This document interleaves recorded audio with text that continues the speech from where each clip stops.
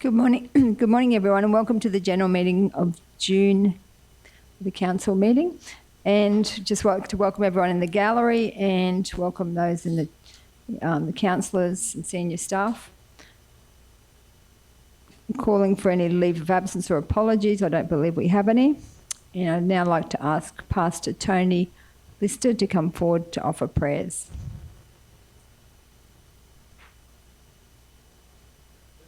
Just up to. You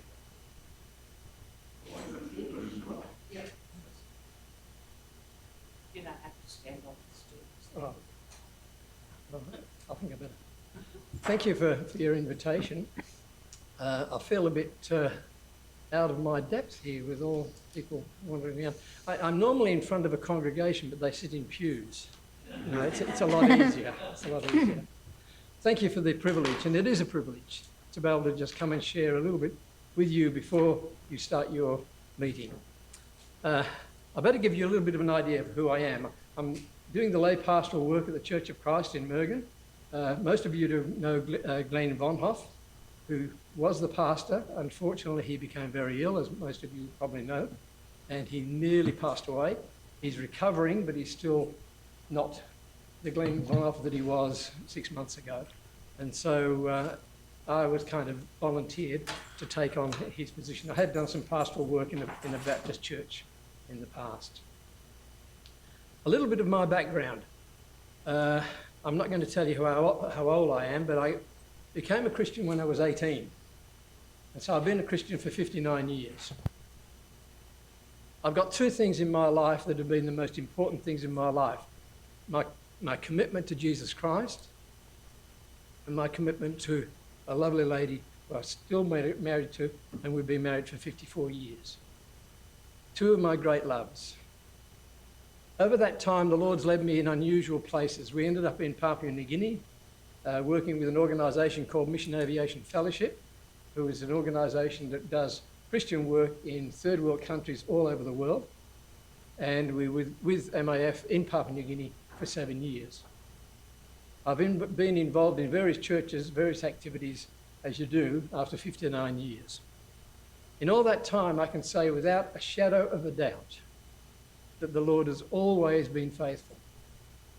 I haven't always been faithful to him, but he's always been faithful to me. And so let me recommend that if you're struggling at all, the Lord will be faithful to you.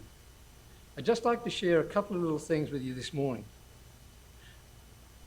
There is no culture on earth that doesn't have some spiritual input into their lives.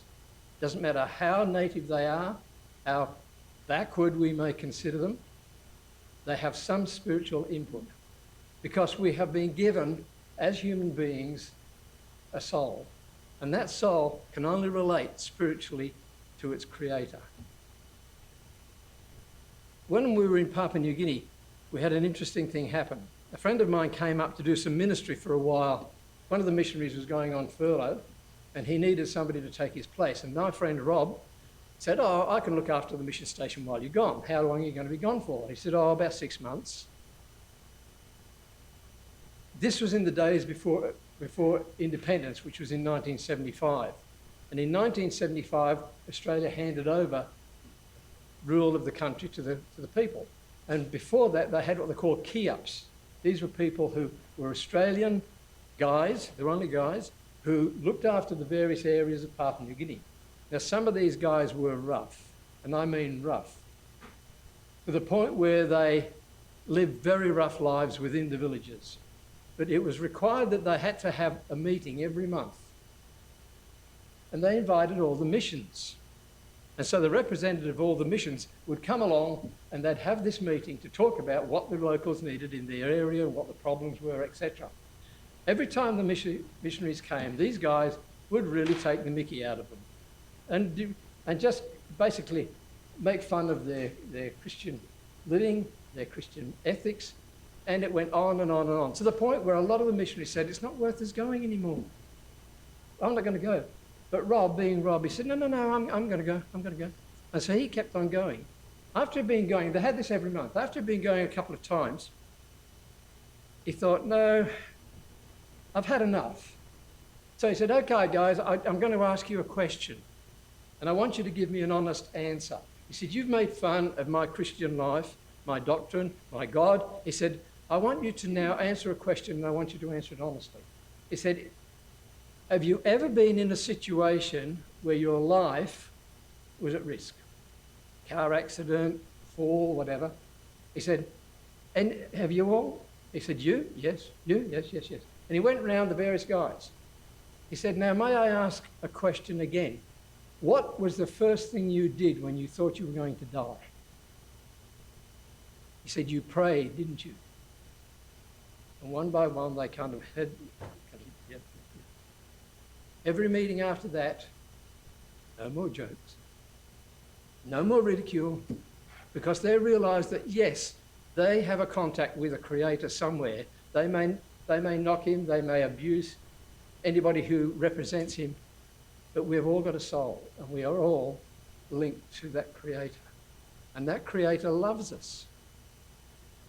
After all, he sent Jesus Christ, his son, to die on a cross for the sins that we commit, to take punishment for our sins. So he was a God of love. He is a God of love. And he will always stay with us. So let me encourage you this morning as you meet and discuss your various activities. And a good friend of mine's in council in Liverpool in New South Wales. And he's been a friend of mine ever since I've been a teenager. And so he does share some of the problems that they have in the council, and I'm sure you have the same sort of problems within the community. But let me encourage you, you're doing a great thing. It's a very responsible job, I know, and you probably get a lot of flack, but you also get prayer support. I'd just like to pray for you now. Heavenly Father, we just thank you for your love. We thank you that Jesus came. We thank you that he loves us so much. And we know, Lord, that we can rely upon you for every situation. And when things get really tough, Lord, we just need to give them to you and let you help sort us out. Thank you, Lord, for this community of counsellors here, for their dedication and their commitment. And we pray that you would bless them, that you would guide them and lead them for the benefit of the community. We ask this in the name of the Lord Jesus Christ. Amen. Thank you. Thank you, Pastor Tony, for your for those words of wisdom. So I'll now ask Councillor Heath Sander to recognise the traditional owners. I'd like to acknowledge the traditional owners and pioneers of the land on where we meet today, the Waka Waka land, and acknowledge our elders, both past and present. Thank you, Councillor Sander. I'll call on any councillor that has a declaration of interest. That's item 5 on page 5. So no declarations of interest. So now I'll ask Nephi Riley. The next item is the deputations, and I've got Nephi Riley listed there to come up and present a deputation. You have, is it 10 minutes to address the chamber? Thank you. Hello, can you hear me? Hi everyone. Because of your wonderful surgeons here, I can actually see without my glasses because I got surgery here, laser surgery, so thank you to our local doctor. Let me introduce myself. My name's Nephi Riley. I normally just off the cuff, but I like to keep it nice and distinct. My name is Nephi Riley. I am a member of the Church of Jesus Christ of Latter-day Saints, and yes, a lot of you know the Family History Centre on 7 James Street, very popular here in Kingaroy, opposite the Scout Den. I was given the name Nephi of an ancient prophet from the Book of Mormon and Other Testament Jesus Christ. That's how I got my name. April 10th, 2024, I moved with my family of 10 up here to Kingaroy from the Gold Coast. No more traffic. So we really enjoy it here in Kingaroy with the lifestyle you have here. A couple months later, I moved my mum up to the Rana, and she loves it there. She has suffered a stroke recently, but she's loving the service here and people looking after her. I have 12 qualifications from the Justice of the Peace to a master's degree in business and human resource management. Really that means is that I'm qualified, but I learned from my brief experience on earth, doesn't matter how much you are qualified, it's how much you care. So I want to share with you my big heart I have here for Kingaroy. I employ 9 local Kingaroyans, if I'm allowed to say that, here in the South Burnett region. And obviously, blue shirt is for Naomi Care, not for the Blues. So Mayor was just reminding me when I walked in, so this is a uniform. It's not who I support, which is a Queenslander. Okay, the reason I want to talk to you today is that I want to discuss asking you to help me not purchase or rent a local building here in Kingaroy. You probably know we want a place in the local South Burnett area that the community here can attend that is safe and fun. I've noticed here there's a lot of kids walking around with, as the pastor said, a bit of idle hands. And I want a place, and I think all of us could agree, a place where we can get them together. And however, this place is from toddlers to pensioners. And the idea in this place is called Anne's Place, which I've named after my mum, but you guys could probably change that. But the reason why I call it Anne's Place, I'm actually a Woodridge boy. I come from a place so bad they renamed it Logan Central. My mum Anne had a home that was safe and invited all for protection. The biggest part of that is my SAS father, if you know what an SAS, who passed away 2 years ago, continued the safety of that place. So the idea, and I'm obviously as the councillors and everyone will discuss, that's why we're a council here, is that the old, I think it's called, they're building on the corner of Haley and Youngman Street next to the Repco. I think it's old Crawley buildings or something like that. Corey's buildings, if you know where it is, next to Repco. I want to have a place there that's open, an idea I've got in brackets, open from Tuesday to Saturday, 9 a.m. to 9 a.m. And obviously as a council, I want to discuss having games like mini golf and 10-pin bowling, portable, pool tables and computer rooms and toddler areas and homework areas where teenagers can go after school and sit in a place of safety. My daughter, who's a music producer, said, "Dad, can we have a karaoke room?" Which Mayor Duff can help sing with us if she likes. So the question is how does this cost? How much would this cost? And the concept I brought together is having developed a sponsorship concept where we can have local builders can build parts of the facilities like the golf centres, and we can have them build the fit outs, and they can donate their time, which from my accountant says that is all tax deductible. So the finance people here can double check that to make sure I'm not misleading anyone. We like to think about traineeships. So we know that traineeships can invite young people in to be trained in the retail aspect of this. And the idea of that is that helps them that can be sponsored by the governments. Electricity, I was told that you have a really good solar company here that hopefully we can talk to them about helping us with solar on the roof. But the idea is that I've actually got some idea of finance, in which I wanted to, I can discuss with you in another time, but I worked it out that to run such a centre will be only about $330,000 a year. So the idea of it is to have a place where people can meet, have funs and games, mini golf and so forth, and just enjoy the Kingaroy lifestyle. We always have good weather here, I've noticed, but people say it rains, it's normally really dry, but the winters since I've been here since last year, always sunny during the day, and just a place where we can have people to meet and greet. The question I've always been asked is, how do we pay for this? From my research, the council has access to a secure community partnership program, which my understanding is federal government run. So we can talk to Roundtree, your local person here, and that there's 4 times $10 million offered for places of security in communities.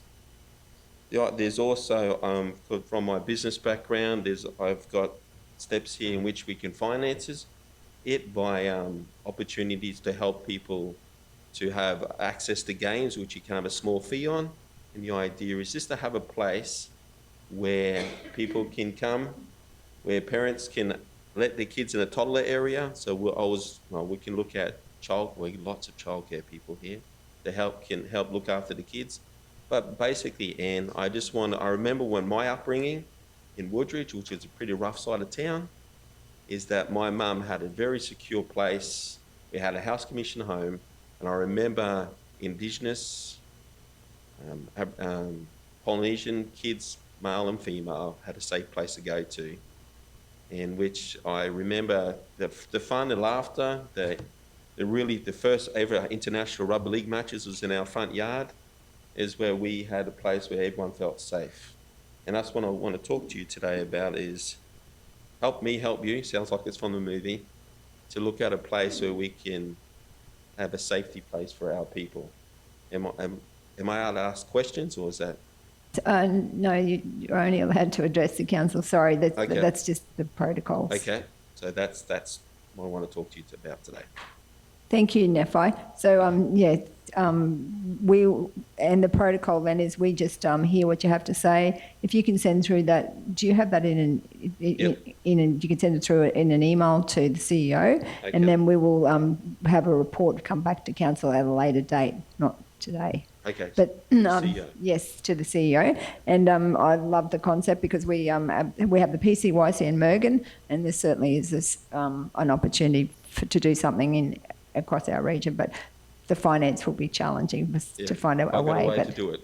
Thank you, but thank you for your address. Thank you. And thank you for caring about our community.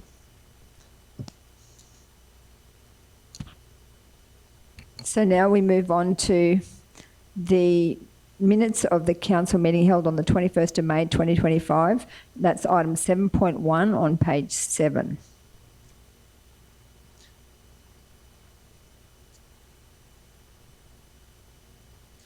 So the officer's recommendation is that the minutes of the council meeting held on the 21st of May 2025 be received and the recommendations therein be adopted. Would someone like to move that? Councillor Height and seconded by Councillor Little. Put it to the vote, or any questions? All those in favour? Against? Carried. The next item is the minutes of the Corporate Risk and Audit Advisory Committee meeting, item 7.2 on page 42.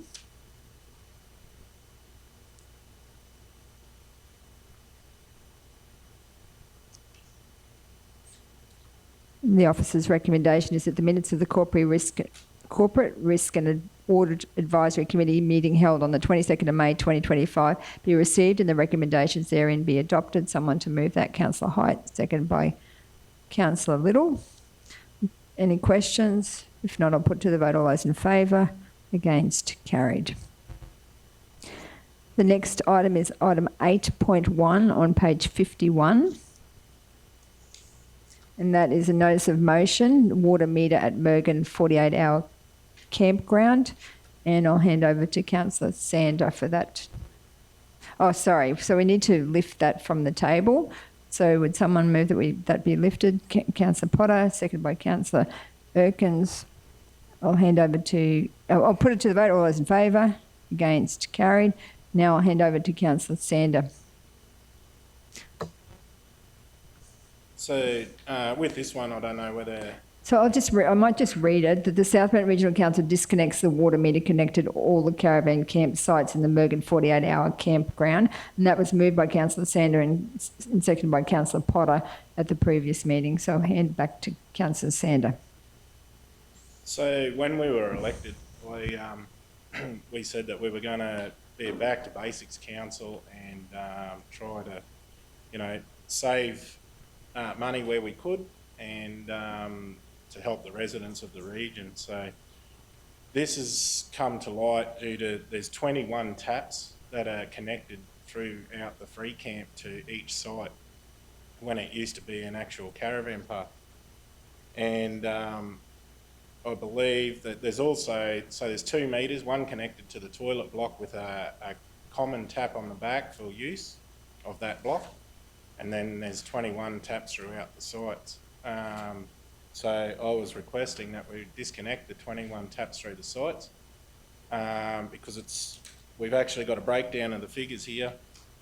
And with mowing and just for the people online, like the mowing and cleaning of those facilities and the water usage throughout the year, it comes in at around $60,000 to maintain the caravan park and for the free camp. And what we found is that a lot of people that are passing through the region are now not willing to stay there due to people permanently staying in the free camp. And so the water usage has increased over that time due to the permanent people staying there. And I believe that if we disconnected the water, then that might urge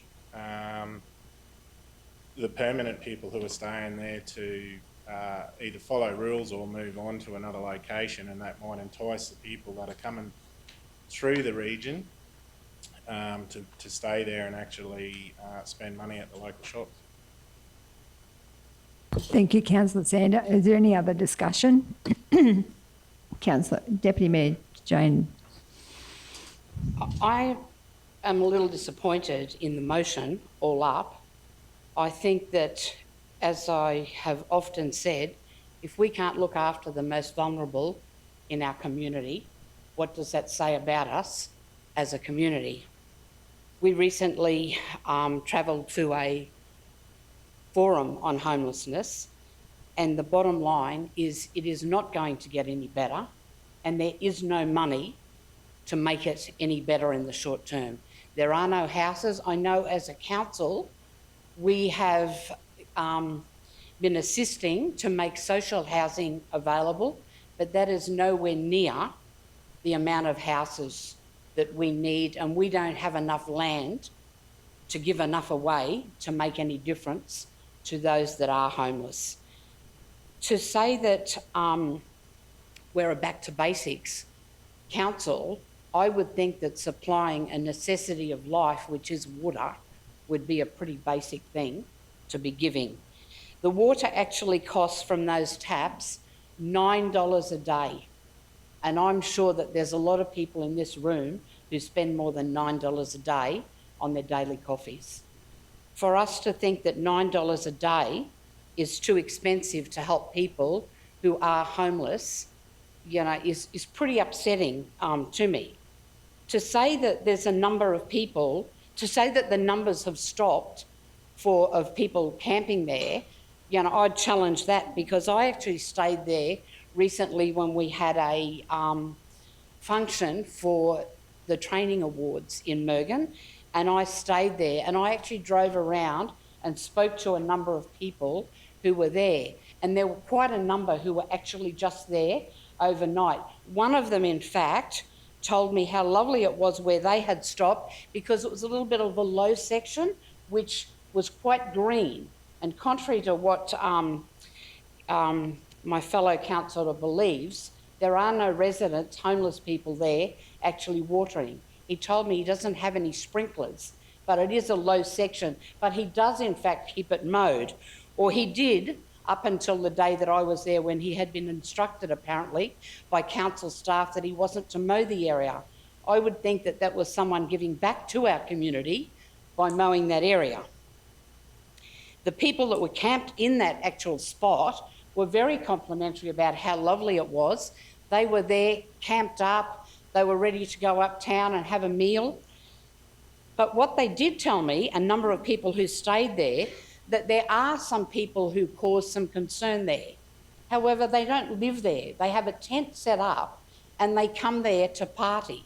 So maybe that is a mistake on our behalf, that our compliance officers haven't gone down there, removed the tent, because apparently there is nobody living there. They only go there of an evening, or actually early hours in the morning quite often, where they do disrupt the people in the park and the one neighbour who has come in here and made a complaint. But as I said, I mean, I just cannot explain strongly enough how I feel about this, that we would consider taking away from these sites the one tap which would save them walking from where they are camped up to the showers to get collect water for maybe their washing up or whatever, you know, maybe have a wash in the morning or whatever. But it is, I think, pretty important that we allow people who are in that situation where they don't have a home, they can't get up in the morning and turn the tap on and make a cup of tea in their house. So let's do it that they can do it in their camp, because I'm sure that in these recent days, none of them are living there in those conditions by choice. There are a number there who do actually have jobs, they are employed, but they are unable to find rentals, you know, and the bottom line is there are no houses, there are going to be no houses that are affordable in the near future coming up. So let's give those people some respect and allow them to keep water. Thank you. Thank you, Deputy Mayor Jane. Councillor Height. Thank you for that. I understand Councillor Sanders' point of view that, you know, are we giving people too much and, you know, our ratepayers are subsidising it. Now, I wouldn't be encouraging or supportive of putting individual water taps into all our free camps, but the ones in Mergen are already there. It's a minimal cost. Councillor Erkin said it's $9 a day. Why wouldn't we make it nicer for people?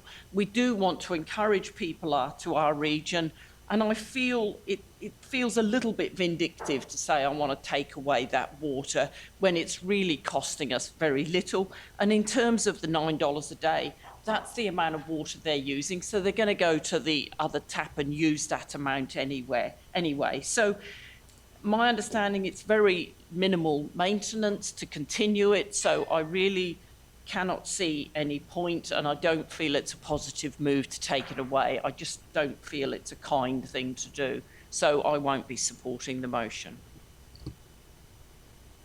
Thank you, Councillor Height. Any other speakers? So if there's no other speakers, I'll allow Councillor Sanders the right of reply, and then we can put it to the vote. Thank you. If I don't get the support to cut the water off, I'm wondering if we could add signage. I know we've spoken about it before, about the rules and policies of staying in the free camp. I'm just wondering whether we can attach that. So would you like to move an amendment to add to the motion, or do you want to? It'd have to be a new one. But A I new think that we'll just motion, progress okay. that, at a later date, very soon, to try and get that progressed. Thanks, Mayor. I can follow it up with the council if it's just a signage request that we can do that. Across the whole region, at the Marulan ones, the Mergen ones, the Nango, like it's probably across the board. We're happy, rather than trying to complicate this one today, happy to follow it up directly with the councillor. So it's signage request at the free camps. Yep. So okay, so we've got a motion on the books, and so we'll put it to the vote. All those in favour? Councillor Sander, all those against? The motion is lost, and that's 1, 2, 6. So, but I just don't want Councillor Sander to be thrown under the bus by this. I know that you've had some complaints from neighbours, and I guess that's why you've put that forward. But certainly, supporting, looking after our homeless. So so we'll move on. But did you want to move another motion? I think Mark summed it up there. Probably like to move a motion that that South Burnett Regional Council install rules and policy signage at our free camps across the region. So that's moved by Councillor Sanders, seconded by Deputy Mayor Jane. So I think it's been well discussed. I 100% agree, because we do have some that are problematic, and we need to make sure that they understand the rules. So did you want to speak to that? Are you ready to vote? Well, I think that we've probably had multiple. I believe Councillor Jane in Anango's had issues We probably don't get as many issues at the Rurulan one, but I know we've had ones at Wondai. Mergen, we certainly have our fair share of complaints, and if we just have the rules, because there's nothing sort of there, you know, people who reside in residential areas know the rules mostly, but these, you know, in these free camps you get some issues. And if we have the rules and policies set out there at the front, well, then the police can respond and act upon it as well, so we've got something to enforce. Thank you, Councillor Sander. Deputy Mayor Jane. Yep. Yeah, I don't want people to think that we are, while we respect people that are homeless, we still expect those people to live in a respectable way. We expect them to respect other people who are staying there. Sometimes we have had issues where they've got gear laying everywhere, they make a noise at night time. You know, that's not acceptable. It doesn't matter where you live. If you're in a rental house, you know, you neighbours have a right to quiet enjoyment of their space. And I think this is something, we have discussed it on numerous occasions, but I think some rules laying out what is expected of people, and that's just not people who are homeless and camping there, that's people right across the board, people who come in, staying overnight. There's still rules that they, you know, we'd like them to adhere to make sure that everyone's looked after. So I fully support the motion. Thank you, Deputy Mayor Jane. And Councillor Hyde. Yes, I agree with that, because I think most of our community, well, our community is a very caring community. We recognise that some people are homeless and are on hard times.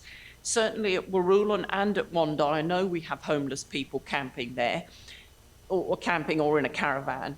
And if they're quiet and don't cause any grief, I don't think the locals object. But it's when people, A, aren't paying anything and then get, you know, disturb everybody else's peace, that's when people get up in arms. So as long as these residents are doing the right thing and not causing issues, and I'm more than happy that we should support the police to enforce compliance, that they shouldn't be disturbing everybody else's peace. Thank you. Thank you, Councillor Hyde. Any other discussion? Oh, so we just need the words. Did you get the words? They're a little bit, but it's basically that council installs rules and conditions signage at the free camps across the regions.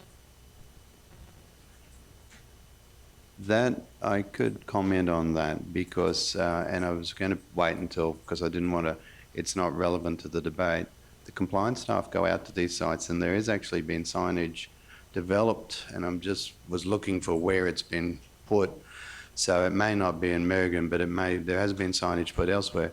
Our compliance staff do a very good job, and they've invited the police and other agencies to come with them, and often we are not supported through other agencies. We are supported on occasions and others, and generally sometimes with the ones, and we've had issues in Wondai with other agencies that have put people in our areas and camps that have created, and then we had to and I would just like to give a shout out to the compliance guys because they do follow these up and they do follow the unruly ones up.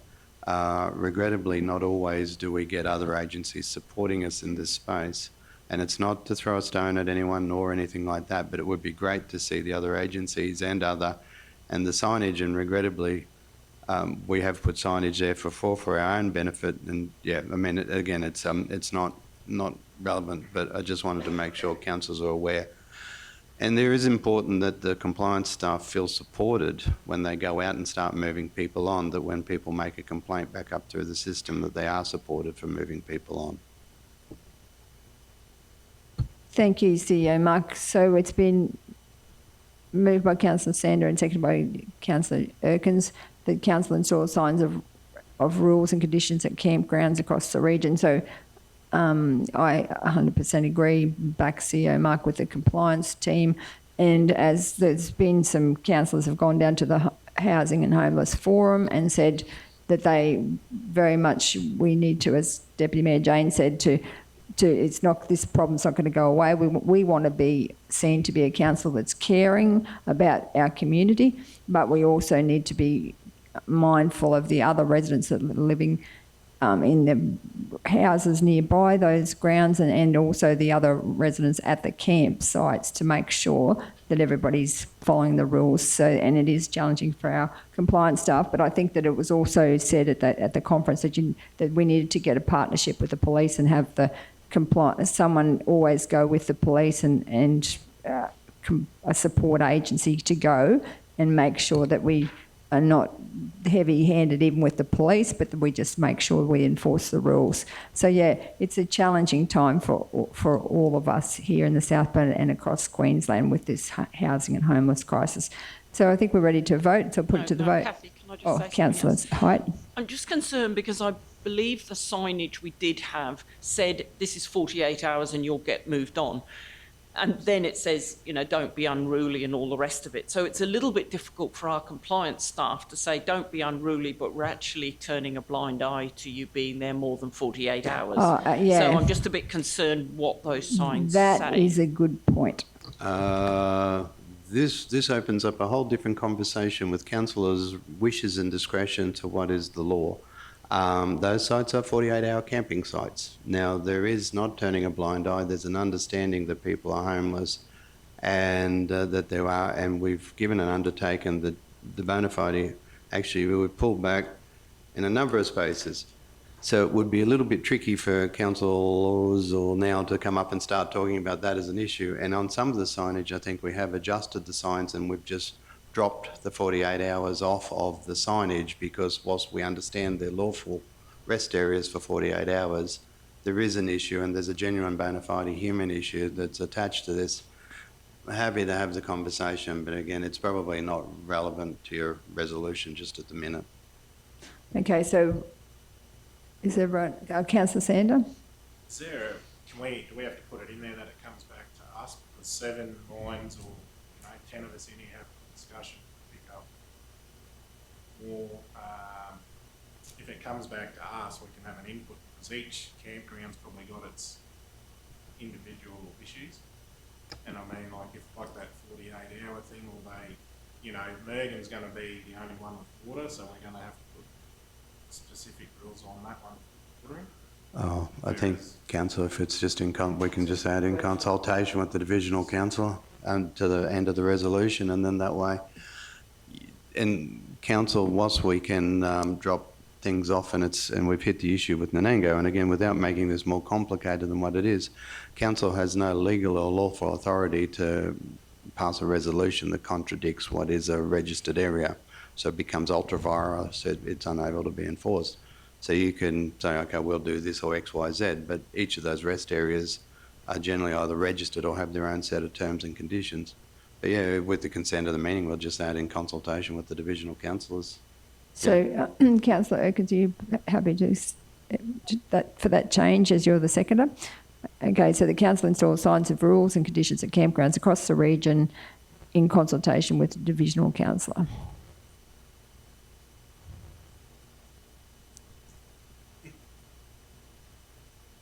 So put it to the vote. All those in favour? Against? Carried unanimously. Thank you, everyone. So now we're moving on to the councillor divisional update. So I will go first. It's item 9 on page 52.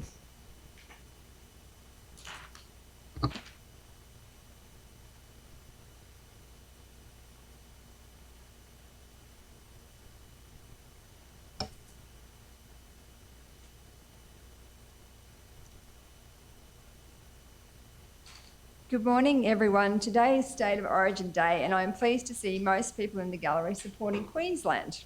Although I know we have a small number of staff who wear blue and were quietly pleased with the results last time.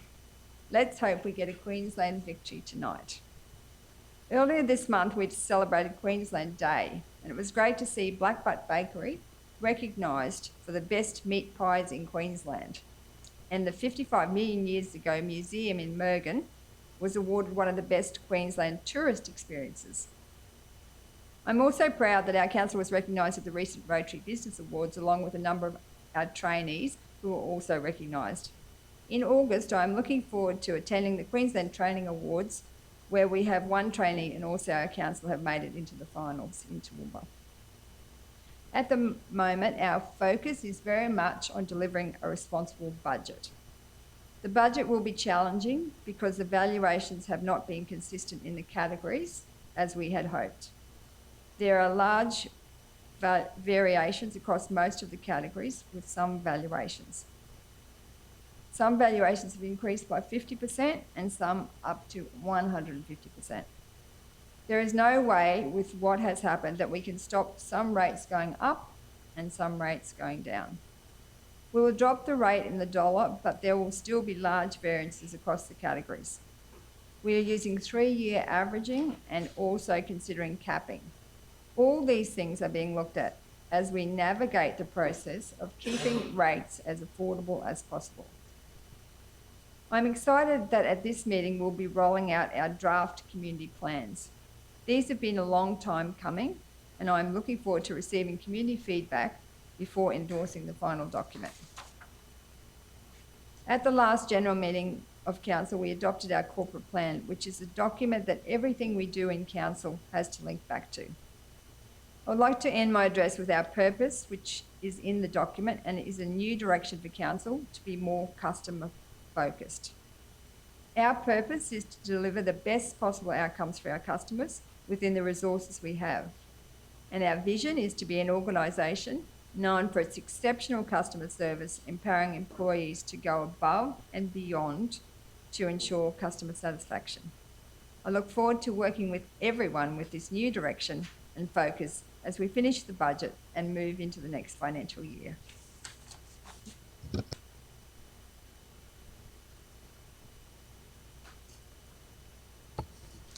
So I now call on Deputy Mayor Jane to deliver the address for Division 1.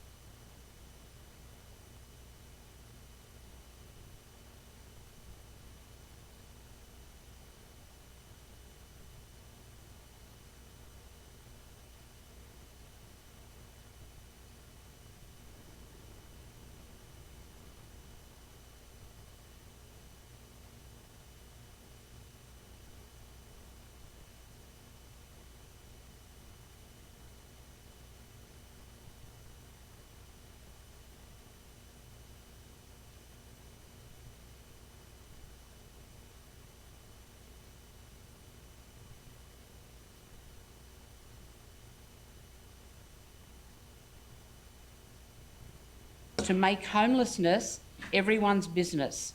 Focus on homelessness beyond rough sleeping, recognise what you can do to prevent homelessness, educate and change the narrative.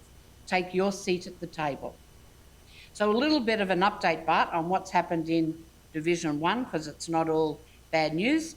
The sealing of the damaged space on the southern entrance to Nanango, and was just such a great outcome for the community.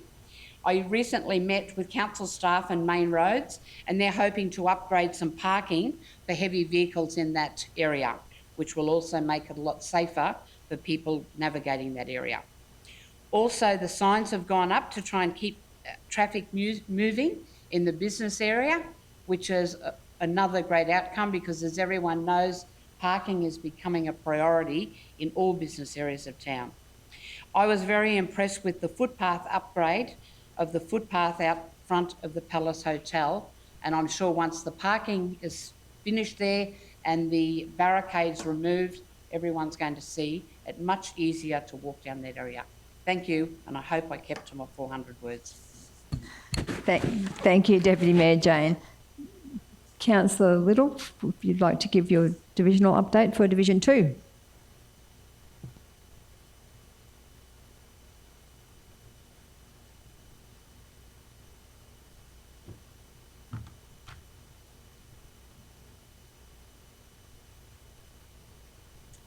Good morning, everybody in the room and watching online.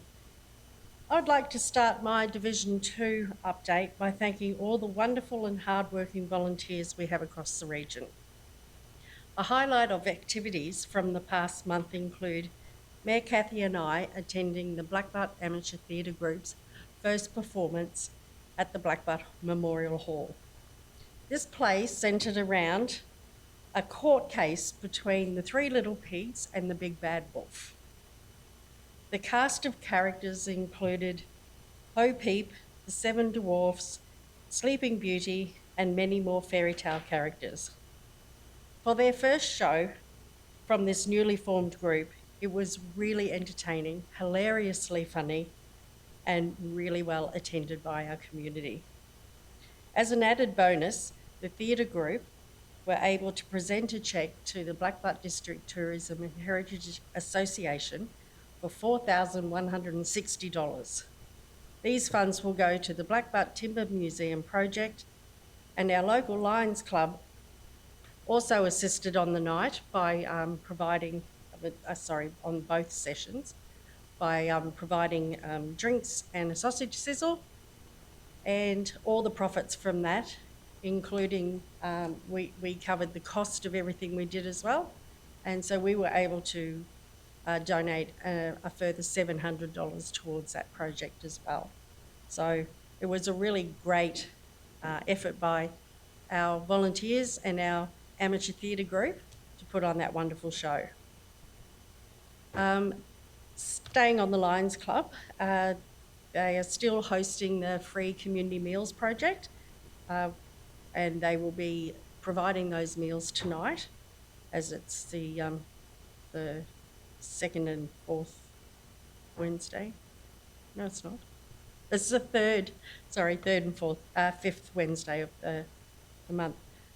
These free meals are on again tonight from 5:30, and we just want to thank all of our local businesses and other community organisations for your support and assistance in providing these meals to our community.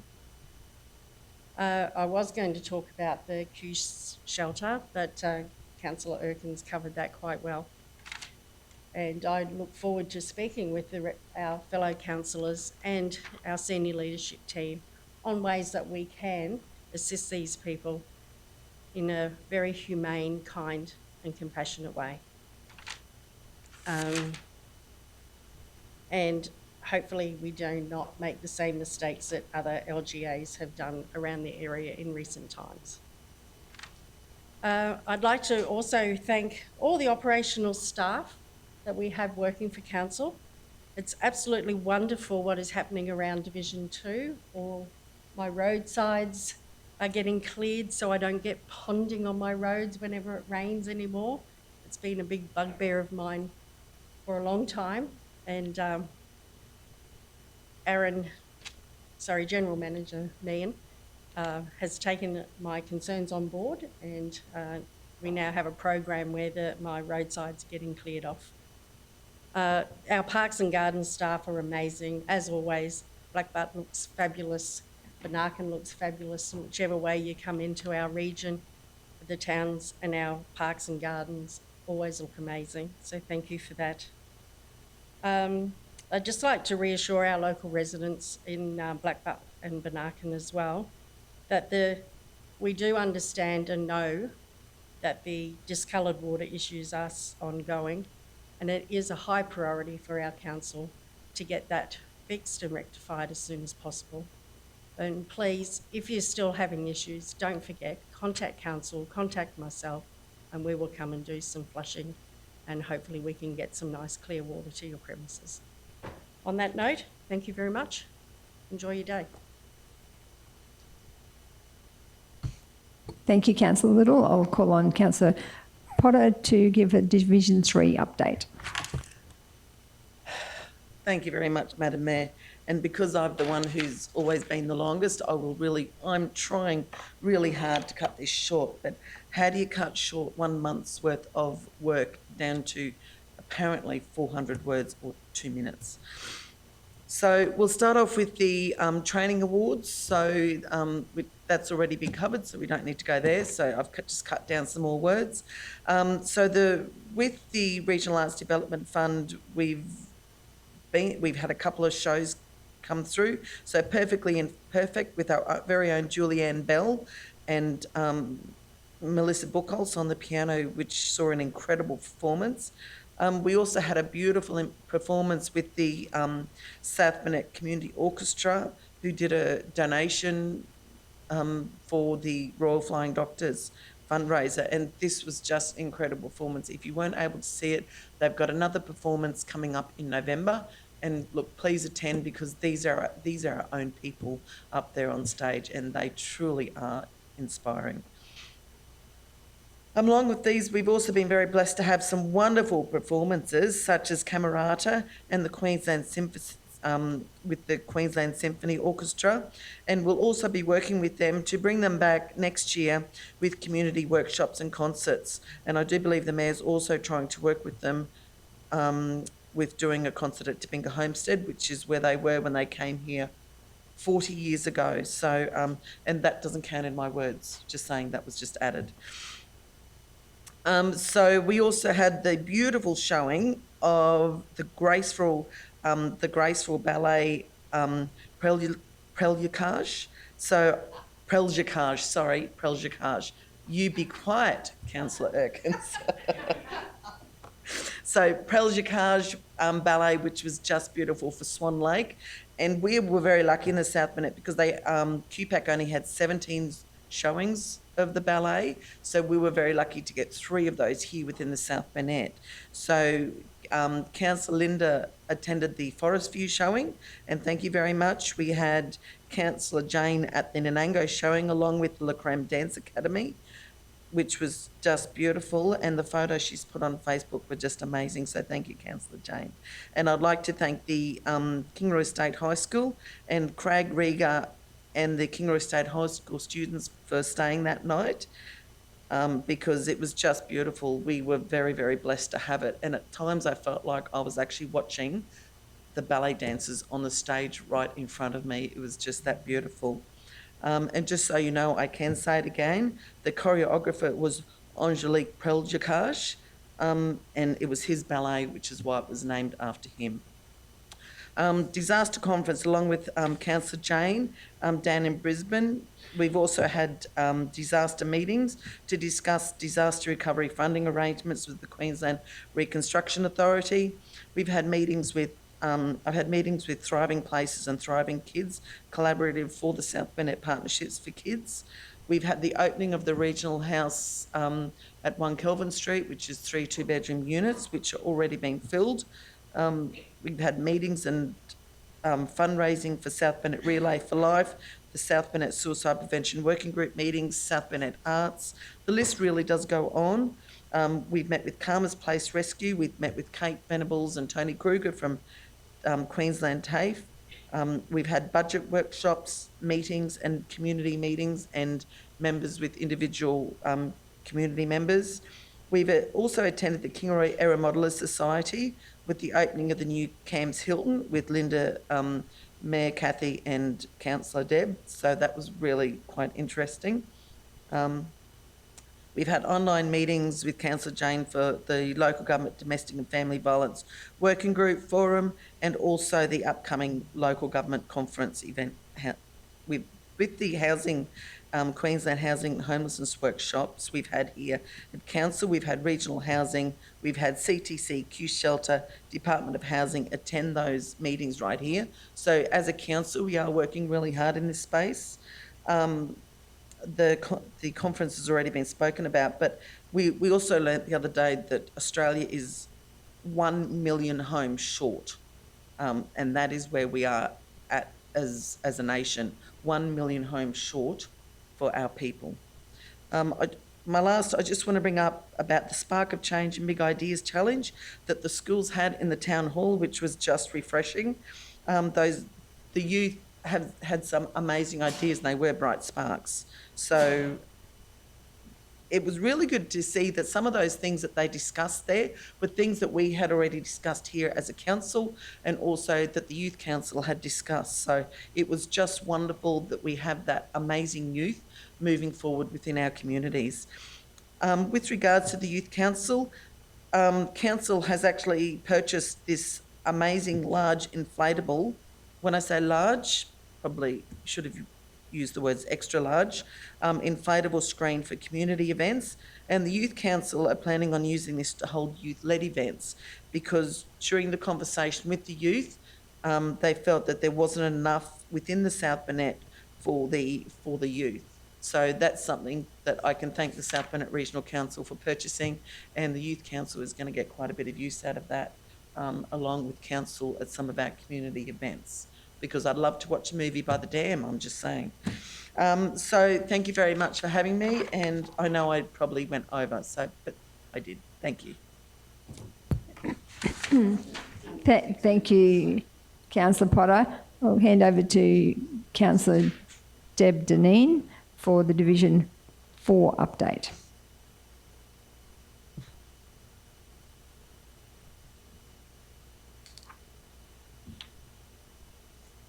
Good morning, everybody. Thank you very much for attending, the people who are here and for those online. As people have pointed out, we've done an awful lot in the last month, as we always do. We've been to a lot of meetings. We've had a lot of budget meetings, which have been interesting, challenging, and we feel very well supported by our fabulous staff who really take the time to let us understand what's happening with our budgets, because they are quite extensive and they're very important, and we really take seriously what we do with ratepayers' money and with any other money that we get from other levels of government, which of course, as we say, is never enough. We are still quite a long way behind the 8 ball with the federal assistance grant, and we hope that that changes. That'll be one thing we'll be speaking about at the conference in Canberra next week.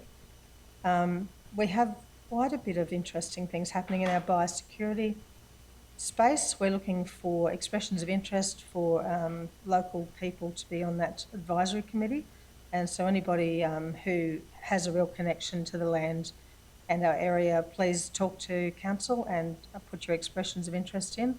The South Burnett Grazing Network meetings are very well attended by a lot of local graziers that also have a variety of farming methods, and that's one meeting that I love to attend.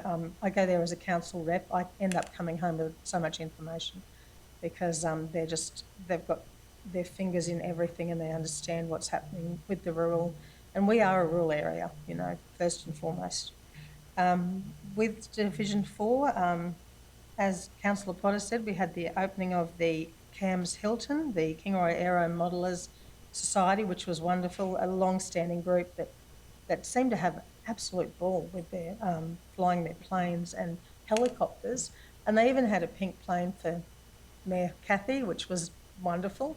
And we did have some of our people, some of Linda's children tried flying the modelling planes. It was just great fun.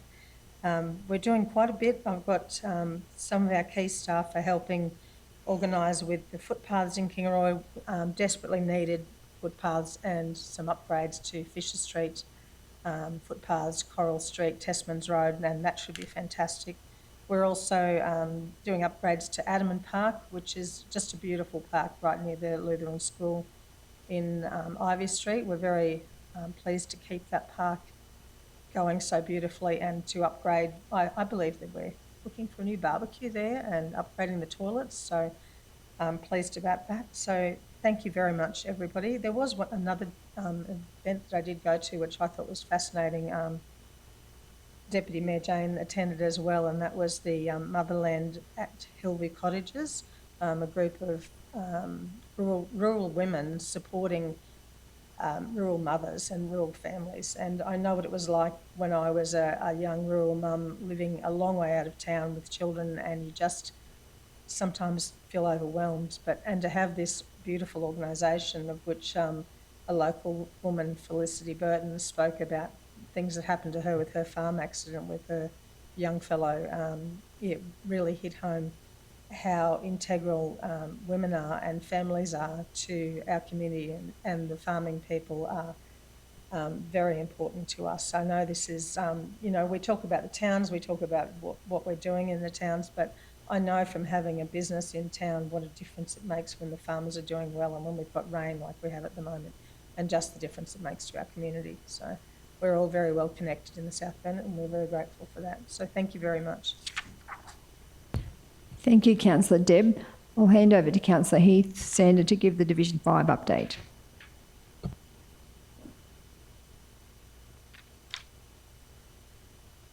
morning, everybody. So over the last month, we've had many things happen in the Division 5 area. I'll just name a couple of them. Some of the road spraying that we've, so council now has 4 spraying staff on hand, and I've seen them around the area spraying roadsides and reserves and starting to get that back under control. I've also began spraying the elm trees on the main highway between Mergen and the boundary on the Gameri side, so on the Bunya Highway. So if you're driving through that area, just be cautious that there's guys running around with knapsacks down in the scrub there trying to dodge the snakes and stuff while they're there. Just a few things that are happening around the area as well. The Sunwater day use area upgrades at BP Dam are well underway, and there's some car parking upgrades, re-roofing the shelters there, and an upgrade to the disability toilets, and a new barbecue area. There's been also the delivery on some of the betterment projects. Finnemores Road in Mergen is one of them in Division 5. The pipes have been delivered, ready to construct the betterment project in the causeway there, and there's some others around the area as well. The rail trail between Mergen and Kilkeevan has been completed with the upgrade there. That was funded by state, so that was not council's, it was council's project to be delivered, but not funded by council. So I've had some concerns from residents over doing that and not the roads, but it was a federal state funded project. Some of the events on in the region, we've got upcoming ones at Tableland Hall with Clyde Cameron and Clary Weller in July by the Tableland Hall Committee. We had the Monjaw Hall markets on Sunday just gone. We got the Highsville markets and the Highsville Progress Association's AGM on this Sunday. We got the Proston markets on Saturday morning. We've had meetings at the Moffedale School, PNC and council staff and main roads over trying to make the car parking area safer there, and a safer area for the bus to turn around and drop the kids off. So that's under investigation at the moment, and hopefully we get some good outcomes there. There's a couple of concerns about the material that council's been using on roads, which we've just had an amendment to our the quality assurance of the gravel supplies that we use. So there's just dust issues on a couple of the roads, and I just want to assure the residents that have put those complaints in that that's been investigated at the moment, and there should be some action on that in coming weeks. The towns of Mergen and Proston and Highsville, I've noticed that if you drive through them at the moment, even though the grass is starting to die off, they've been certainly well maintained, and the guys are Parks and Garden staff are starting to catch up on a lot of stuff from the overgrown areas and stuff that over that rain period that they were struggling to keep up. You can see that they're starting to catch up, so the towns are looking really good at the moment. And I just want to let everyone know that there's a contingent of 3 councillors heading to Canberra next week, and the CEO, to go down and bat for our region with the feds and see what we can achieve for the region. So yeah, it's been a good month and sort of over the budget meetings and stuff like that, but it has good outcomes for most of it. So we try to maintain the best outcomes for the region. So thank you. Thank you, Councillor Sander. Councillor Height, the Division 6 update.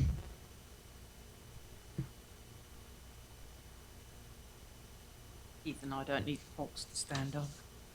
Good morning, everybody. Welcome to an update of Division 6. Firstly, I'd like to congratulate the Geelong School on their centenary. It was great to use Works for Queensland funds on an information sign out at Geelong, and also to upgrade some facilities out there. It looks great. Congratulations to the winners of the South Burnett Training Awards. Supporting our young people is always a great cause. At this month's Wondai Business Development meeting, we had a meeting at the Wondai Country Club, and despite it being the chilliest evening this year, it was great to have so many local groups sharing their activities. We really are spoilt on the number of community groups and community activities that there are in our regions. I attended the Primary Industry Blueprint for the next 50 years, which was a valuable opportunity to listen to primary producers as to where the industry is going. Tomorrow is the late, great Josie McConville is remembered annually with a Cancer Council morning tea in Cumbria. It's a great legacy for a wonderful lady. I'm pleased that in Wondai we've now installed some new green bays for the parking. There are a lot of people in Wondai in the older demographic, so having the new green bays increases the opportunity for them to park close to where they need to be. In hindsight, it would have been good if we'd actually let the local population know, because a few people were inconvenienced not knowing that that was happening, but these things happen. The Wondai Showgrounds, I attended their meeting, and it's a fantastic team of different groups working well together and to make that a fantastic facility out there.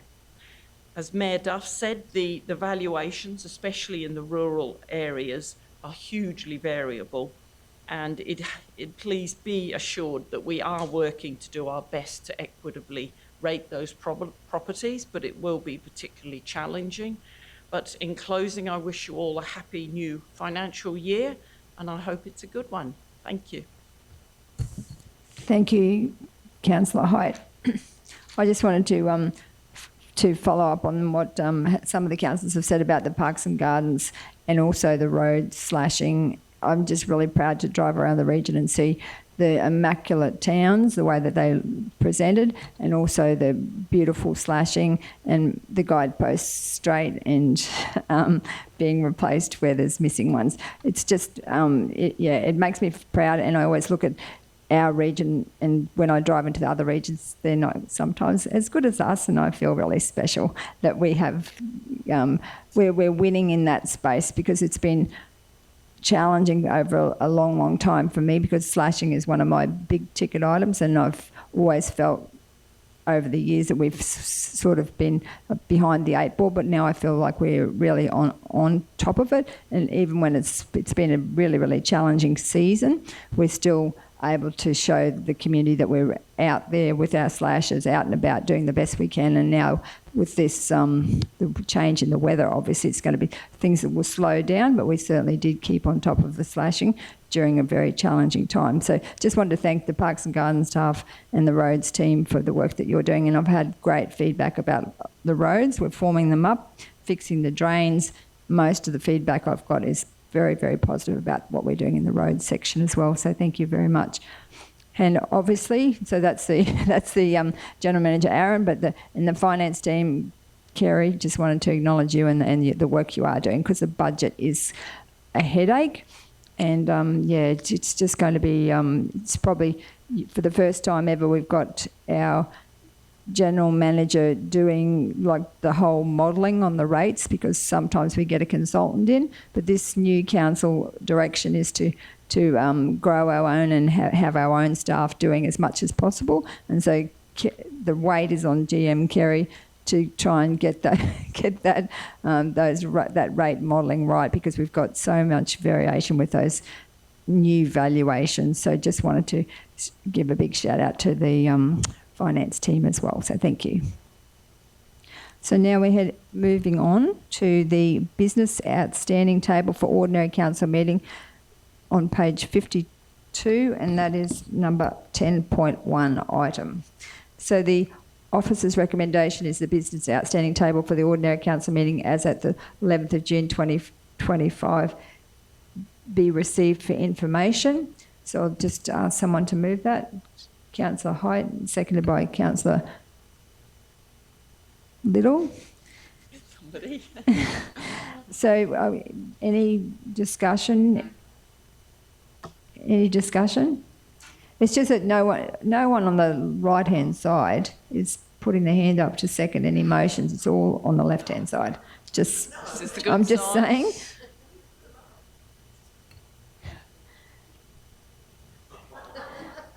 So, get Councillor Height. Yes, can I just raise about the Wandine District men's shed? This has been an ongoing issue for over 12 months. There's a fantastic group of men. We know men's shed are so good for men's mental health, their physical health, their social well-being. And the group in Wandine, I think there's about 27 members, and they've been chasing around for 12 months to try and find a suitable location. Been working with our staff about the site at Sunstruck Park, which has been hindered by having a non-exclusive native title. But thanks to our local MP, Deb Frecklington, who's been helping in this space, we hope we can overcome that. So what I would like to do is lift this from the table and move it as a motion that we do allow the Wandine Men's Shed to lease the block of land on Sunstruck Park, please. So that's on page 73. 73, sorry. And it's the item was on the table, and so Councillor. We'll need to deal with the business outstanding resolution first, and then can go straight to that So one. do that first. And Yeah, then yeah, do that. you Yep, can't okay, have two we'll do moved that. at once. Yeah. Thank So you. that's all Okay, good. so thank you, Councillor Sander. There's just a couple of things in here on page 2, on page 56, where there hasn't been. We at the last meeting, I thought we passed about the Burnderma Homestead Caretakers Cottage re-roof, but there's no notes. So, Manager Leanne. Yep, through you, Madam Mayor, just an update on that project. The project has been quoted and awarded to the contractor, and those works are commencing here very shortly. So that is progressing, and happy to update those notes now, just to record that it will go ahead, and the contractor will commence before the end of the financial year is our aim. Thank you, Manager Leanne. There's a couple of things in there too, like water truck replacement, there's no notes on. I know that's coming back to today's meeting, but there's no. Where there's a matter left on the table and is being represented, normally it was, the report was generated prior to, I think, whether they've been closed out or now. But if it's left lay on the table, it comes back to a future meeting, and it's the reports in this agenda. So, yeah, those ones will all be the same. So are they meant to be on the business outstanding? Or generally, I think probably the report was generated before they were closed out, or the guys hadn't got to closing them out. But you'd close them out and say report to XYZ ordinary meeting. So they just wouldn't normally appear. Just on page 55, I just want to note that the Whittaker Road one that Aaron's responsible for there, we just, so that the residents that put that petition in know that that's been actioned, that it's not being left like that. That for the Whittaker Road one, that it's been. So General Manager Aaron, did you want to comment on that one? Yeah, through the Mayor, so that the Council's right, there's a number of actions from the last meeting we haven't put the update on, and we're in the process of actioning them over the last week or so. we'll provide those updates. But the councillor's right, we've been dealing with the residents there, with the council Little as well, to go out and look at what operational maintenance we can do there, and we'll be issuing a letter to those residents shortly. Thank you. Deputy Mayor Jane? Thank you. On page 59, I see that the surrender of the RSPCA lease, in number 2, we accepted the gifting of the RSPCA capital improvements undertaken on the site during the course of their lease and enter these assets into Council's Building Assets Registry.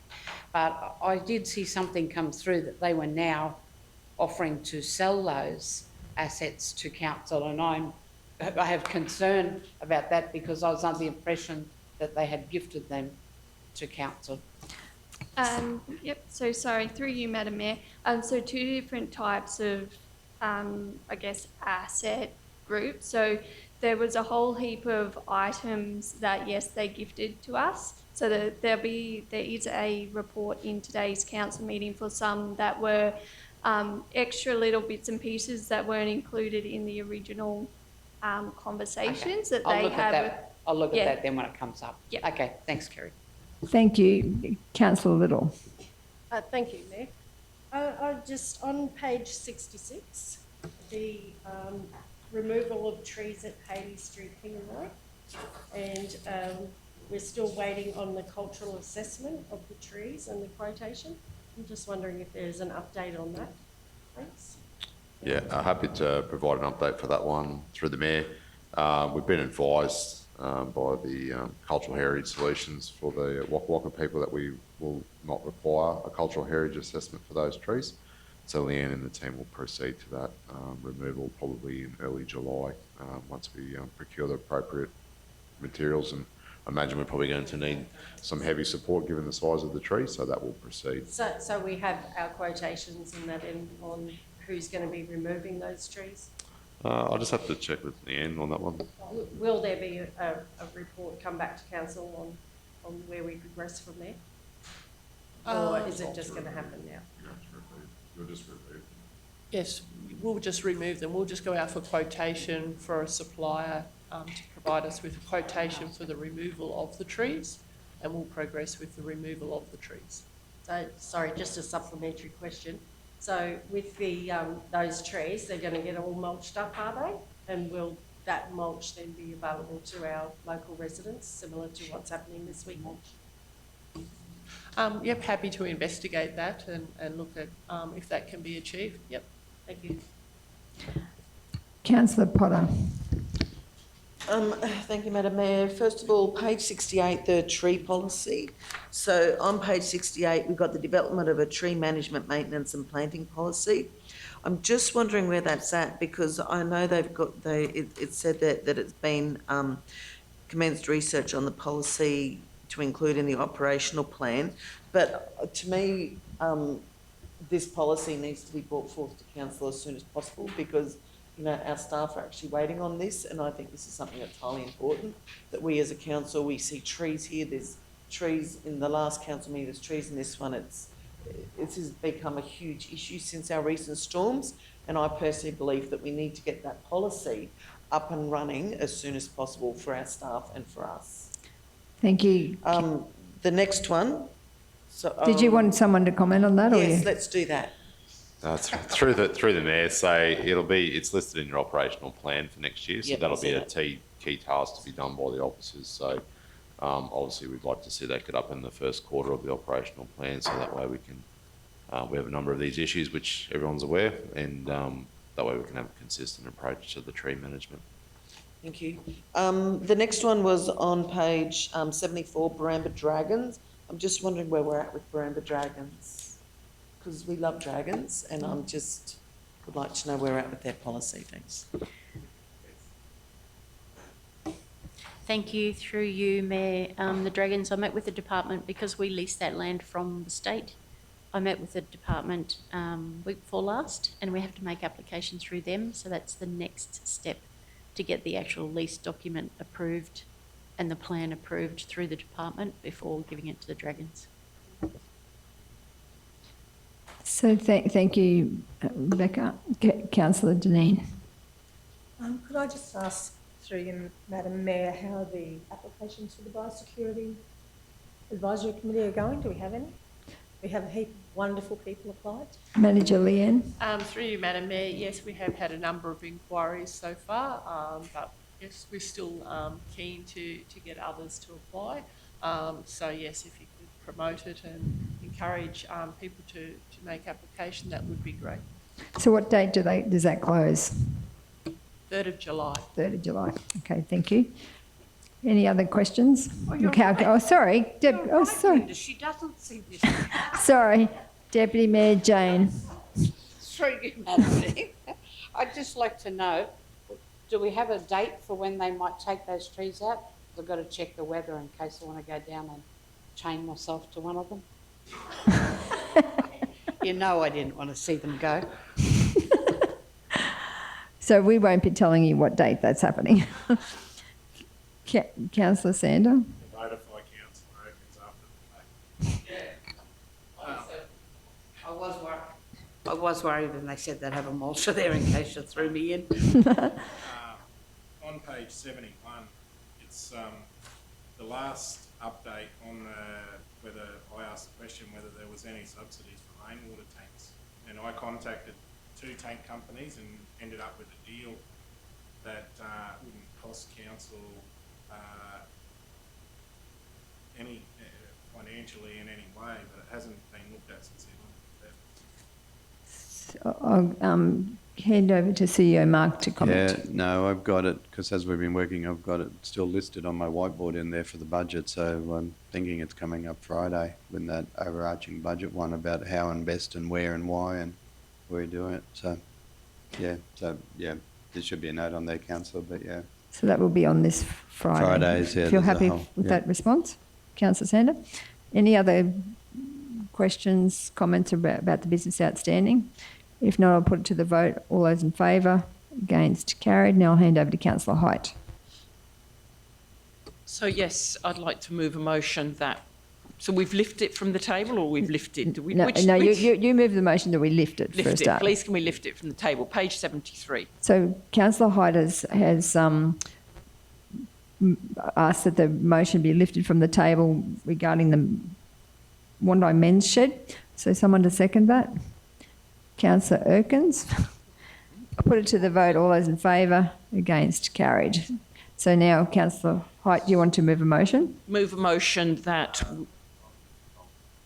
hang on, I'll just find the page. 73 or 4, I think it was. Hang on. But that was the procedure to lift. Helen, have you Okay. pulled the old resolution from that report? Is it there? Because I just want to double check it wasn't moved and seconded at the time. It was moved and seconded. Yeah. Moved by Councillor Sander and seconded by Councillor Erkins. Yeah. Oh no, that was the motion lay on the table. There would be a council report, and I just got in the vague back of my head, it might have been actioned when it was laid on the table. So we just need to check that that's not live. Shall we, why don't we postpone this till after morning tea? Yeah, and then Helen will pull the old Helen resolution. can't have a cup of tea, she'll be looking And for then the old motion. That way too, if it's not exactly what you want, if it's not been We can moved, we change can it. just change it. Yep. Okay, we'll Yep. do that, thank you. Okay, so we'll move on to the next. Oh, so we'll break for morning tea. So Councillor Erkins has moved that we break for morning tea. Seconded by Councillor Little. Put it to the vote. All those in favour? Against? Carried.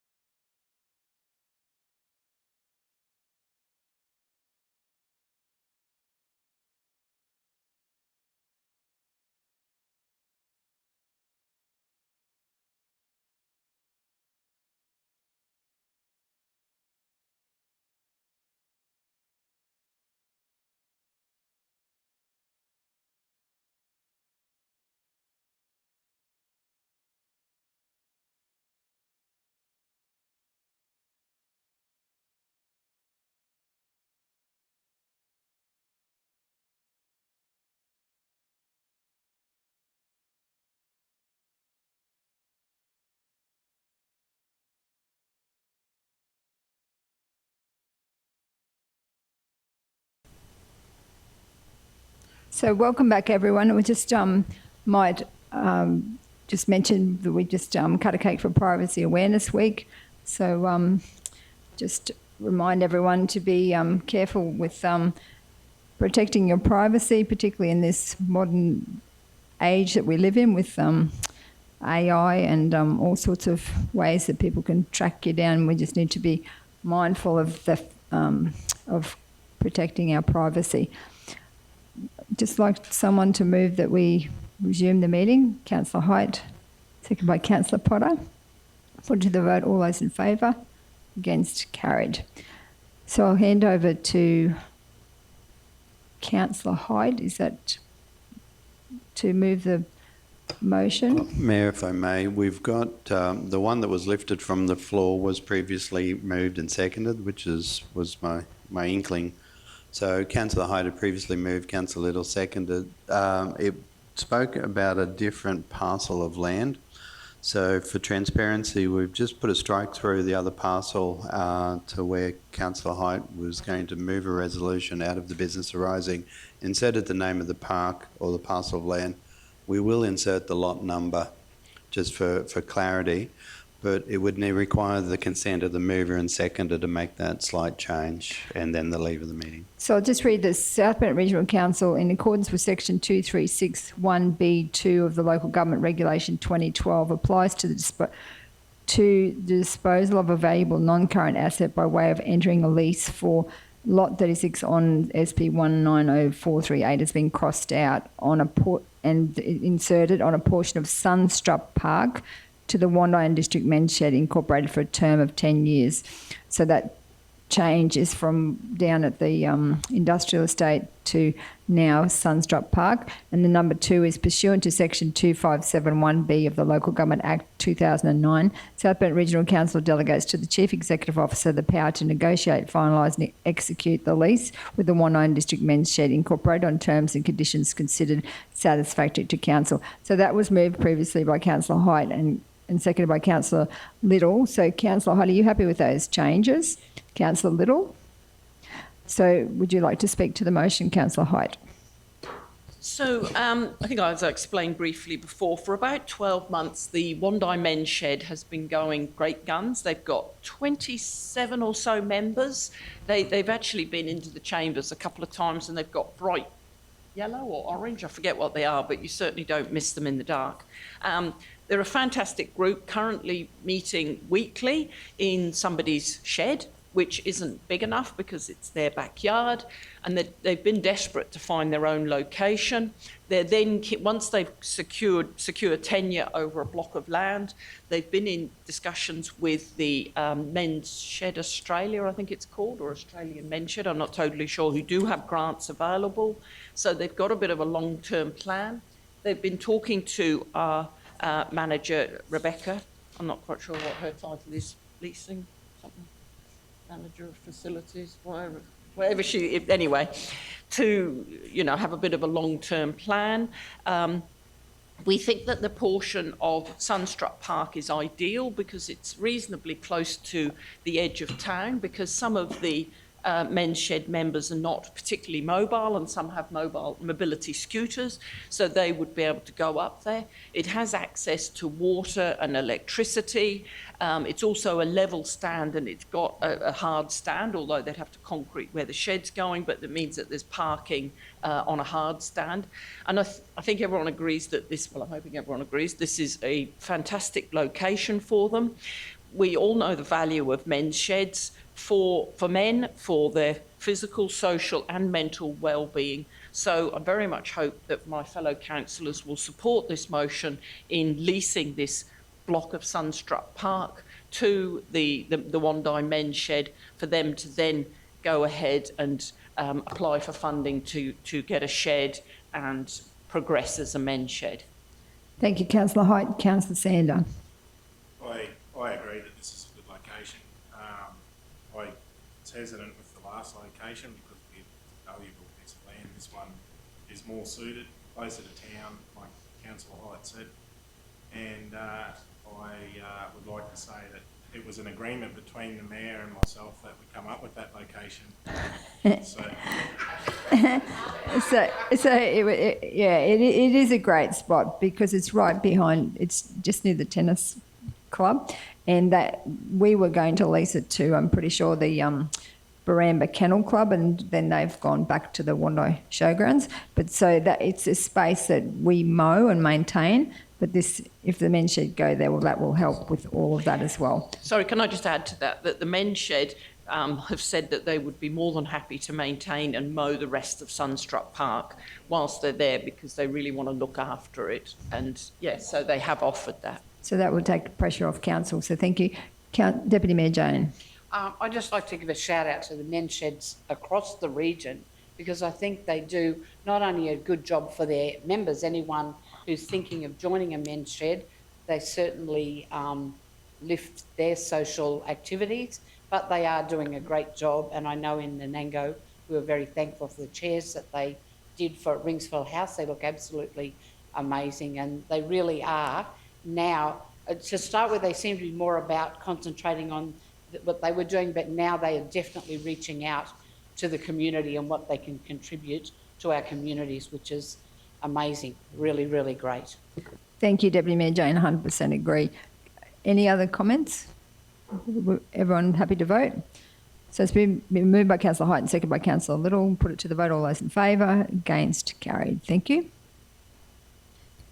So now we're moving on to item 11.1, adoption of the South Bennett Regional Council procurement policy on page 80.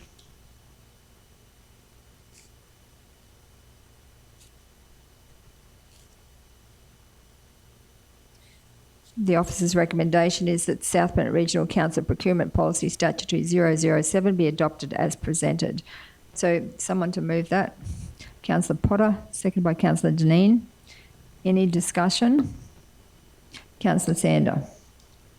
On page 84, 3.5.2, just would like to clarify what contracts over 200,000 must be approved by council, and contracts that are exempt from public tender shall be approved based on council's financial delegation.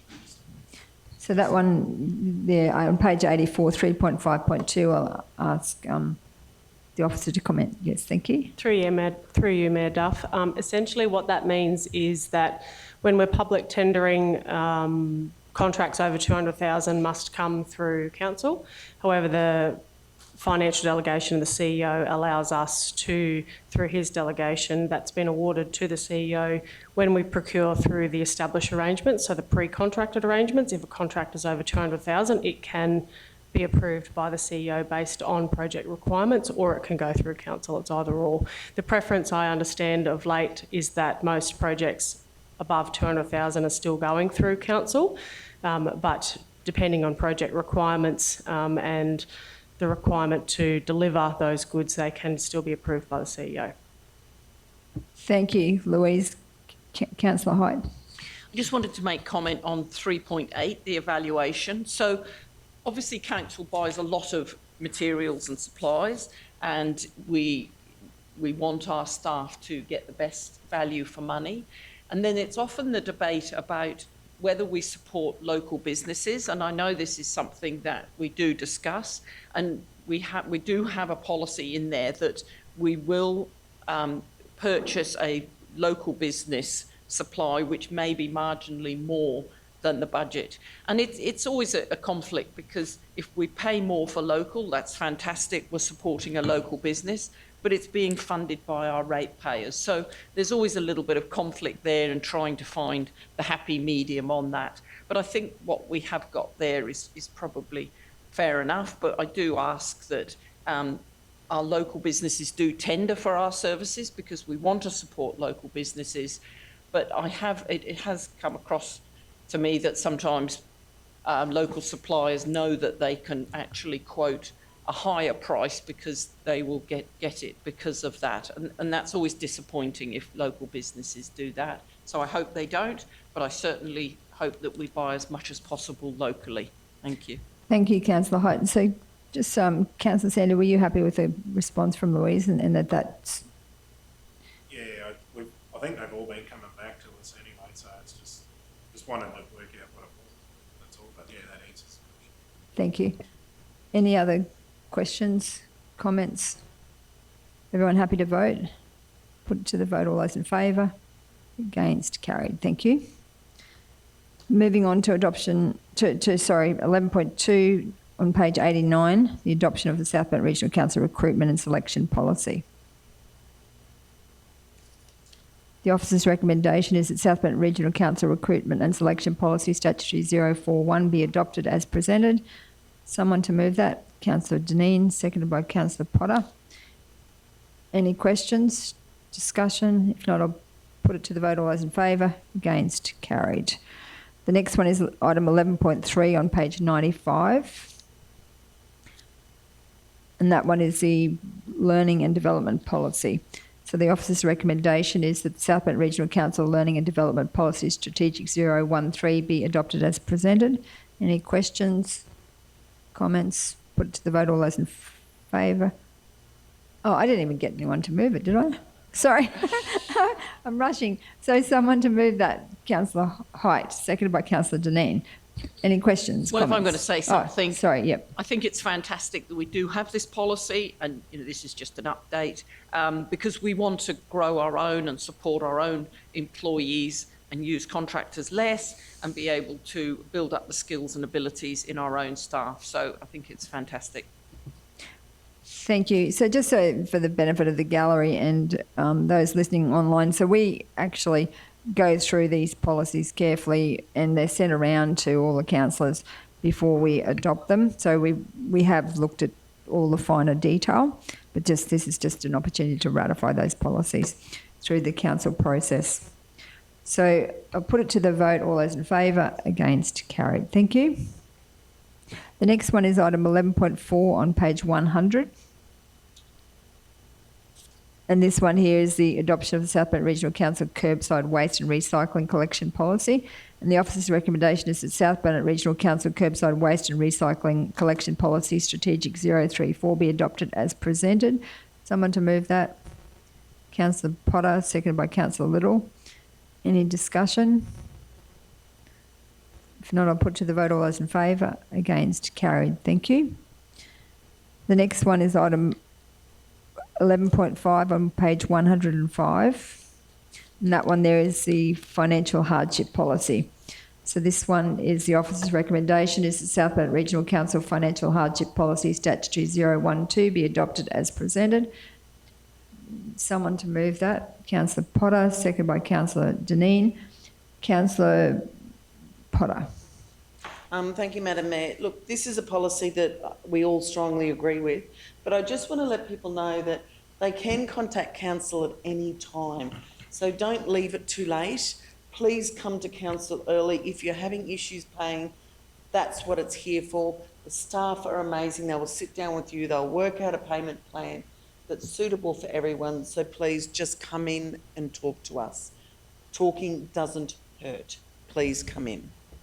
Thank you, Councillor Potter. That's they're very wise words. And yes, we are encouraging people to come in, make payment plans, if so they can pay in over a long period, and also if it gets to be dire, there is a financial hardship policy. Councillor Sander, did you want to comment? I had the light on prior to the curb, like when the curbside waste one was on. Oh, sorry. Just with the, going back to that, I just wanted to say in the defined waste area, do we have that mapping available? Yes, so through you, Madam Mayor, that's all in the budget document, so part of what we approve each year, so the maps are in there, yes. So is that available to the public as well? Yes. Yep. Yep. So those maps are available to the public on the council website. Thank you. So any other questions, comments around the financial hardship policy? If not, I'll put it to the vote. All those in favour? Against? Carried. Thank you. The next one is item 11.6 on page 111. And this one is the adoption of the sundry debtors recovery and refund policy.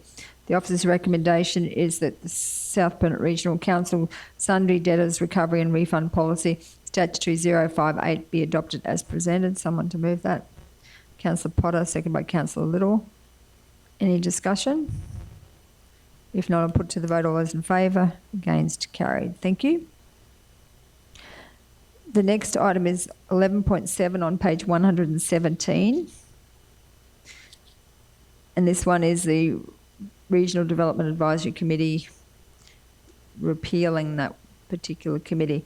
So the officer's recommendation is that South Bennett Regional Council Regional Development Advisory Committee terms of reference statutory 044 be repealed. Someone to move that? Councillor Potter. Someone to second that? Councillor Little. CEO Mark, did you want to explain what that means? Thanks, Mayor. This committee was constituted over the last term whilst we were developing the regional development plan, action plan. That plan's been in place for a little while now. We've also engaged with BIEDO formally in this space, and so the committee hasn't met for several years. So it's just time, as we're tidying up the policies, to remove him. Thank you, CEO Mark. Is everyone ready to... Councillor Sander? This would be form part of the red tape reduction stuff, just to start minimising stuff and do the red tape reduction. Yep, no, thank you. So I'll put it to the vote. All those in favour? Against? Carried. The next one is the item 11.8 on page 123, and these are the LGAQ annual conference motion requests. So I'd like to commend CEO Mark for working closely with us and bearing with us as we put through, I think it must be the record amount we've ever put through motions to go to the local government conference. So there is... So, Mayor, rather than read them all out as tabled, but Helen, can you just roll down? So just, you've got the change in G, yep. Study hubs in I, yep. And there would be an L, and it reads that LGAQ calls on the state government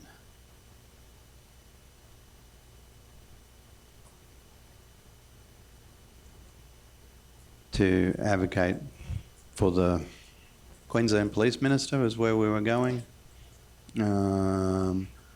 for state government support for the financial operations of CCTV cameras or CCTV.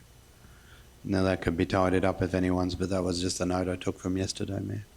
Thank you. And then we were just going to change, did we change the wording, that other one to include infrastructure? Yes, and we've changed that one. So just for the benefit of those listening and in the gallery, so we've got one on the Cultural Heritage Act. We've got one motion on regarding severely impacted members of the community flying foxes. We've got one on mental health, improving services to our regional, rural and remote areas. The next one, we've got one to try and advocate for implementing a water and sewage infrastructure support program, control the tick line, and increased funding for weed control. We've got another one to increase safety, community safety policing initiatives, to include increasing duration and minimum sentences, to try and to help with the crime at the, well, it's happening right across the region and across the state, the increased crime. We've got one to review and change the guidelines of the Regional Action Fund. That one is to increase housing. We just wanted to get some better outcomes for our developers just by making sure that those the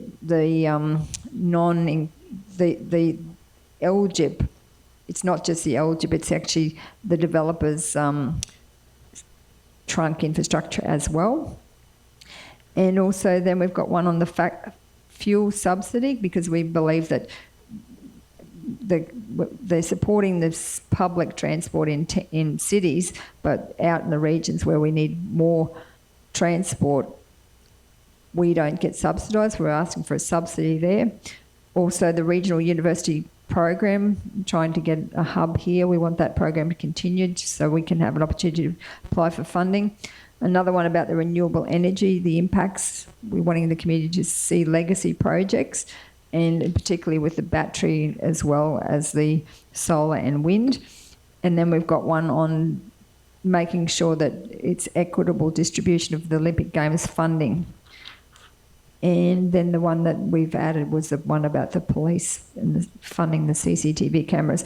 So there's a whole host of opportunities for us to advocate at the LGAQ conference, which comes up in October, I believe. So those are the motions. So Councillor Sander? Yeah, I just want to add, Mayor, when you said the tick line, it also includes funding, advocate for funding for leak control. Yes, that's correct, Jeff. And just for the record, these get all sent in, but they're not guaranteed to get voice samples. That's correct. That's right. So we send them to the LGAQ conference, and they'll have an agenda committee who will put forward. They might get changed, they might get added to from some, if there's a lot of other councils that have the same similar motions, they could be joined as one. So because we've put all of these motions forward, I'm sure that they'll all get some sort of a hearing, but it depends on how the agenda committee put them on their agenda for the conference. But certainly I'm really pleased that we've got, we're certainly going to be making a mark and trying to shape change in a positive way for our region. Deputy Mayor Jane. Yeah, through you, Madam Mayor. I just, we discussed about the fact that we had no public transport, but it seems that the only thing we've got there is that we call on the state government to offer a fuel subsidy. Was there anything else in there about our lack of public transport, Mr. CEO? So I think that'll be just in the brief or as for background information. So can I just further to that? I had a conversation with somebody who was important that I can't remember who they were about public transport. So it was someone who was in charge of the school buses, and they tell me that school buses are allowed to pick up people on their route, just ordinary passengers. So I wondered, we're not the only region that has a lot of subdivision and people that are a long way from town, and we have discussed the different organisations who are running buses from the towns into town transport. But I just believe that a lot of people struggle to get from their rural properties into town. So I just wonder if we can put in there something that calls on the state government to give some, because I know that the buses are subsidised by the transport or whoever, and I know that yellow Wally, I know I've contributed a little bit to that. It would be nice to see some of that money perhaps go back. Were you at 50-cent fares in Brisbane? It would be nice to see the government if they could maybe subsidise those bus drivers, which would make it more attractive for them. If they have room on the bus, I'm not saying if their bus is full that they pick them up, but that those buses are available to pick residents up and bring them into town where they could then possibly get a bus. And as I said, we're not the only region who would have this. There would be, I know Tara would be an example. There was a lot of subdivision out there, so there would be a lot of regions. So I wonder if that couldn't be put into that. So would you just change it to offer a fuel subsidy and a school bus subsidy? Or? No, actually, that's well spotted. Councillor, none of us picked it up yesterday. For some reason or t'other, when I've saved it, it's not, because we did that one after the last council meeting. I'm just trying to, with technology, get it across to Helen. Yeah, we did discuss the buses. Yeah, I thought we did. But as I said, when I spoke to this lady, she was in charge of school buses, and she did tell me, because we discussed whether they could pick them up or whether they couldn't, whether someone getting on the bus had to have a blue card. Well, they don't.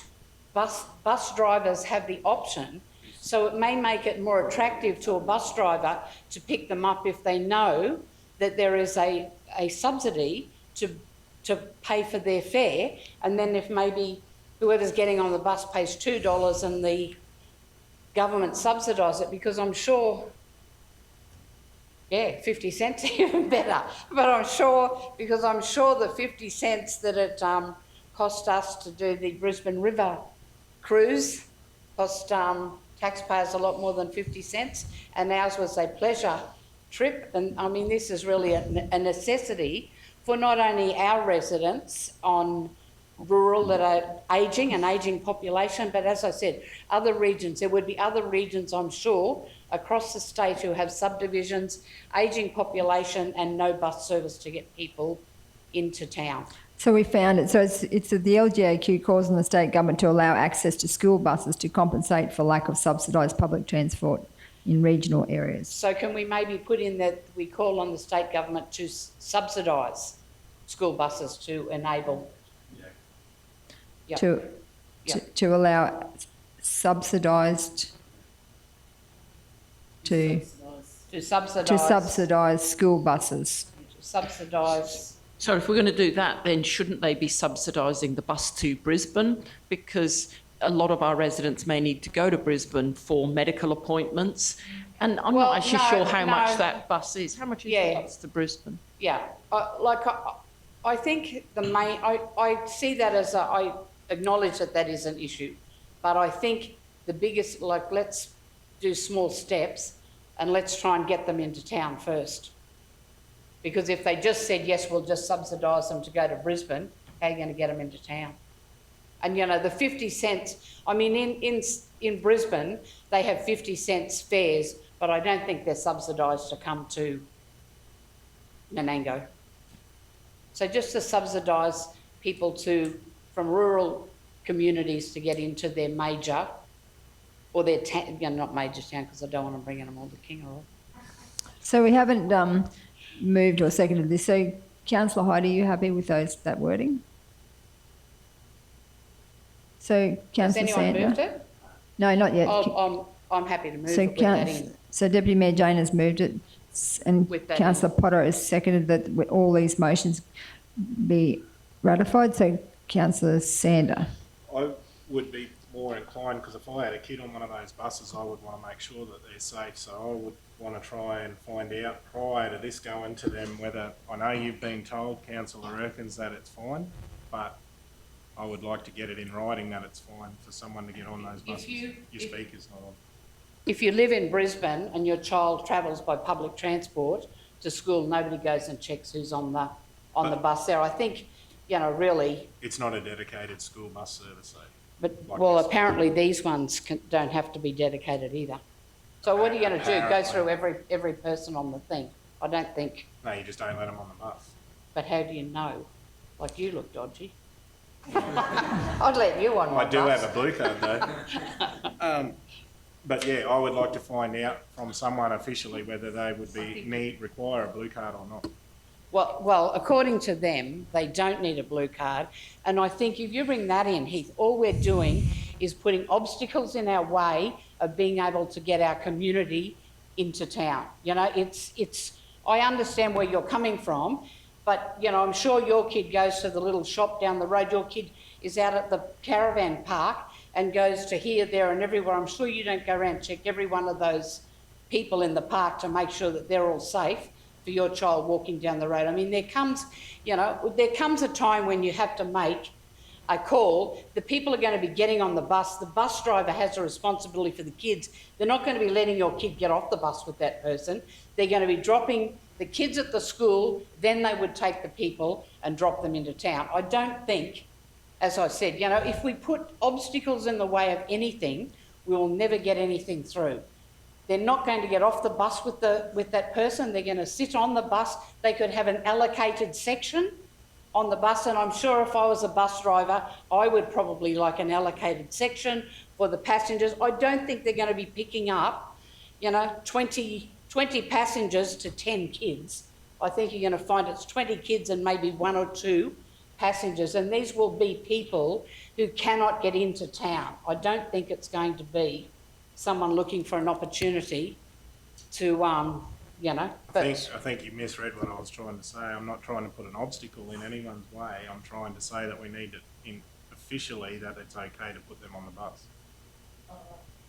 So I guess they wouldn't subsidise it and go through without the processes being you know, like whether they'd have to do the checks and balances before they went down that path in any case, I'm assuming. CEO Mark, did you want to comment on that? Can I just say, first of all, they can do it now, Heath.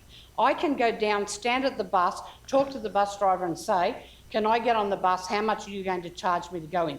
There is nothing there at the moment stopping them. What I'm saying is, let's ask the government to subsidise those people to come into town, to make it more attractive to the bus driver to let me get on the bus. But they can do it at the moment. There is no check in place at the moment.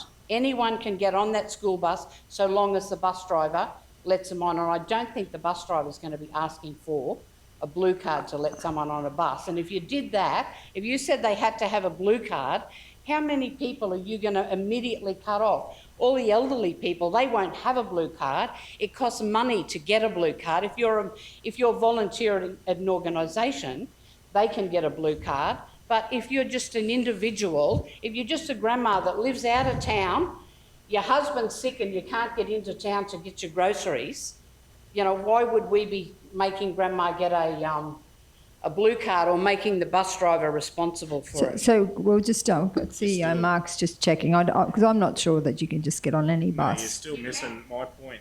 I'm not saying we need it officially from somewhere. You can't just get on a school bus. I didn't think you were. You would get dragged You off and you could. would get... Councillor Through you, Madam Deneen. Mayor, at the TAC meeting that Jane and I were both at on last week, that's the representative of the organisation over that said that you can get on a school bus. The only thing stopping you is the company may choose to or choose not to let you on the school bus. At the moment, you can get on a school bus, because I spoke to somebody who gets the school bus from Wattle Camp into town, and they, if the owner of the bus company chooses to allow people to get on, they can, and they can charge them whatever they think is the fit price. So that's currently legislation according to the department. Thank you. So any other questions? Comments? So it's been moved by... it was moved by Councillor Erkins and seconded by Councillor Potter. You ready to vote? Put to the vote all those in favour. Against, carried. Thank you. So moving on to the next item, which is the 11.9 on page 127, which is the commitment to the Small Business Friendly Program. So the officer's recommendation is that South Bennett Regional Council renews their commitment to the Small Business Friendly Program. Number 2, authorise the Mayor and Chief Executive Officer to sign the certification. And number 3, organise the local commitment ceremony through Baido and visit South Bennett to progress the Small Business Friendly Program, inviting all Chamber of Commerce and business associations within the South Bennett Regional Council area. Would someone like to move that? Councillor Height, seconded by Councillor Deneen. So this is, I think it was a few years ago we signed our commitment to the Small Business Friendly Program, and this is I think they've advanced a different model, but so this is a certificate that would be signed by the Mayor, myself and the Chief Executive Officer. And then around that, I think it is a great idea to organise a local commitment ceremony through Baido and Visit South Bennett. And also, but we're very keen to progress being a small business friendly town and community and region. So, CEO Mark, did you have some background on this one? No, Mayor, you summed it up well. We've signed this one previously with all the local business associations across the region. The certificate's attached this time in the charter. It's Mayor, CEO sign it, so Council reaffirms its commitment. We thought it would be nice to bring it to the council meeting and have full council endorsement on the certification, let people know we're renewing it, and then we would organise, as discussed, our own little get together with all the other little associations, and again reaffirm our commitments. Because small business is a vital part of our region, and we are always trying to support small business and making sure that we can shop locally where possible, because particularly with the online shopping now, it's there's a trend now to shop away from the local area, because you can just buy something online and have it posted to you. But we really need to strongly support our local businesses because they are the ones, the backbone of our business towns and centres, and so it's vital that we continue to support them and shop locally where possible, and that's with our procurement policy. We do encourage locals, as Councillor Height was able to mention before. It's very much about trying to support our locals and keeping our community strong, because the more money we put back into our community, the stronger it will be. So that's our commitment is definitely to small business, and that's what this is endorsing. So it's been moved by Councillor Height and seconded by Councillor Deneen. Any other comments? If not, I'll put it to the vote. All those in favour? Against? Carried. The next item is the draft community plans, 11.10 on page 131. The officer's recommendation is that South Bennett Regional Council approve the draft community plans to be released for the second stage of community consultation, with a report to be presented to the August ordinary meeting council for consideration, and that and I just wanted to add it there, to the August ordinary meeting council for consideration, with feedback to be received by the 31st of July 2025. So that's an addition. So I'd like to move this particular motion. Someone to second that? Councillor Potter. Yeah, so these community plans have been, this has been a long process. I remember in the last term of council, there was plans to have community plans, but and we did do some consultation, but they never were advanced. So this council is strongly committed to having these community plans. So when we went out for their corporate plan, we went around to all the towns and villages and asked for feedback on the community plan. We also had it online, and if you could walk in and provide feedback, or councillors could take the feedback. And we have populated all of the community plans, and these are still in draft, but they are including all of the villages, the towns, and we've even gone to have plans for these, even the ones that aren't even regarded as villages. If anyone has a community of interest or a small area with a fire station and a hall, CEO Mark has gone to the nth degree to ensure that everybody's feedback has been captured, and we have these community plans with the ultimate goal of putting it together as one document. But then we'll go out again to the community and ask the community to provide feedback on these draft plans.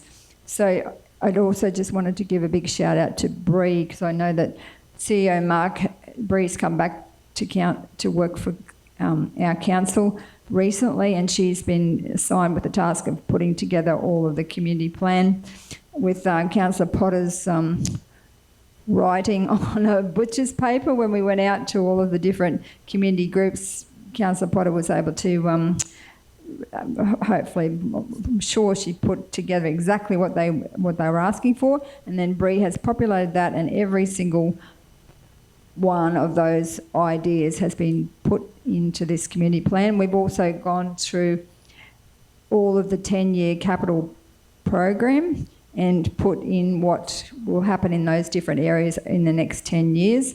So that is a great opportunity for the community to now say, well, yes, we'd like to see this, or no, we wouldn't, and to prioritise in those community plans. So I've got Councillor Sandy, you wanted to speak? Councillor Little, you were first. Yes, thank you. I just want to say that I thoroughly enjoyed going around the whole region doing these community plans and talking with all the residents and ratepayers that had some input into it. I believe, going through them over the last few days, that there's some really fabulous ideas in there, and hopefully we can get funding to make a lot of them a reality. And as the next stage, taking these draft plans back into our communities now and getting that final feedback is going to be quite exciting. So thank you, everybody. I know that in my division we ended up having an extra couple of community sessions, and I thank you all for supporting that and making sure that every voice was heard. Thank you. Thank you, Councillor Little. Councillor Sander.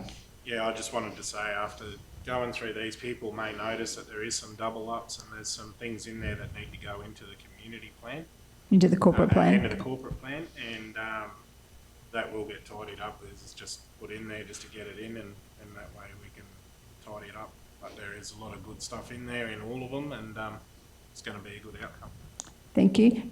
Deputy Mayor Jane. Thank you. Firstly, Mayor Cathy, I'd like to congratulate you because I know last term you were really pushing for these community plans to be done, and you know, I think you should be definitely proud of the fact that we've got them done.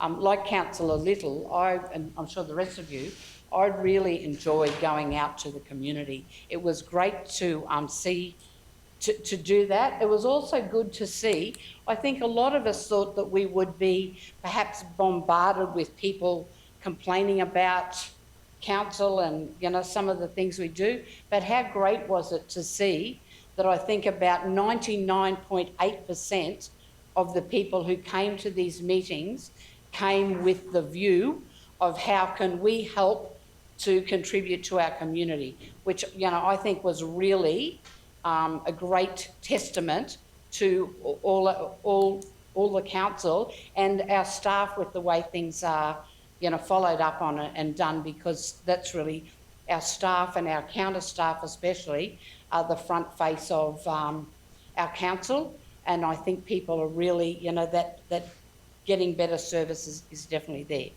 I would definitely like to go back to our community with these and go through, because I think now we actually have it. We can go through things on that plan and see, you know, what people think is important and what they don't and where it is, and especially with staff to explain what a leachate, was it a leachate? Yeah, what it was. I had to look it up. But I'm wondering who in our community put that forward, because I don't know anyone that would have. But so it would be good to find out from staff why they're there and what they do. Drains contaminated waste. So, but I also, following on what you said about the regions, I know that Wattle Camp, just to use Wattle Camp as one area, but, you know, that is a big community out there. They have a fire station. I would love to see more involvement with that community, with their rural fire brigade.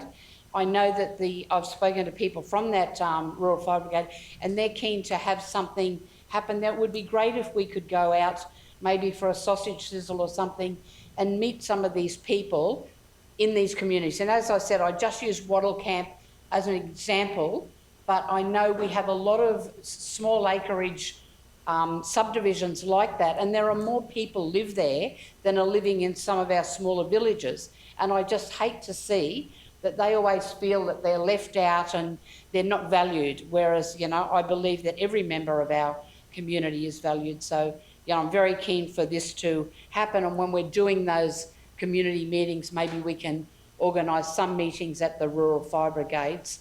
So that, and also, I think what I also liked was the other councillors coming to our divisions and letting them see and talk to our other councillors, and our councillors then got a better understanding of what the needs were in different areas, because I can come here and tell you how wonderful everybody in Division 1 is, but it took you coming to Division 1 to see that I was actually telling the truth, and they are.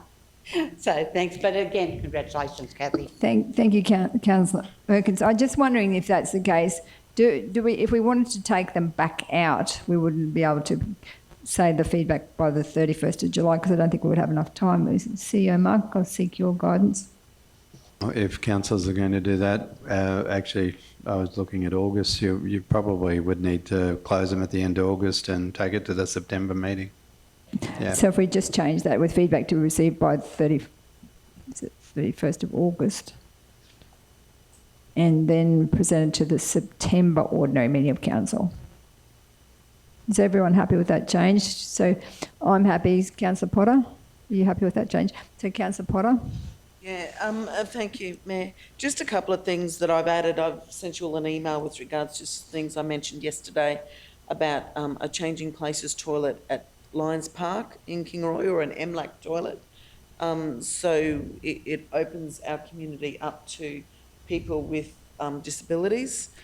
I'd also like to change they've got Bajolki walking track in Kingaroy's, but that's got to be changed to BP walking track, and also replacement of the Kingaroy pool, because I haven't taken you councillors there yet because you haven't done a tour of Kingaroy yet since you've been in. But, you know, the Kingaroy, especially in that men's room, has couple of acro props holding up that ceiling that have been there for many, many years. And to me, that is not acceptable. So Kingaroy Pool should really be high on our agenda. The other thing is I've just added to ours too. We had the deputation by Nephi this morning, so I've added community centre in that as well. He's gone, so he's not going to hear that, but I've added that community centre because I do think it's a great idea.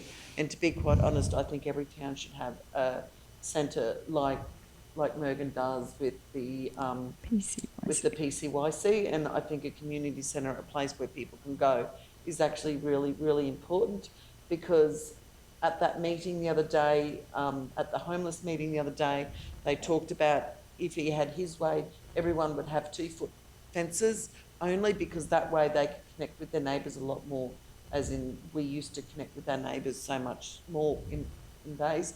We don't do that now. We've all got 6-foot high fences, keep everyone out, don't talk to me, this is my space, leave me alone. Whereas these community centres are a space where people can go, and I do believe that every single community in our area should probably have a safe space, or a space where people can go. I do think it's really important. So CEO Mark, have those been, those ideas that Councillor Potter have put, can we put them in as part of this motion, or are we just going to... They'll be included in part of the feedback. The feedback is, and to summarise what's already been said, so the feedback was an attempt to capture everything that was raised. We gave an undertaking that, and there will be mistakes in there because it's pretty much been copied down as much as we could verbatim. So anyone who sees the incorrect name or punctuation and that, don't get too excited. But there's one that's highlighted in red there about CED, and so it's got the wrong name next to that. So we know there's things like that because people were talking. So we've tried to honour the commitment as best we can of capturing. We've also gone through the council 10 years capital program and folded that in and folded in a different set of ideas. So Councillor Potters, we can feed them into the drafts. We can take feedback and continue. We've yet to work out a way too of call it a survey, some form of getting feedback on what the priority, if you had to select 5 ideas out of 1 to 4, 4 to 8, 8 plus, which would be your top 5 priorities in those years. And so there needs to be a ranking system.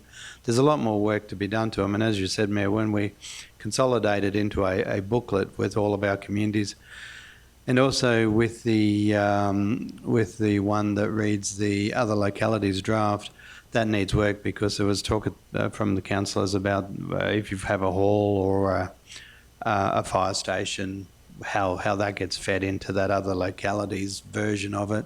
But we tried to get that one in there just to get something. So we didn't want to hold it up while we refine, and over these next couple of months picking up some of the things. But any of the information that comes in will feed in and start feeding back into the documents to update them and refine them. And it'll be really good if community gives feedback on the ideas in there about what they like and what they don't like.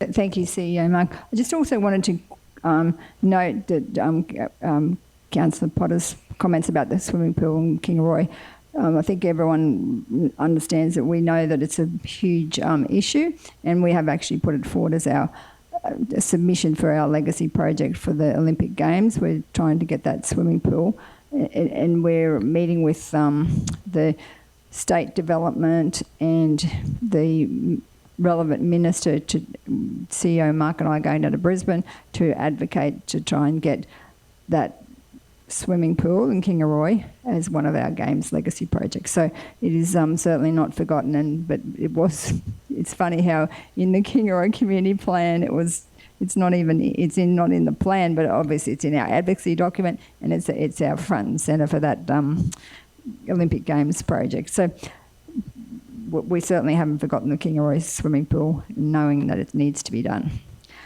So on that note, so if any other feedback on the community plans? If not, I'll put it to the vote. All those in favour? Against? Carried. Thank you. So the next item is the organisational structure on page 205, item 11.11.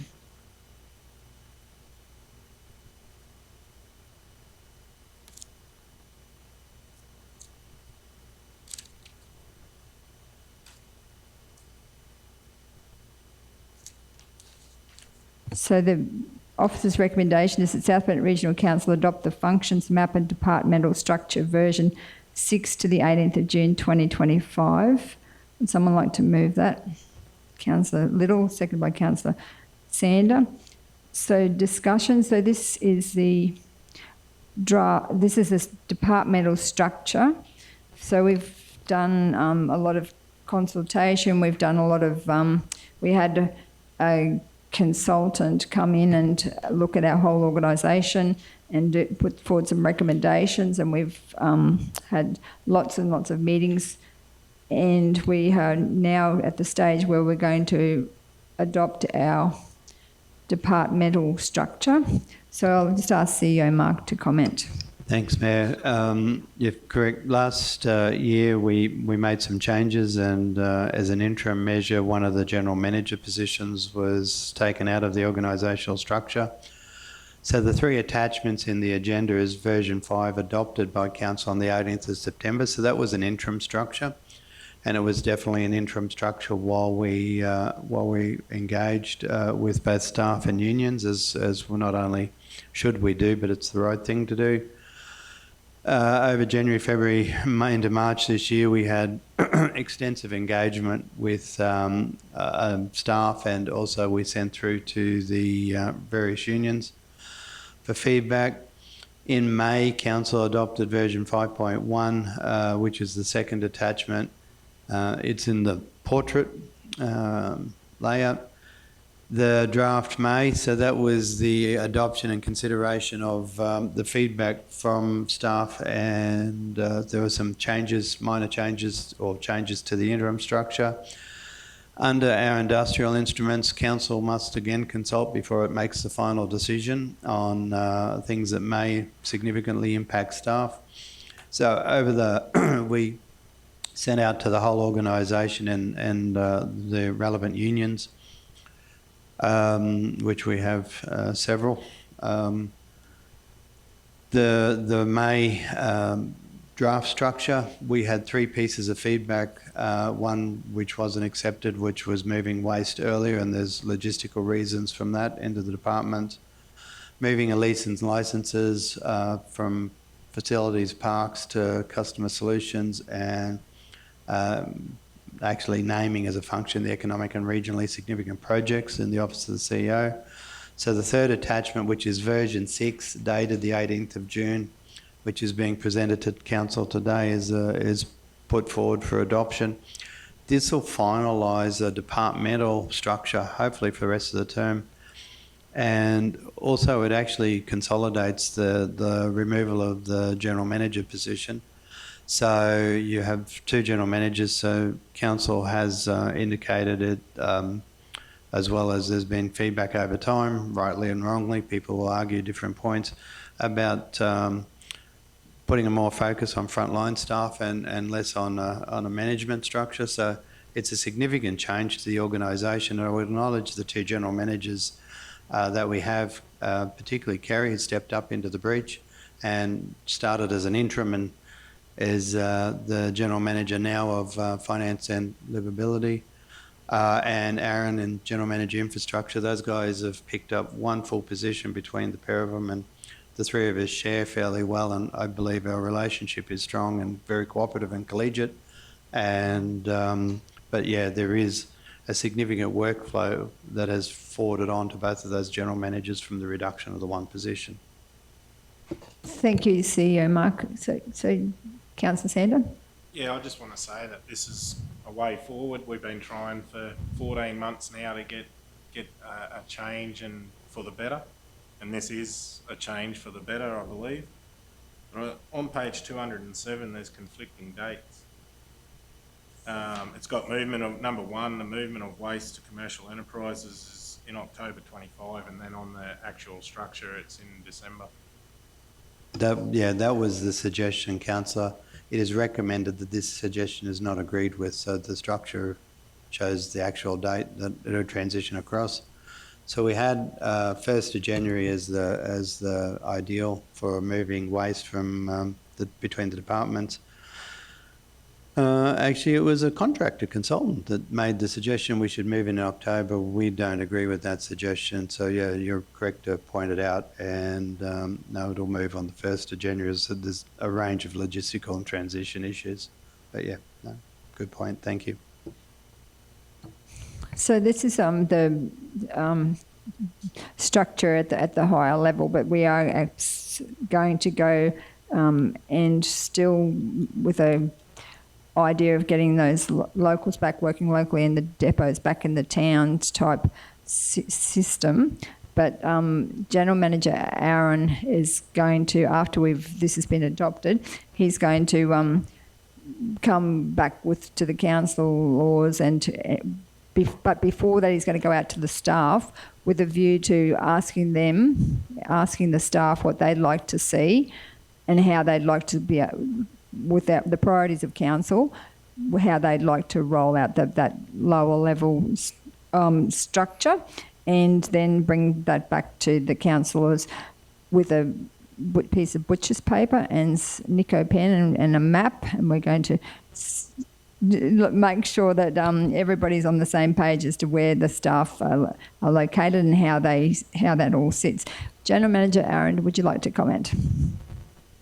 Yeah, through the Mayor. So obviously we'll work with General Manager Kerry and Mark to come back to Council to present how we will implement some of the objectives of Council. So we look forward to engaging with the staff to make sure that we're delivering efficient services where we can, and if we can do things a bit more locally, then we'll be obviously looking to do that, and also ensure that we're sharing resources adequately across the region where we need to make sure we're getting good utilisation on our equipment. But once this is approved by Council, we'll move forward with implementing some of our longer-term objectives over the term. And General Manager Meehan has pointed out to me that it's very, very important to get buy-in from the staff, because unless the staff, everyone's on board, we won't win with the organisation. We've got to make sure that we're one big team working together, and so it's very, very important now to go out to the staff and see where they'd like to, how they think that they can help to implement what Council's direction is. So yeah, I'm excited to see where this all lands, and to work with General Manager Aaron and General Manager Kerry and CEO Mark and the councillors and the whole organisation to make sure that we get this right so that we can deliver the best possible outcomes for our region and for our community. So thank you. So we have that structure moved by Councillor Linda Little and seconded by Councillor Sander. We're ready to vote. All those in favour? Against? Carried. Thank you. So now we're moving on to the 11.12 on page 217, which is the special holiday 2026.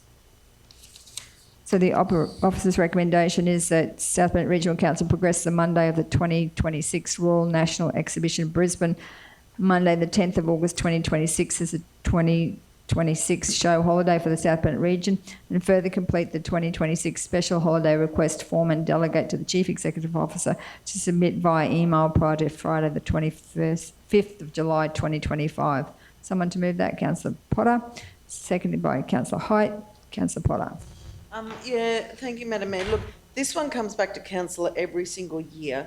I'm just wondering if there's a way, if we put can we put a second point in this? Because as it stands now, we all agree that it's going to be the show holiday, the busy show holiday, Brisbane holiday. Eka, thanks. And that's probably not going to change. So I'm just wondering whether this has to come back to council every time, or can we put a dot point or a note in there? Second point, that this could just be done through the CEO as of. Great question, Councillor Mayor, through you. It's been brought up as part of the red tape reduction, actually at the state LJQ level as well. If you, rather than putting a dot point out, I've actually made a note against it, because we're all, it's funny when you get all 77 councils in a room and you're talking about these things, whether this is actually custom and practice that this report comes up to 77 councils every year, or it's actually legislated that it has to come up to council. So ideally you would check with each council, and the suggestion maybe, because we put our committees, like on the statutory meeting, the first meeting after the election, who's representing what committees, it would become an item for us at the statutory meeting and say, do you still want to have this holiday? And then, so yeah, we'll bring it back to a workshop, and we'll just do we're doing some investigation through the red tape task force as to what the legal requirement is to do this, and if it's council's position, then it would only be a report by exception. If council wanted to change it 1 year, say to the Melbourne Cup, which would be a great idea, just saying. No. No, all jokes aside, and then it could be just tested each year at the statutory meeting. Do they still want to have it in the August week? And that would be the set term for the next 4 years. Councillor Potter, are you happy with that? Just to go down that path, to workshop it and just CEO Mark to test the legislation. Okay, so we're ready to vote on this one. All those in favour? Against? Carried. Thank you. So the next one is a regional lifestyle magazine feature, item 11.13 on page 219. And so the officer's recommendation is that South Bend Regional Council we've got two recommendations. So the first one is that we accept the offer as presented to participate in the regional lifestyle magazine feature, or that South Bend Regional Council note the offer to participate for information, take no further action. So I've just got one of the magazines for the benefit of those in the gallery. It's a regional lifestyle. This one's featuring Boulogne Council, so we have an opportunity, but it's actually at a financial cost of $16,000 plus GST. So I'll I'll leave it open to discussion before we move either recommendation. Deputy Mayor Jane. I was actually happy to move the motion. The South Burnett Council note the offer to participate in the regional lifestyle magazine feature for information and take no further action. Madam Mayor, I could not support spending $16,000. I don't see the benefit to our region for it. I think if we were looking to promote our region in any other way, and bearing in mind that to get visitors to our region at the moment, we have no motel accommodation, so they've got to come and bring their tents. But, you know, I'm joking there, but I just think $16,000, I think we could do something with our Visit South Burnett. So I'll move the motion. Thank you. So you moved the motions, and Councillor Potter has seconded that. Discussion. Councillor Height. It does look lovely. It's lovely and glossy. But if you work out, we get 100 pages for $16,000. So that's about $1,600 per page. And you think for $1,600, we could do an awful lot more with that. We could do lots of other advertising. So whilst it does look nice, I think I support the no further action. Okay, thank you, Councillor Height. Councillor Dineen. I was at the meeting with the people that presented this. I'm also an avid reader, have been forever. Used to get in trouble at school for reading under a book under the desk, you know. I think this is a really quality magazine. I went in early this morning, had a coffee, and there was a few magazines on the table. Of course, I flicked through them. I just think this is really well spent money that will give people an idea of our region for many years to come, because the books are quality books, the sort that you keep in the doctor's surgery, the private hospitals, the cafes, and I think that's very well spread, and I think it would be money very well spent for our region. Thank you, Councillor Deneen. Any other comments? Councillor Potter. Yep, look, I'm agreeing with Councillor Erkins on this one for the pure reason is $16,000. I would actually rather spend that with one of our local, Visit South Burnett, or Burnett Today, do an amazing little brochure for our community. It's smaller. It doesn't break your arm when you pick it up. Just because if you felt the weight of that, it's not something, it's like those old telephone books. So it's not something you can actually just stick in your handbag and take with you. It's something, it's large, it's big. Yes, it is beautiful. I do agree with that. But in all honesty, I've never seen that particular magazine around in my travels, and I have travelled a lot, and I really think there is a better use of that funding with Visit South Burnett and Burnett Today. Thanks. Thank you, Councillor Potter. Deputy Mayor Jane? Yep. This is my right of reply. So any other speakers before we give Deputy Mayor Jane the right of reply? Okay. Okay. It's your right of reply. So I've got a... While I completely understand where Councillor Deneen is coming from, it is a beautiful magazine. They're beautiful photos, you know, it is nice. But, you know, I don't know, a lot of doctor's surgeries, for example, don't have magazines out anymore because of germs. They took them all away during COVID and, you know, very few have them back out. And, you know, really when you go to a doctor's surgery, be very careful if you're picking up the books and reading them. And I think they were great salespeople. You know, I wasn't at the presentation.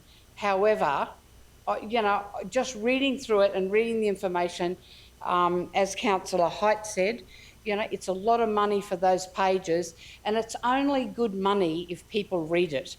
And I just don't think that that's where people go anymore to pick up magazines and read about an area. We would be much better spending, and I don't think we would have to spend anywhere near that money to send something out, but we'd be better promoting something in our area that's coming up at a time, and the other things that our area offer, and doing it through Visit South Burnett. Melanie is extremely well experienced in this type of thing, setting them up. So I just think that, you know, we talk about, you know, being a back to basics council and saving money where we can. And I just think this is something that at the moment is not within a budget. I'd rather spend that money putting in a washing machine. Thank you, Deputy Mayor Jane. So that sums it up. So if it's been moved by Councillor Erkins, seconded by Councillor Potter, I'll put it to the vote. All those in favour? Oh, so a vote in favour. Yes. Sorry. So just so you know that we're voting on the South Bank Regional Council. Note the offer to participate, but take no further action. So that one. All those in favour? Against? So the motion is carried. 6-1. Sorry, Councillor Deneen. Councillor Sander. So on the back of that, it's actually $160 a page, Councillor Height. If over 100, yeah. Just to clarify, but yeah. But on the back of that, I'd like to move a motion that South Burnett Regional Council investigate the possibility of putting artwork or sign work onto the bus that travels to Brisbane to promote tourism in the area. So that's so Councillor Sanders moved a motion that Council, South Burnett Regional Council, investigate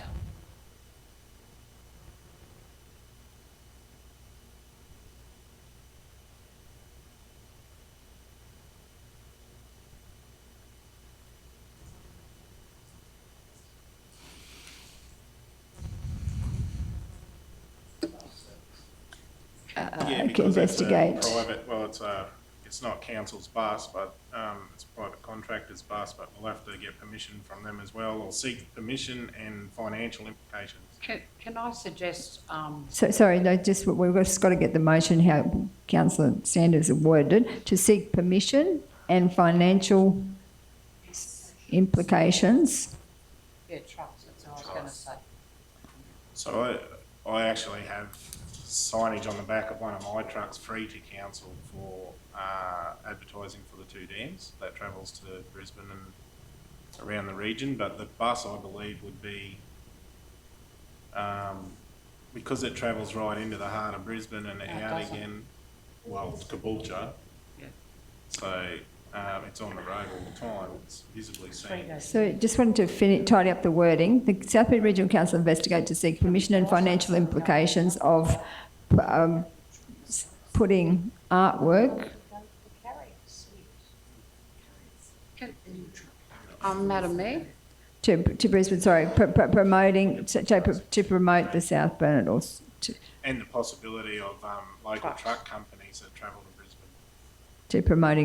to promote the South Bernard. And Bus and truck and or truck. companies. Would that be back? That should be back after. Bus. Yeah, in there, Brisbane and or truck. Carriers. Transport companies? Yeah. That's what you get to sit and measure. Okay, so that's been moved by Councillor Sander. Councillor Potter, are you happy with those wording? Most definitely, Madam Mayor. You are? So Deputy, well, I've got Councillor Sander has the right to speak first. Oh, sorry. Well, I just believe that it'll be, you know, we've seen an increase in patronage to the 2 dams, and I believe that it's a part of that. And I believe, like, we can promote our local area locally as much as we want, but everyone knows what we've got to offer. We need to try and broaden those visitors to the area, and if you basically got a mobile billboard going down the highway, so it's a good impact. Thank you, Councillor Sander. So, Councillor Potter? Yeah, thank you, Madam Mayor. The reason I'm backing this up is because, I mean, you all know this has been discussed for many, many years, and it's something I've been very, very passionate about. I still believe that maybe we should even consider contacting the buses in Brisbane, because I do see advertising on the sides of those buses, and wouldn't it be great if someone's sitting at a bus stop and a bus turns up and a big picture of the dam on the side of the bus while they're sitting in the Brisbane city hustle and thinking, yeah, I think I want to go there. So, yep, I think it's great.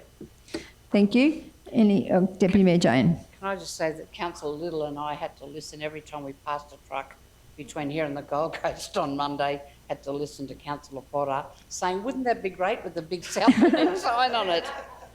Yep, no, that sounds good. Any other discussion? If not, I'll put to the vote. All those in favour?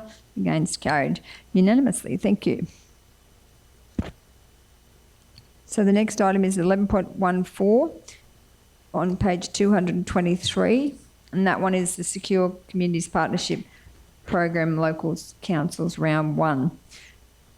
The officer's recommendation is that South Bennett Regional Council develop, I think we had a change to this motion, CEO Mark. Yeah, councillors talked about changing some of it, so I suppose it's put a grant application funding program in, local council's opportunity, and... I'm happy to speak to it and suggest it. Yeah, no, that's fine. We figured we'd just take whatever was moved off the floor.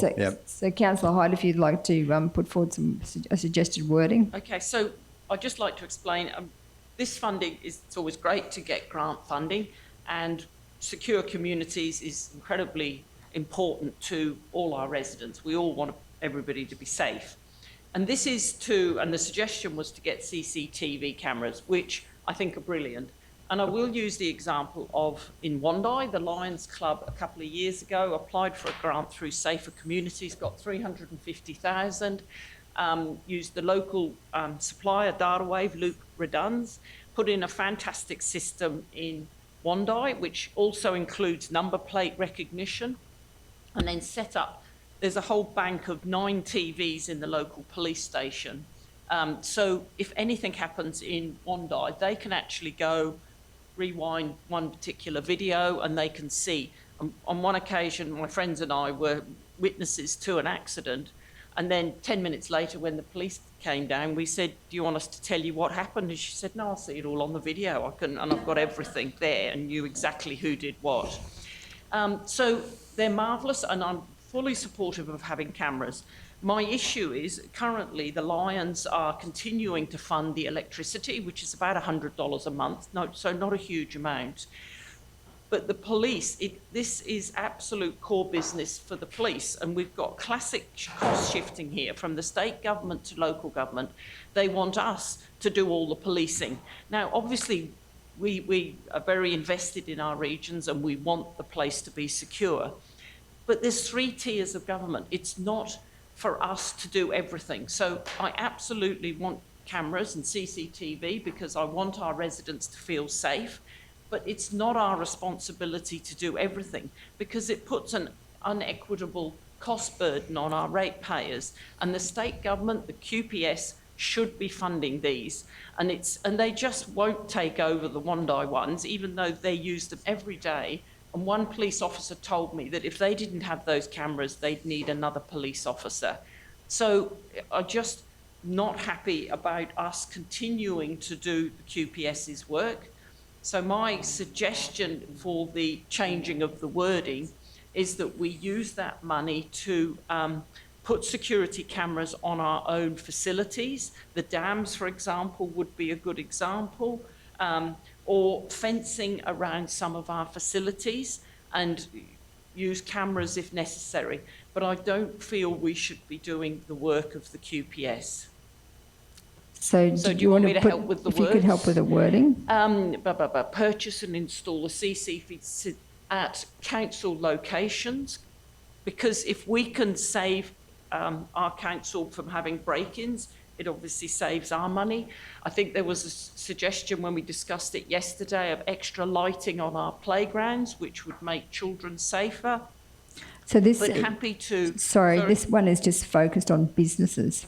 The part of the criteria was council is a business. Yes. And so it's securing our assets, so we don't put an uneven cost impost on our ratepayers to repair things.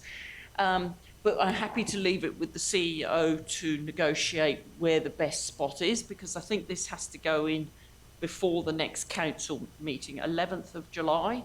So I just wanted the gist of it in there. So delete all those 3, 4, 5 in a line, and leave it to the CEO, who will negotiate with councillors as to where it should go, because we always like getting grant money and we want our place, our whole region to be safe. Is that the gist logo? So, Councillor Hart, you had previously spoken about, so we were talking about like the lights at the Megan Skate Park, I think was one that I'd seen, heard come through the system, the sale yards and the 2 dams. Yep. So do you want to specify that in there? Because we've just said council it mightn't hurt, just if we need to tinker with it, we can, but at least still give a bit of guidance. Because I think we have had a break-in at the BP dam recently. So it probably needs to go after install a CCTV camera system at council, lights and and fencing potentially. Lights and fencing at council locations, for example, or do you want the for example at the bottom? 100,000, and then we could do for example. For example, are dams, Coolabanya sale yards, lighting at playgrounds and skate parks, and fencing where necessary. The airport, we've had vandals at the airport. I'd like to see, if possible, all council toilet facilities, because, you know, we've had hundreds of thousands of dollars worth of damage at some of our public toilets, like in Pioneer Park, you know, huge. So depending on where it prioritise it. The same with the playgrounds. Look, what happened in Memorial Park.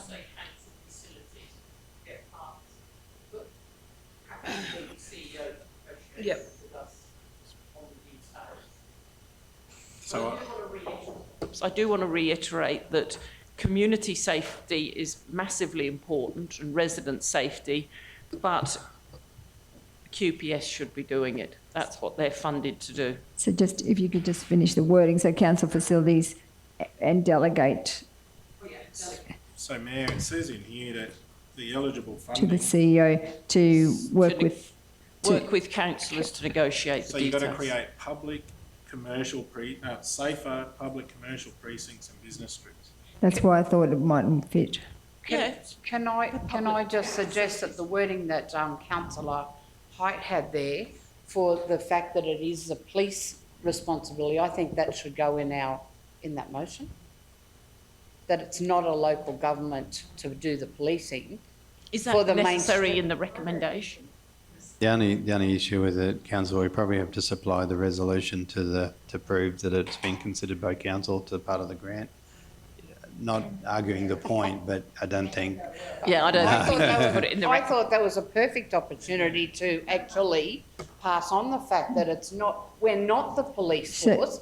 We're forced to put these in because of a lack of the numbers of, not saying anything about the job they do, but the lack of the numbers of police in the area, and that's what needs to be Absolutely. increased, and they need to get better funding for that. You don't have to put it in a critical way, but I don't think it hurts to put that in there. I don't think it It's should be in not the local resolution, council. but I'm hoping the media pick this up and run with it, that we've got to stop state and federal governments I'd rather- cost shifting Yeah. down to ratepayers. Okay, so- I'm happy to so stand the- behind what I say. So the problem with this is it doesn't fit with the guidelines. So councillor Sander has just pointed out that it's, There's more to that. It says that to be eligible, there's environmental design and landscaping for security, bollards or lighting, CCTV deployment, intruder duress alarms, access systems, intercom systems, lockable fencing, gates, barriers, outdoor security, and sensor lighting, signage and visible deterrents. And they can be installed in malls, streets, walkways, active transport infrastructure like bikeways, small business operations, publicly accessible small business hubs, buildings and facilities like business strips, community halls or public toilet facilities, okay, there we go. or parks and recreation facilities adjacent to small business operations. So adjacent to small business operations, yeah, okay, so we would tick the boxes, We yeah. tick the box. In Pioneer Park, we've got a RSL and another business down there that, right near the toilets, affected by the vandalism. Councillor Potter? Yeah, and Mayor, I'm just, with looking at that, it says, it also must be supported through the, endorsement by the local officer in charge from the Queensland Police Service. So I have to be very careful in how we word But these they things. would, So but they just would want agree you they to don't know have that, enough funding. But I also think that, don't miss out Memorial Park, because Memorial Park, there is, in some sections, you've got, doctor surgeries across the road, you've got our pool, which is a business in itself that's leased out for people as well, and you've also got another business across the road, with the chiropractor as well. So, you know, maybe, the Kingroy Pool and the Memorial Park might actually work in this space as well. But I think that should we'll sit down and discuss that, but yeah. So that includes council facilities. So we've got dams, Coolangatta Sayers Airport, council facilities, and delegate to CEO to work with councils to develop a program. So is everyone happy with the wording? So we've got We someone also- to move that. We also got to be mindful that we've Council- got to come up with 50-50 of this. Councillor Hyde. So then that's the second dot point. Subject to the grant application being successful, approve the required council financial contribution of 50% of the total project budget, which is 200,000. The total project budget is 400,000. So we would contribute 200,000. That's part of this recommendation. Councillor Hyde, are you happy with that? Second. Seconded by Councillor Erkins. So any other discussion? Everyone happy to vote? Put to the vote all those in favour. Against, carried. Thank you. The next one is the Burnett Industrial Circular Economy Precinct Report, 11.5 on page 228. So this one here is the officer's recommendation is that South Bend Regional Council receives and adopts the report. I'll just hand over to CEO Mark to, oh, well, I'll just get someone to move that first. Someone to move the Councillor Sander, second by Councillor Little. I'll hand over to CEO Mark just to update us on where this is at.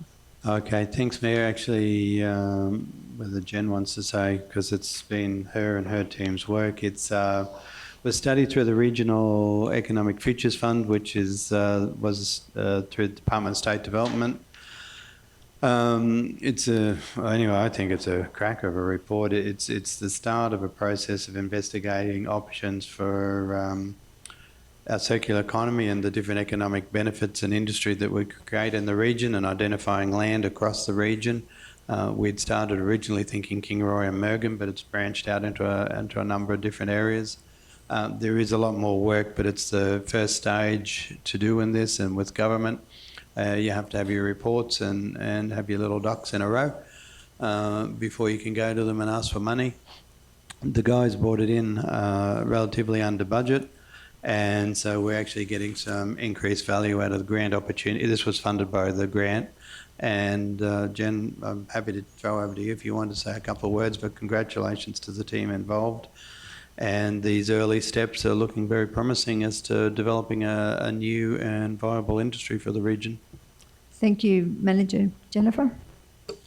Through the Mayor, thank you, CEO Mark, for those very kind words. It's a very, it is a great report, but it is very heavy, and it's got quite a lot of information in it, so it takes a little while to digest. So I just thought I'd just run through a few key points. So the recommended technologies, anaerobic digestion and biochar, they best suit our region's waste profile. So anaerobic digestion processes organic waste, reducing food and green waste, which is usually sent to landfill. Pyrolysis, which is interchangeable with biochar as a word, I guess. It's like Band-Aids versus plastic strips. It's the same thing, just a name. Handles biosolids. So we also recognise that our local government area has sort of a limited amount due to our population, but it could be an opportunity for us to contribute to a wider regional solution on waste management. The project needs council's advocation through this next section. So we've got roughly $200,000 left in the budget to go through design. So that's sort of, I guess, why the report's come to you today. The different sites were analysed, and I did put quite a lot of pressure on, I guess, truth testing this, and whichever way, I guess, the project is delivered, the cost-benefit ratio is a 1.2, so 1 is basically borderline. Anything above a 1 is great. So this means that it's more likely to work, provide that economic incentive, the job stimulus, and also some really great educational opportunities as well as high value-added jobs. So the intent really is that if this was to be delivered in our community, that it is a private investment that's supported by the state and potentially the federal government, and be delivered on its own, and the private investment would own and operate the facility. So it's not something I would be coming back to council and requesting Capital Works to build one. The report has identified that there is limited industrial land that has the shovel readiness that we need to support this level of investment. We're looking for a minimum 11 hectares with an 800 metre buffer. The overall intention is that the project or the precinct would be large enough to not only host this facility, but then act as an attractor for other circular businesses looking for somewhere to land. And ensuring that, I guess, that they would all have that focus on circularity. So we would very much look forward in this next stage working with our planning team to look at the sites we've already identified and potential of where this precinct could be within our community across the region. We've been invited to present this report at the end of July by State Development to a function here at the Kingaroy Town Hall that focuses on major infrastructure works that are happening across not only South Burnett but across the whole our whole state development region. So this will be, I guess, our first opportunity to speak to other potential stakeholders, private and government, who may be interested in working with council to progress the project. So I'm very, excited about that opportunity. So I guess the next steps then are that we leverage off opportunities with our neighbouring councils and check in and see what they think about this report, and then consider, what partnerships are appropriate with other levels of government and that private sector. So thank you very much. Thank you, Manager Jennifer, and for the work that you've done. It's a lot of, it's a very, very detailed report, and just wanted to ask the councillors, Deputy Mayor Jane, you've got your light on. Did you anyone want to ask any questions of Jennifer? So of the 750,000 that we've got in grant money, there's still, was it 200,000 left to spend? Yep. So as part of this report, receives and adopts the report, including that spend and the variation to utilise the remaining funds for further investigation and design. So everyone's aware of that. So it's no more questions. Everyone's ready to vote. So it's been moved by Councillor Sander and seconded by Councillor Little. I'll put it to the vote. All those in favour? Against? Carried. I think we might go to lunch before we get into landing fees, because I think this is going to be quite a debate. So would someone like to move that we adjourn for lunch? Deputy Mayor Jane, Councillor has moved it and seconded by Councillor Deneen. Put it to the vote. All those in favour? Against? Carried.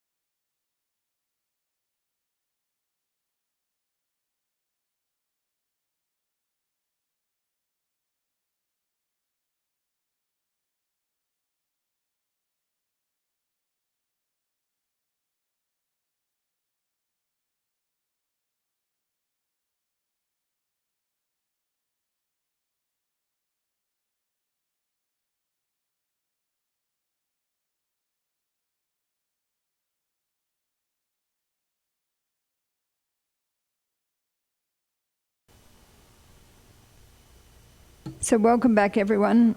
I'd ask for someone to move that we resume the meeting. Councillor Little, seconded by Councillor Potter. Put it to the vote. All those in favour? Against? Carried. So the next item is 11.6 on page 392, which is the landing fees, Kingaroy Airport. So I know that this one is has had a lot of discussion. There's been a lot of concern about from the airport users. It's page 392. So I'm just going to, before we move any motion, might just, because we've got the recommendation which has got 4 dot points. So the recommendation is on page 392. Pursuant to section 97 of Local Government Act 2009, the Kingaroy Aerodrome fees and charges 25-26 year be adopted to take effect from the 1st of September 2025. Pursuant to section 2571B of the Local Government Act 2009, South Bend Regional Council delegate to the Chief Executive Officer the power to negotiate, finalise and execute an agreement with the Kingaroy Soaring Club for an annual airport usage permit to the value of $2,440, including GST, and on terms and conditions considered satisfactory to Council. The South Bend Regional Council review the fee settings in March 2026 as part of the 26-27 budget workshop. And number 4, South Bend Regional Council undertakes the monitoring of aircraft movement at Wandai Airport from the 1st of August 2025 to the 31st of January 2026. Mayor, I'd like to move that recommendation be. And I'll second that. So Deputy Mayor Jane has moved that and Councillor Hyde has seconded that. So, You want to talk? Yep. So, Deputy Mayor Jane, so Can I speak to it? yes, you can. Okay. So I think that we have done adequate consultation with the users out there. I think that the airport, while it has great potential for us, it is also currently costing council money. And I just don't believe that users who can afford to own and operate either a glider or an aeroplane, I don't believe that their sport or their trips into our region should be subsidised by ratepayers. I like to use the council pool, and I've got to pay my entry to the pool. So we are still subsidising. We're not asking them to pay for the whole thing, but we are asking them to subsidise. As I said, there are lots of things in this area that council subsidise, but we do ask community to contribute, and I think for them not to contribute is really a little offensive to the ratepayers who struggle. And let's be honest, we all know that we have a number of our ratepayers who do struggle. And I know we said earlier about the cost of supplying water to people that are homeless. And, you know, there was a debate on whether we could do that. And yet we're letting people, as I said, who can well afford it, because I believe the cost of them for the gliders, I believe it's something like $40 for them to be a tow plane to take them up to do their trip, glide, whatever they call it. So, you know, I don't think it's a huge amount, and I think it's, you know, user pays, and I believe that I don't believe we're being unrealistic with it. I think they've had a fair run with no fees, and I understand that there are reports back from how an airport, you know, was so bad, the airport, they brought in user fees, landing fees, and everything's doom and gloom there. But, you know, there are more airports that have them than don't have them. And, you know, I just think we've had our staff go to a lot of trouble. Over a lot of years, this has been going. We've been asking, and then each time, you know, the council at the time back down on it and don't bring them in. And, you know, if you're taking, you know, advice from other people who do have planes and are you know, having to pay landing fees, sure, they don't want us to bring it in. But I think it's the right thing to do for our community, for our ratepayers. I believe it's the right thing to do. Thank you, Councillor Erkins. Councillor Height. I agree with Councillor Erkins. I think we should bring in landing fees. They're not excessive. I think it's $13. And if you're doing a training, do you call it tap and go? It's only $13 for the whole hour. So it's encouraging people to learn. But one of the things I'd like to know is nobody can give me definite figures on how many planes do land there. And what I like about landing fees is it comes back to user pays. If you go up every single weekend, you're going to pay more than somebody who comes twice a year. And to me, that's fair. I don't have an issue with part two, which is that the Kingaroy Soaring Club, which is an incorporated body, have an annual airport usage permit, but that would only be for their aeroplanes.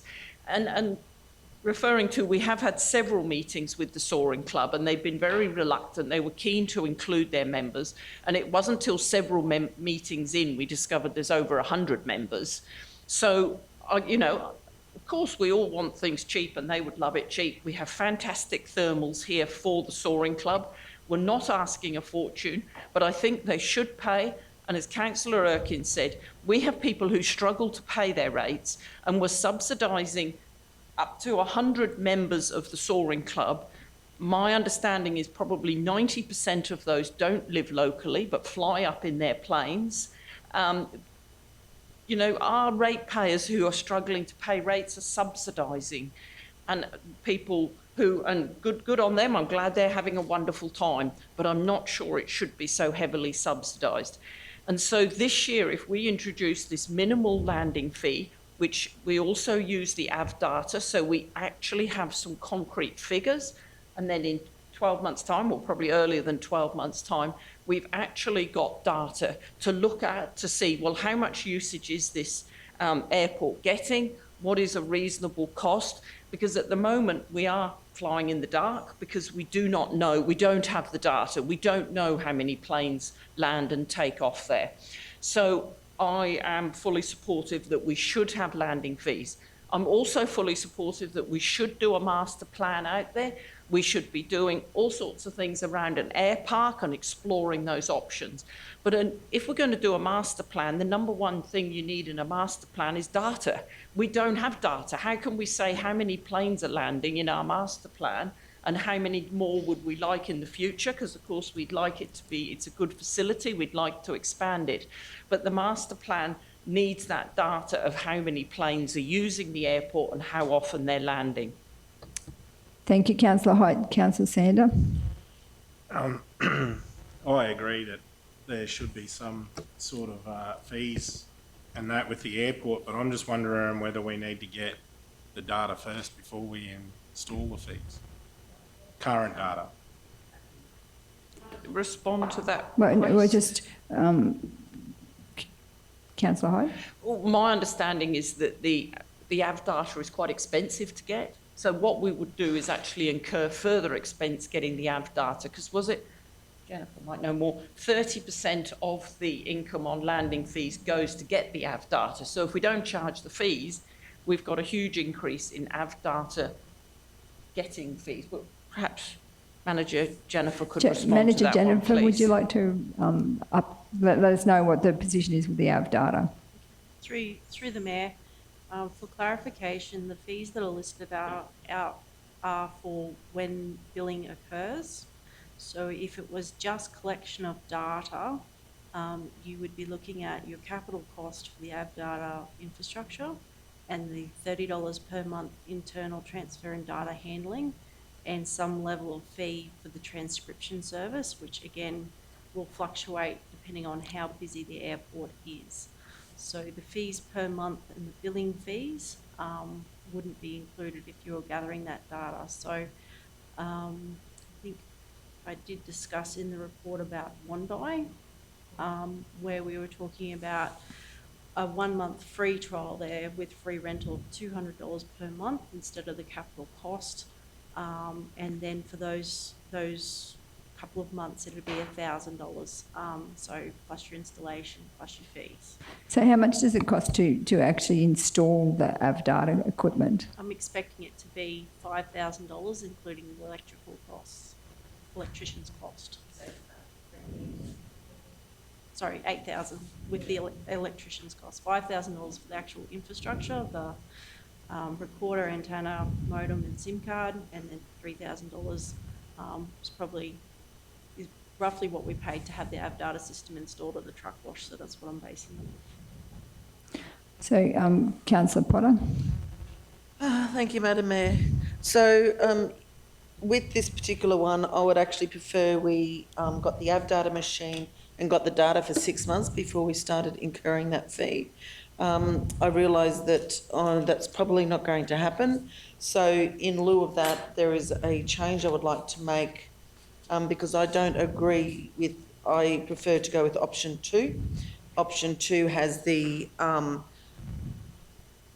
Option 2's got the club and members included for a fee of $6,440, including GST, as opposed to just that $2,440 for the club. I'd like to include all club members and their gliders in that particular amount under option 2, which is on page 396.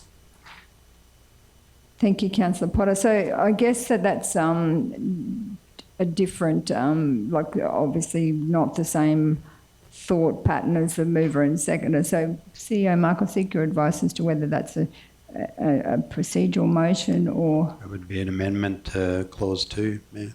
So then the mover and the seconder would have to agree to that. Or it's formally moved and voted on. Did you want to move it as a procedural motion? Would that be the... Well, yeah, well, if the mover and seconder consent, that would be... That's easy, but yeah, if not, well then it's just a formal amendment. So the mover, Councillor Perkins, do you agree to that? No. Okay. So Councillor Potter would then move a proceed. No, well they won't accept this as an amendment. But they don't have a choice, Mayor. So you change a resolution by consent of the mover and seconder with the Yep, leave so of we meeting. can't do that. If it's not, it's if Councillor Potter particularly wishes to point. It doesn't change the intent of the resolution because it's still a fee being charged. So it would be a formal amendment. Yep. So Councillor Potter move, call for a seconder, no seconder, it lapses, or if it's a seconder, it's debated. Amendment gets passed, becomes a resolution.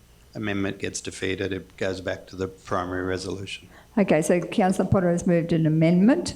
So that is that we change that to the recommendation, which is item 2, which would mean that the Kingaroy Soaring Club has any member is then incorporated into that overarching figure, which would be 6,000. I'll second that motion.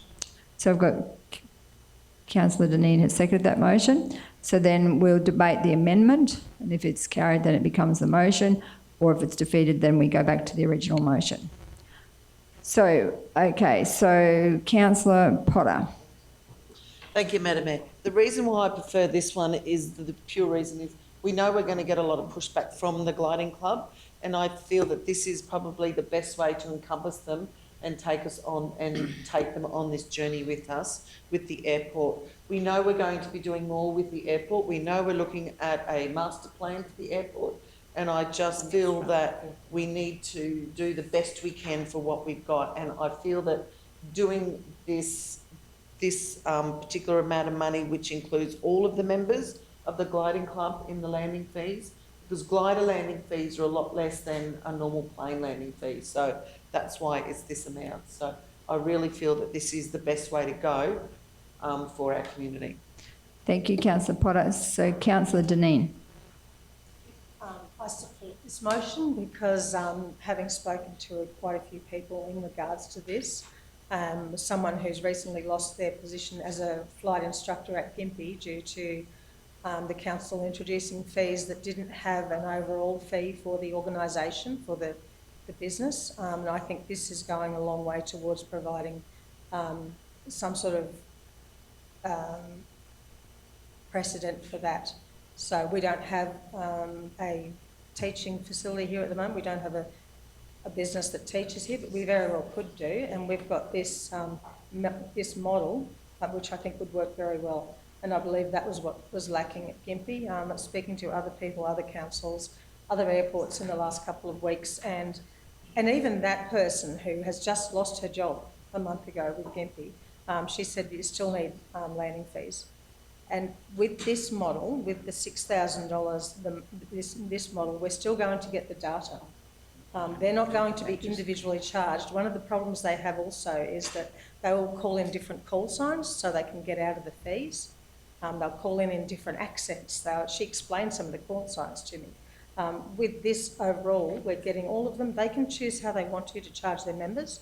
They can do a pro rata for some of their members if they choose to, or they can just do it. I think their membership fees are in somewhere around $380, $400 a year, you know.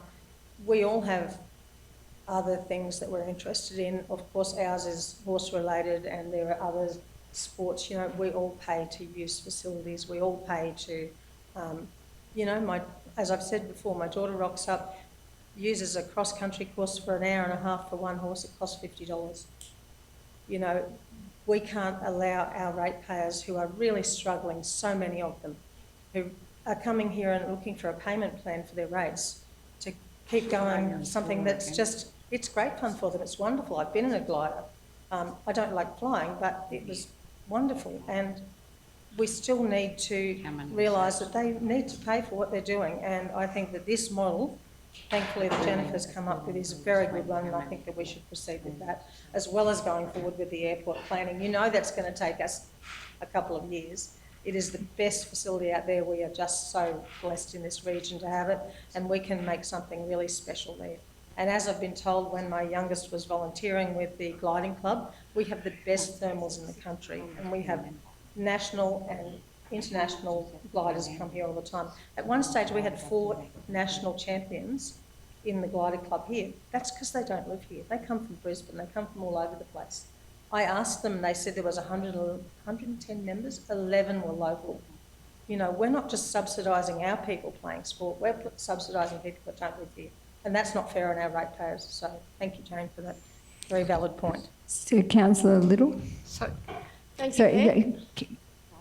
No, I just wanted Councillor clarification on something. I just wasn't sure whether Councillor Deneen was arguing for or against the motion. I've seconded the motion that Danita put up, so I believe that's the best model. Well, from your presentation, I thought you were speaking. Your speaker's not on. Well, you know, your motion's the part of it anyway, up until that slight change, which I think we should put the whole. Yeah, you're right. Councillor Little. Thank you, Mayor. I'd just like to. I will say that I cannot support either of you for that motion. I would like to take it back to the original motion. When you mention about going to the option 2, I don't know if you've read further down where it gives the comparison of the options. And if we go with option 2, there's nothing stopping other people becoming members of our local soaring club just to avoid paying landing fees. And we could end up with a club of 1,000 members just so they don't have to pay landing fees.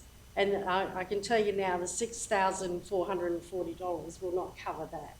And it is in no way going to help cover the costs of running that facility. So I cannot support your motion.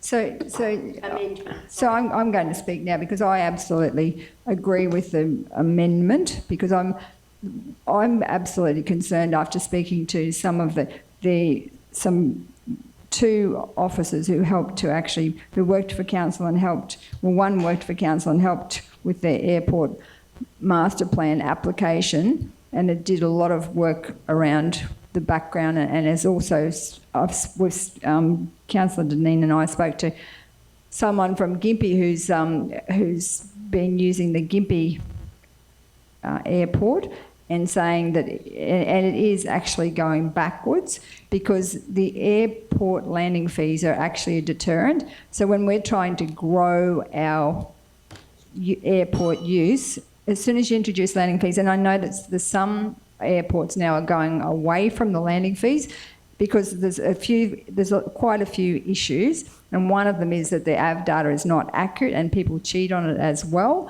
but also because it's just a deterrent. So if you want to make your landing, we're trying to do an airport master plan. I know that Manager Simon believes that it's a silver bullet for us. It's a huge game changer, but the money is not in the landing fees. The money is in the hangars, the leasing out the hangars and how you can grow all of that, not so much the landing fees. The landing fees are actually a deterrent from the feedback that I've been getting, and as soon as we introduce landing fees, we'll actually be going backwards. It's not going to be like a positive thing for our airport, because it's at the moment it's very inviting. And I know the ratepayers, you're talking about ratepayers subsidising it, but the amount of money you get from landing fees is not going to be the silver bullet. The silver bullet is going to be the use of the airport and the hangars, and that's where we don't want to turn people away. I'd rather see us actually do a master plan, and also before we do, and or even, I know that Councillor Sander was talking about yesterday, even just collecting some data before we actually go down the path of landing fees, because I just think that they're a deterrent and they're just going to set our whole airport backwards, because in some councils, like I said, they're actually moving away from it because it's a deterrent, and Gympie Council is actually losing people, like flights in and out, and their air park is going backwards because of the landing fees. That's what I've been told, so I'm absolutely supportive of the resolution that Councillor Potter has, of the amendment. So, Councillor Height. Thank you. I have to say I disagree with Councillor Potter's option 2, because if you've got 120 members estimated, we actually don't know, and of course it may be more, paying $6,000, they're paying $33 a year each to unlimited landing fees. They can land every week, every day, for $33 a year, and there'll be no annual permit and no landing fees. So I agree this is not a large amount of money, but the most important thing is getting the data and probably showing our ratepayers that we appreciate that they're struggling, and it's not fair that they should be so massively subsidising this airport for 120 people in Brisbane who come up and have a wonderful hobby. Councillor Deneen mentioned that if she goes to an event, one entry is $50, and we're going to charge them $33 for a whole year to come and land endlessly at our airport. Now, I totally agree that we need a master plan, but a master plan needs data. How can we write a master plan when we have no idea how many people are using our airport and how often they're landing? We also, as well as the operational loss, which I think is about $100,000 a year, we spend a lot of money on capital improvements out there, replacing the bitumen, all these sorts of things. And our ratepayers, our Back to Basic Council is telling our ratepayers they have to subsidise this airport. So I know it's not a large amount of money, and if you're paying $40 to be towed up into the air, paying $13 for the use of the facility for landing fees, I don't think is a great deal. And once we've got the evidence, in 6-8 months, this can come back to council and we can discuss it. We can add that data to the master plan and make good decisions going forward. Thank you, Councillor Erkins. just so for the purpose of the gallery, Councillor Erkins has been sitting over on that side for over 12 months, and she's moved. So now Just to keep you on your toes, Madam Mayor. Thank you. Just to keep you on your toes. For me, looking at option 2, as Councillor Height has said, $33 a year. You know, honestly, $33 a year for unlimited landings. That is absolutely ridiculous. When you said about pushback from members, I believe there's only about 7 local ratepayers who are members of that club. I personally am much more concerned about the pushback that I'm going to be getting in my division of the 3,500 people in my division, and I believe that the other councillors, who each represent about the same amount of people, should be concerned about the pushback from their ratepayers. I also would like to remind you that we also contribute quite nicely to the Soaring Club out there, who have a bunkhouse that their visiting members stay in. They have a caravan park that their visiting members stay in, and they have a canteen out there, which I believe they have their social gatherings in.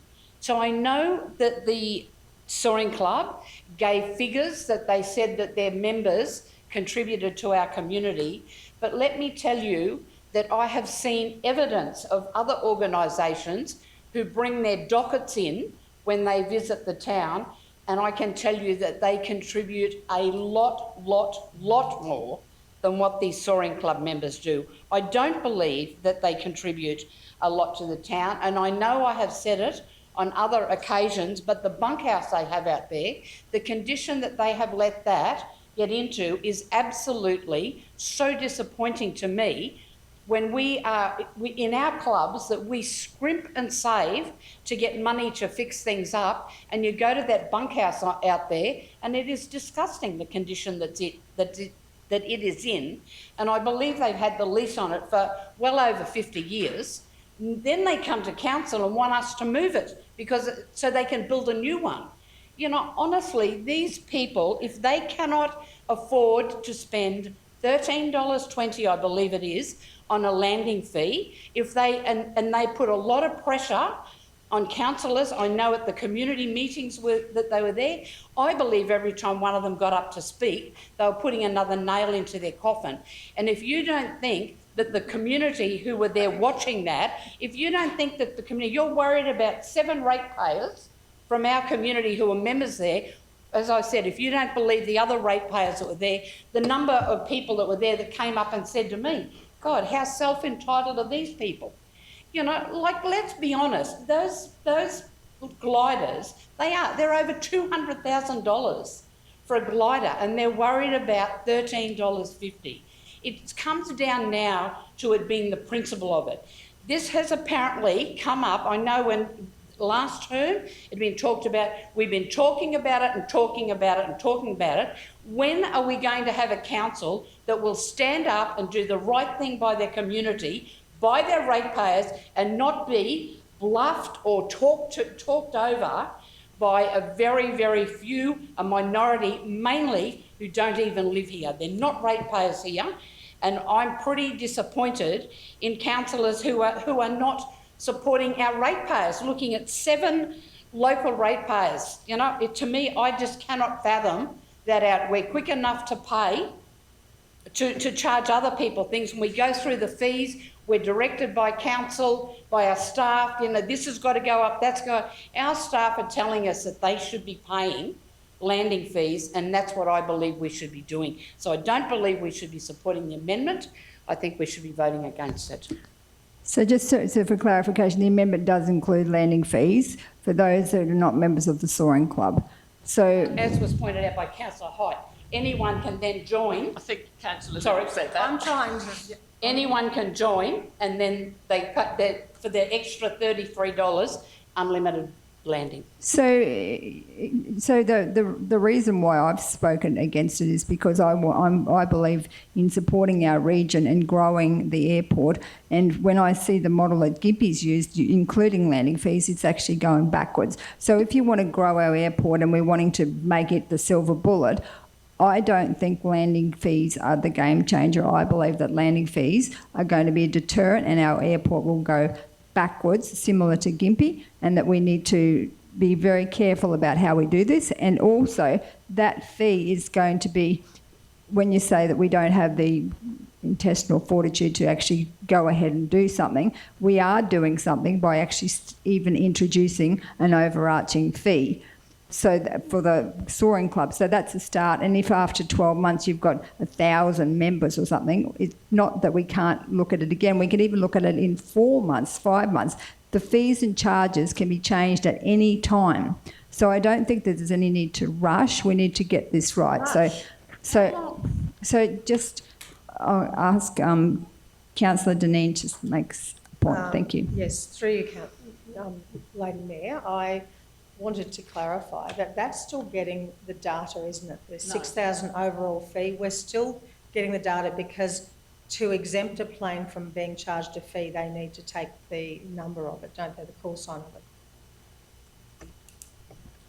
Through the Mayor, as long as we have the AB data, capital, the infrastructure there, we can request those reports every month from AB data, and they can give us a spreadsheet, which is what I used to start modelling using that 2019 data, where every landing and takeoff and circuit is reported, and then we can look at which registrations are part of that pooled exemption, whichever way you decide to go, versus what, whether or not we think they are legitimate members of the Soaring Club or any other.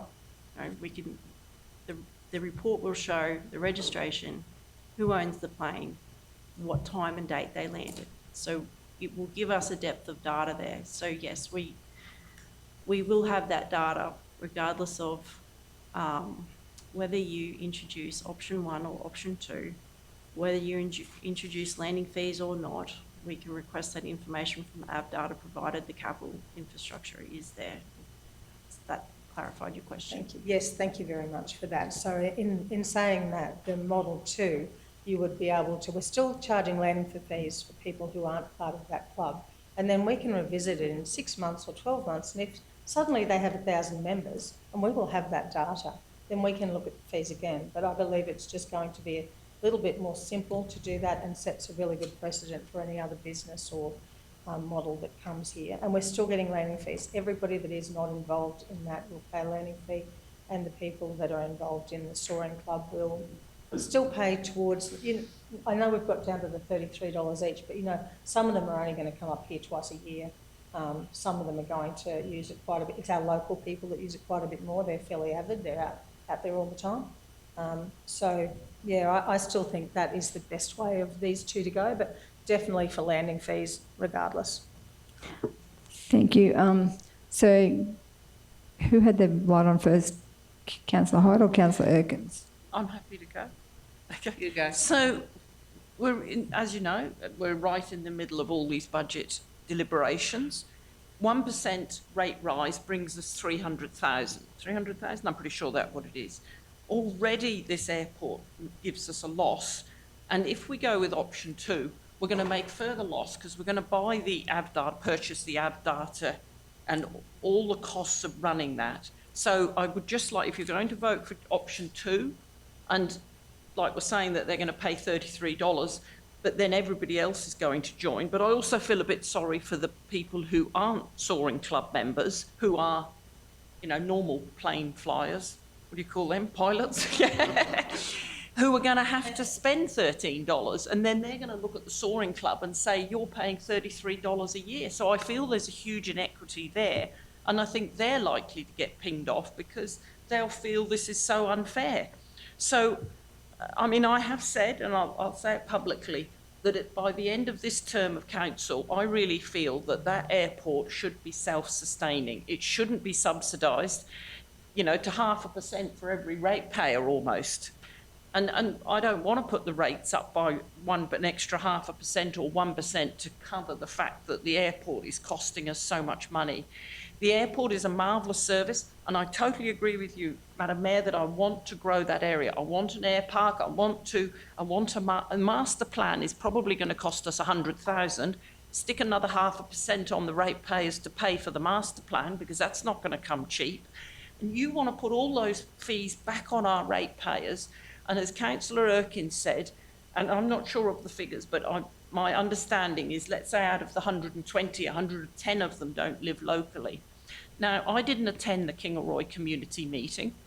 I was at another meeting, but I've had ratepayers come up to me and say, you know, you are crazy not to be, you know, why are these people walking all over you, was the expression given to me. People who went to that member meeting who made a point to come and see me. So when we're discussing rate increases in the next week or so, just remember how much our airport and the people in Brisbane are getting for 20, probably if they buy a few more members, they'll only be paying $20 a year. And we need to consider that when we're setting our rate rises on how much we're subsidising that airport. which we totally want to grow, but we want to grow with those that are using it, contributing significantly to its cost. Yeah, my concern is that when we introduce landing fees, it will not actually grow, it'll be detract. Okay, please, can I respond to that? We have the most fantastic thermals in the Southern Hemisphere. Now, I don't want to abuse that because I do want the Soaring Club to come. I do want to work with them and be cooperative. But they want to come here because we have a fantastic facility that is absolutely dirt cheap. And secondly, because it has the most amazing thermals. Now, they do want to have, is it a national championship or a something for 3 days? And we did talk about that we would offer a subsidy because they'd have a whole lot of planes for that. More than happy to consider that because we do want to grow. We do want people to come. But we also have to be fair to the rest of our ratepayers. And if you say we need to put the rates up by another % to pay for the airport, well, I won't be too happy. So, Councillor. Sorry. Mayor, just it's the state and national championships. No, state and national champs. And Yeah, happy to work giving them a discount because that's wonderful to have these people here, but they should be paying their way. I believe it's like many clubs that we have in the area. And, you know, there are so many members who don't want to contribute to their club. This is the same thing. And we want to be in it with them. We do want to see that airport progress. But we're only asking them to pull their weight, Kathy. We are not asking them to cut off a leg. We are asking them to contribute and to be fair about it. As I said before, there are such a few of them that are actually ratepayers. I believe that our responsibility is to our ratepayers first, not to people who come here because we have no landing fees. I don't believe for 1 minute that is why they come here. But I believe it's got to be a little bit of a challenge, you know, that they want to make sure that we don't do it. They want to get the better of it. Because I can't really believe that $13.20 is the be-all or an end-all of them coming here. As Councillor Deneen said, when they go away, how much do they pay for something? Well, there's lots of things that you go to that it's a user-paid thing. That's all we're asking, user-paid. It's not like we're saying we want all you people to contribute X amount of money, the same as we do with our ratepayers. When you say about the instructors, how long have they been there not paying fees? You tell me what they have done besides their club and their facilities. What have they really done to promote and give to our region? I don't see a lot. I don't see any learning schools apart from the one, I did see one had come in here and had apparently done the wrong thing, flew the wrong way, was up on the paper just recently. But we don't have them out there doing, I don't see them out there doing lessons. If you want to go for a ride in a glider, how much is it? I bet it's a lot more than $13. Yep.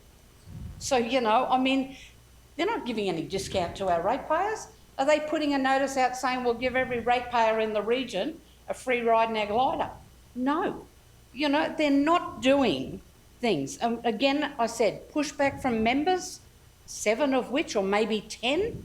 I'm more worried about the ones in my community who, when we're talking about rates, and let's face it, we have been having some big debate on rates. But one of the things that made me feel so much better about these discussions we're having is that every one of us are in the same boat. None of us want to put prices up for our ratepayers. We are all trying to do the right thing by our ratepayers. So let's do the right thing by our ratepayers, and let's not be pandering to 120 people who are members of an elite type club, because let's face it, if you don't have $200,000 to buy your glider, you can't be a member of their club. So, let's not be pandering to them.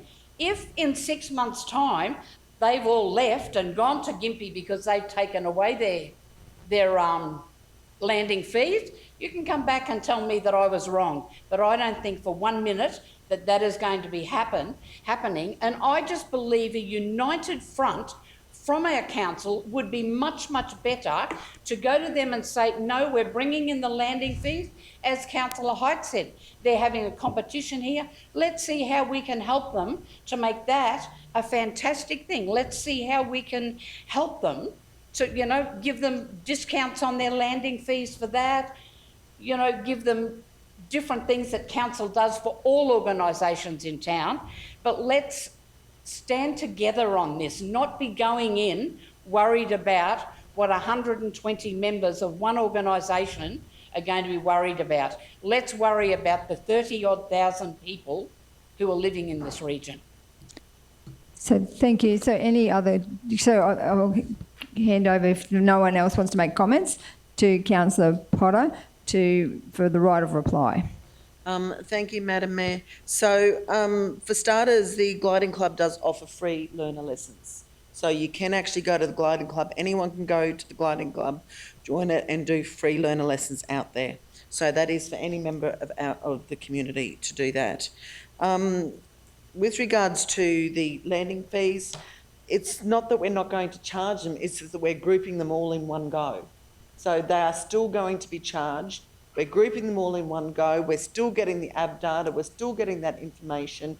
And then in 3 months' time, if you want to revisit it, then we can look at the data and revisit it then. But not until we've got that complete data set. So this is the reason why I've put this amendment to the motion. Thank you, Madam Mayor. Thank you. So now, because Councillor Potter's exercised her right of reply, so we're voting on the amendment. So the amendment is we've got it there, so that it's pursuant to Section 972 of the Local Government Act 2009, the Kingaroy Aerodrome fees and charges for the 25-26 year to be adopted to take effect from 1st of September 2025. Pursuant to Section 257 of the Local Government Act 2009, South Bank Regional Council delegate to the Chief Executive Officer the power to negotiate, finalise and execute an agreement with the Kingaroy Soaring Club for an annual airport usage permit to the value of $6,440, which was option 2, including GST, and on terms and conditions considered satisfactory to Council. South Bank Regional Council review the fee settings in March 2026 as part of the 26-27 budget workshops, and South Bank Regional Council undertakes monitoring of aircraft movement at Wandai Airport from the 1st of August 2025 to the 31st of January 2026. So that's an amendment moved by Councillor Potter and seconded by Councillor Dineen. Can I ask a question? With Section 2, will we know how many members they've got? Will we get that data? So I just hand over to the manager, Jennifer. Apologies, Mayor. Councillor, could you please repeat the question? So if we go for option 2 and only charge them $33 if there's 120 members, if another 50 people join, will we know how many members they've got? How will we know how many financial members? They're under no obligation to give us their financials, so we actually won't know how many members they have. So one of the conditions for the agreement would be that they had to provide audited financials, which I believe was brought up in our workshop. We can't obviously control who can and can't join. They're a not-for-profit. We have no control over that.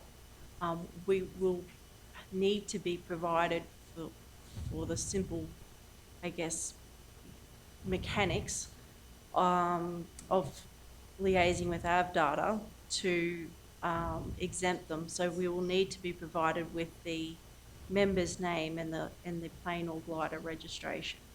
But there's no opportunity to, I guess, it would be too complicated and probably just not quite ethical to then say we actually don't believe that this person is a legitimate member of the Soaring Club and therefore not offer that exemption. I think you sort of take them on face value for what they put forward.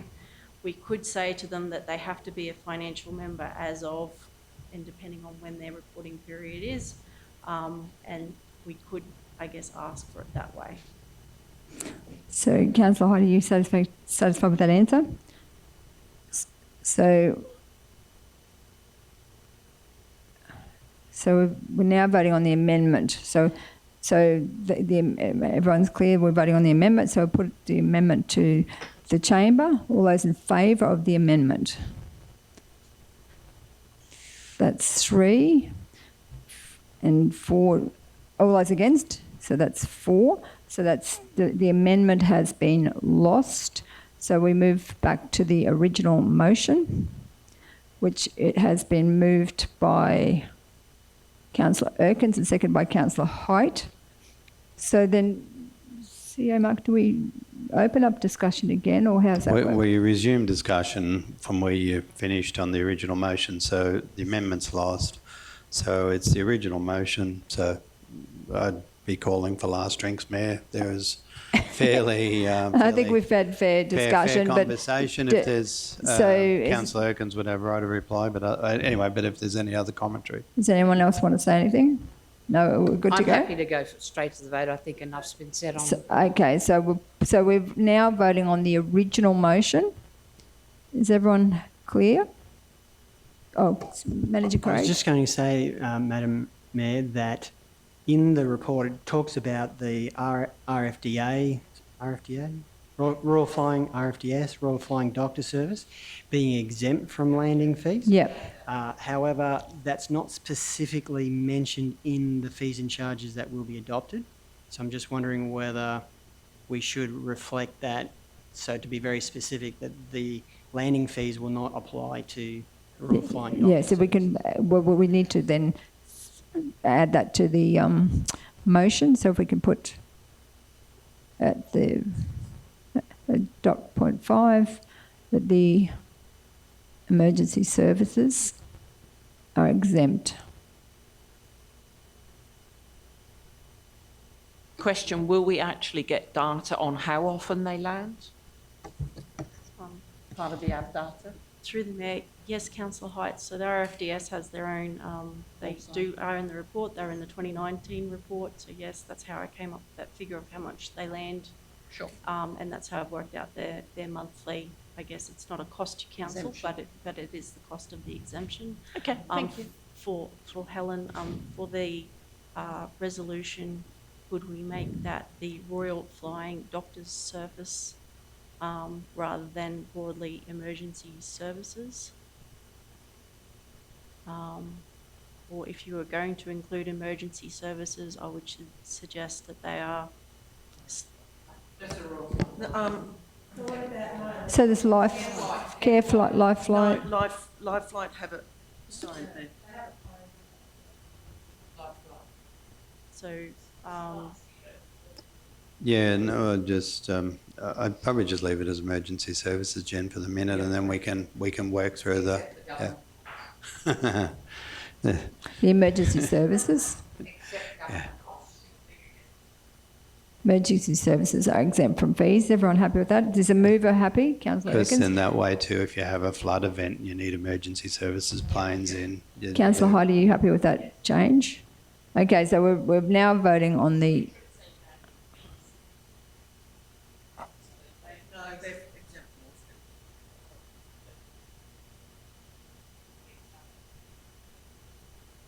Do you want to add the word all, or just leave it as from fees? CEO Mark?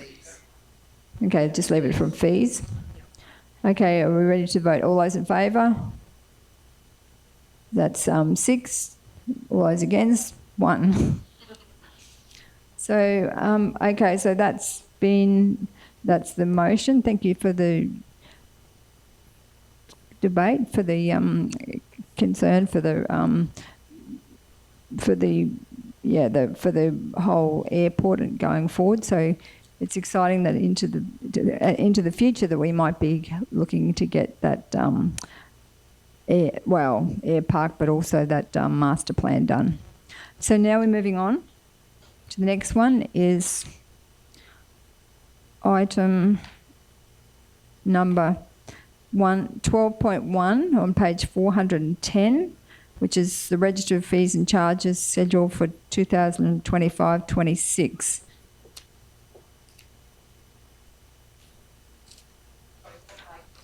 Page 410. So this one here is the officer's recommendation. So it's item 12.1 on page 410.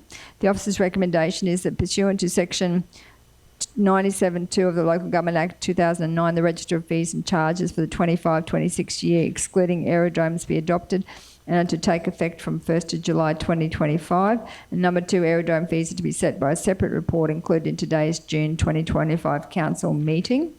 So that's the recommendation. Would someone like to move that?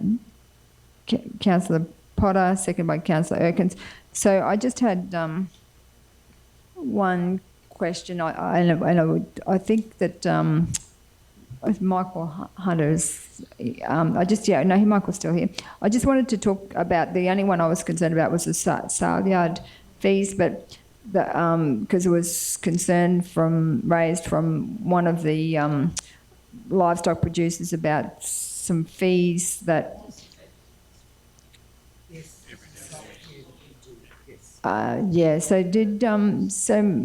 Michael, I might just ask you to comment on that those fees, because I think we were going to take that back to the sale yard working group, but I just wanted to make sure that you're happy that we go through with those fees as is. Yeah, so I replied yesterday. I had the opportunity to speak to agents following the sale yesterday. Obviously, we've been trying to have a sale yards working group for the last month, but due to other commitments, we've had to postpone those meetings, and our meeting is next week. I guess the fee that's probably come up as a topic of conversation is the what we call consignment fee, which is like a holding fee per head per day at the sale yards. I guess probably to cut a long story short, I think that the fee's been in for the last 12 months at least, if not even in the previous fees and charges. It is something that is on our agenda next week. So I think all the other fees are being consented by the working group committee, which is mainly the agents. I just think that, as you explained before, fees and charges can be looked at any time through council. So therefore, I think we just, my recommendation would be adopt the fees as set out in the fees and charges. And then if there's any changes to that following our sale yards working group, we could bring a report back to council for consideration. That sounds good. Yeah, I'm happy with that. Councillor Potter? Thank you, Madam Mayor. So on page 418, we've got dog charges, dog fees. Yes, we're down to dog registration. Okay, let's not bring last year back. So with regards to application for permit for $100 for the, if you've got more than 3 dogs, my biggest concern is here. We had Karma's Place Rescue in here. So if I've already got 2 of my own dogs and I would like to foster a dog for a company, whether it's for Karma's Place, it doesn't matter who, but that means I've got to go and pay $100 to have that 3rd dog for on my property because I'm fostering and I've got to pay it. So I've got to register the dog and I've got to pay that $100 just to have an extra dog. And if that's the case, can I have an extra 5 dogs? I mean, I've got to, this is something, and I'm really concerned about this because we realise that we, even as council now that we'll be running the place ourselves, we're going to be even ourselves looking for people to foster some of these animals that we know we're going to get. So are we going to charge all of the foster people $100 to have that, to look after those dogs for us, or are we going to be lenient? What are we going to do with the people that are fostering if they can prove that they're fostering that particular animal? So I think CEO Mark wants to answer that question, if you don't mind, Councillor I love your Deneen. thinking for revenue raising, Councillor. It hadn't crossed our mind. No, we shouldn't be. If it's a temporary foster arrangement, the Mayor brought one to my attention the other day, and it was a temporary, and we worked through the system. No, you can't have another extra 5 dogs because you have the one foster dog. It's a temporary arrangement. All the dogs. So the common sense and red tape busting approach that are utilised for it, and once upon a time, and I know this is a much broader question because local laws, and it's, you guys have heard me talk about the arguments I've had with the Ombudsman. Once upon a time, and I use the example, policeman catches you going 5 kilometres over the hour and like they have discretion. There is a discretionary approach in dealing with this stuff. The problem that you have is people are so litigant that people complain and then neighbour versus neighbour and people want to continue to prosecute an argument, then you end up in that ombudsman or QCAT space or something. But my approach will to be, and the ones that have come across mine, so if there is some being hit up for the fee for a foster, which is a temporary arrangement, our absolute must is they all must be registered. So we know they're there. We can put a note on the file against the property while the dog's there. If they're going to foster the dog for 3 or 6 months or something like that, that's fine. We would expect people to honour the arrangement or at least come and tell us if there's been a change in the arrangement. But I could not see the intent of the fee for mine anyway. I'm just talking about how I interpret the ones that come across my desk, and it said the Mayor raised one with me the other day that we're able to sort out very amicably. It's a temporary, treating it as a temporary arrangement while the dogs are there. Though two dogs were not registered when they went to go over the two. We explained to the party involved that they must be registered. Yep, we can work with you. Just get them registered. They came in that afternoon, registered, note on the file, everyone was happy. And it's a temporary arrangement. So a foster, by its very definition, may be long term, but it's still effectively temporary. Now, you can argue the ins and outs, but I'm talking about a puppy, and I'm talking about a shorter term arrangement than someone formally adopting the puppy and taking it into their fur baby family. So I would think that we wouldn't be hitting foster people up $100 to have a dog that they're looking after before they can take it somewhere else. So then we don't need to have anything noted in this particular adoption. Probably fees and the only charges? thing we probably do, and I'm looking at Manager Simon, is make sure that interpretation is common across the board. But that's the ones that I've had a couple over the years where they've been temporary arrangements and we've not hit them up. Well, as I said, I won't say that's never happened, but I don't know of any that have been hit up for a temporary arrangement. Okay, Councillor Potter. Thank you very much for verifying that. I do feel better, but I just also want to make sure that people realise that the application for permit is a one-off application. Is that correct? They're not going to get charged that $100 every year. It's a one-off application that when they do get their third dog, that's it. Is that Because it doesn't say anything here. That's right. It only says application to permit. But so I guess that permit is that just normally for more than 12 months, or how does that work? I guess it's the conditions of the permit. Yeah, conditions of the permit, and I do believe that, Councillor, it is only a one-off fee. It would be for the life of the third Yes. dog. So does that need to be just noted in the?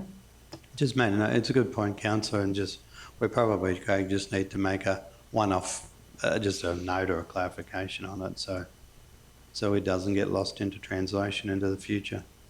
So you're happy with that response, Councillor Potter? Councillor Sander? Oh no, sorry, Councillor Dineen, you had your light on first. Yeah, I just wanted to clarify that. Thank you very much, Councillor Potter, is that, Mark's interpretation of what should happen isn't actually what happens with our frontline staff sometimes. So we really need that very clear, that a foster arrangement is not going to be treated as a normal dog from the household.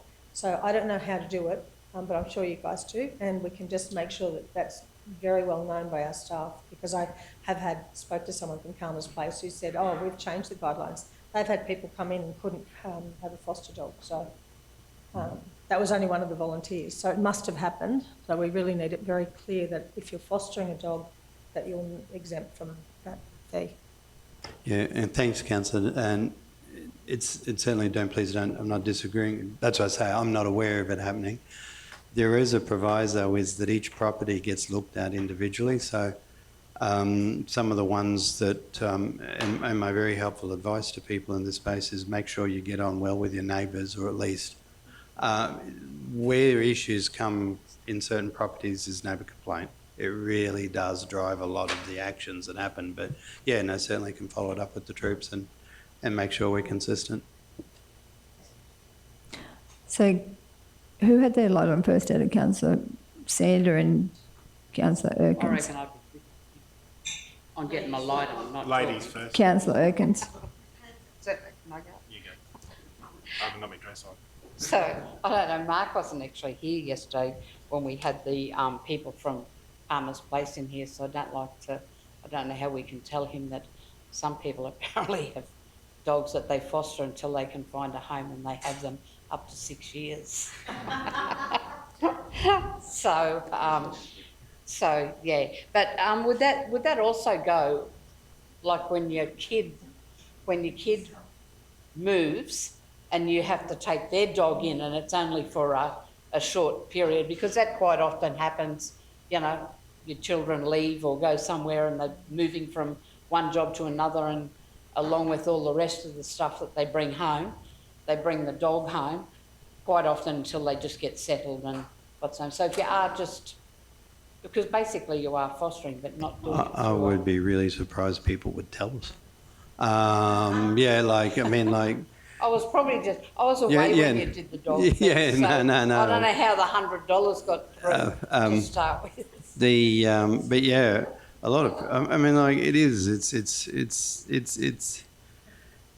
you answer that? So the majority of people wouldn't tell us. Okay. And the ones that come in, if they want to be, we're going to have the dog for 3 months or something like that, I mean, as long as it's not like a dangerous dog or declared, or if you've got a full-on neighbourhood dispute over the noise and the dogs and the barking, that becomes problematic. But you try your general best to work with people. I have heard, Mark, that some real estate agents may tell people if they're getting a third dog, just get the same breed as the other two and only let them out 2 at a time. Thanks. Councillor Sander. I thought you were going to be quick. On page 436, I'm just inquiring, what is a higher risk personal appearance service? Through you, Madam Mayor, higher personal appearance service would be a tattooist, skin penetration service. So what's a non-higher risk one? Yeah, could very well be. Because they look, yeah, very expensive permits to have. Also, what is a temporary home permit? You got to have a permit for a tent? So I believe a temporary home permit covers a situation where someone might be doing a owner-builder arrangement, and they can have up to 12 months. They might have a caravan on site while they're building. And so that temporary home permit covers them for being at the property while they're constructing their Class 1 dwelling. And then also health records search?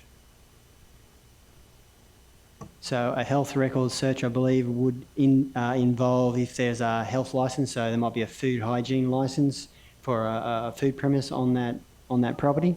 So similar to like if it was a building record search, what records of that building structure is on file. Similarly, if there's any food licence, health licences associated with that particular property. It's back over the page where your food licences and environmental health licences and all that is in there. So if you go back one page, all your food licence applications and that are all in there. So a health 435 is your food licences and stuff. So I just don't know what... So that might be if, for the renewals, if I'm applying for a food business licence, those are the fees that would be applicable on page 435. If I'm renewing an existing licence, that's what those figures will be.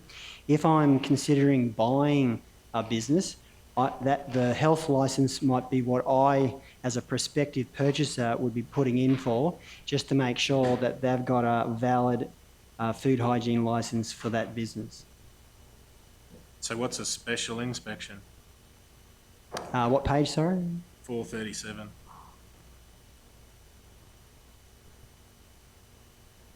Special inspection.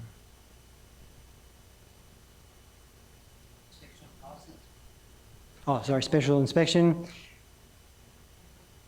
So some prospective people might actually want you to go and do an inspection of that property. It's probably similar to when you're going to buy a house. You might get a pest and building inspection done. So they might say, well, they might do a health inspection. Yes, it's licensed, but it was last inspected, or when was it last inspected? It could have been a year ago. So they might actually ask for the health inspector to go in and actually do a current one. It's just so that they know there could be 10 outstanding requisitions. So then that provides them the ability to negotiate prior to or during the purchasing of that, look, these 10 things need to get done. Are you going to do them before I purchase it, or am I going to do them after I purchase it? And if so, there's got to be some movement in the price. And then I got one more. So your halls, all the halls now, there's no mention in here that I can find of for your community organisations to get their discount.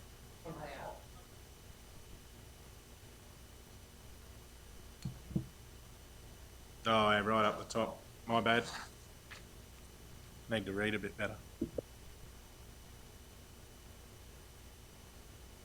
438. So I just was asking CEO Mark, because throughout the year we decided to make the 1913 Chamber and the Cultural Centre in Proston free. Is that reflected in here? Zero?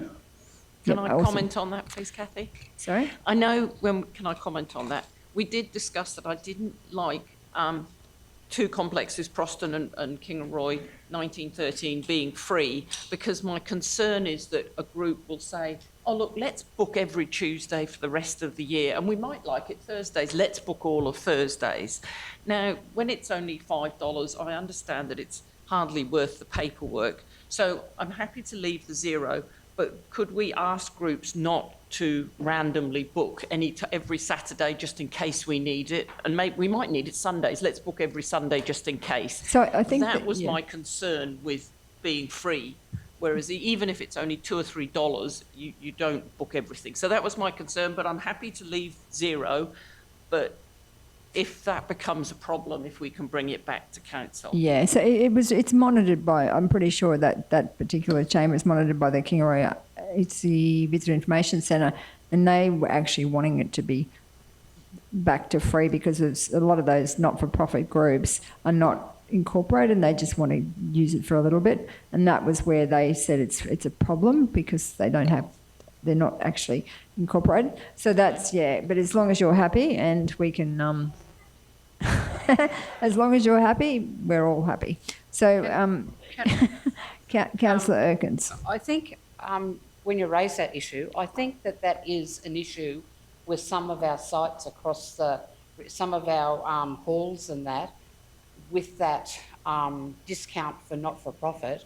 I think there are a number of groups who do book places, every Saturday afternoon or every Sunday morning or every Tuesday, which does actually cause a concern for some people. They don't, I mean, really it's just like them having their own hall for their event and they have it at that time, which, can sometimes put other organisations out, just raising that. Sorry, can I mention, should we then at the top say, you can only book so many sessions? I don't know, something like that. Do you think it's worth it, or if it's not an issue, let's not worry? It's probably not an issue. It was the main issue was the whole, the charge was more the issue. So are we happy just to? I was just raising. Yeah. As I have had raised the need that they wanted to drink, and apparently that's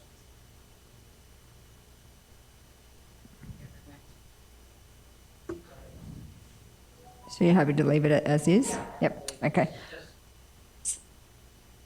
Highlighting the fact. So it's been moved by Councillor Potter and seconded by Councillor Erkins that with the fees and charges schedule be adopted. So we'll put it to the vote. All those in favour? Against? Carried. Thank you. The next item is 12.2, review of customer service in the library opening hours on page 468.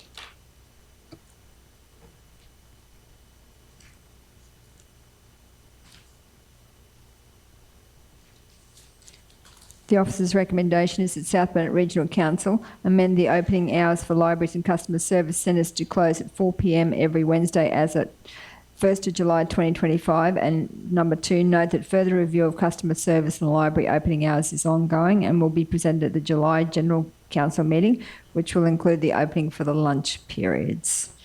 So that motion, does someone want to move that? Councillor Height, seconded by Councillor Sander. Any discussion, questions? Councillor Height. Yes, I'm happy with that, but I will get on my regular soapbox, which I think I might have mentioned before.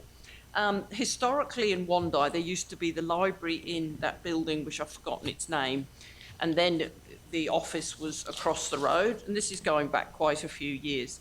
And then we wanted to use that library because it's got a really flat concrete to store the huge amount of records.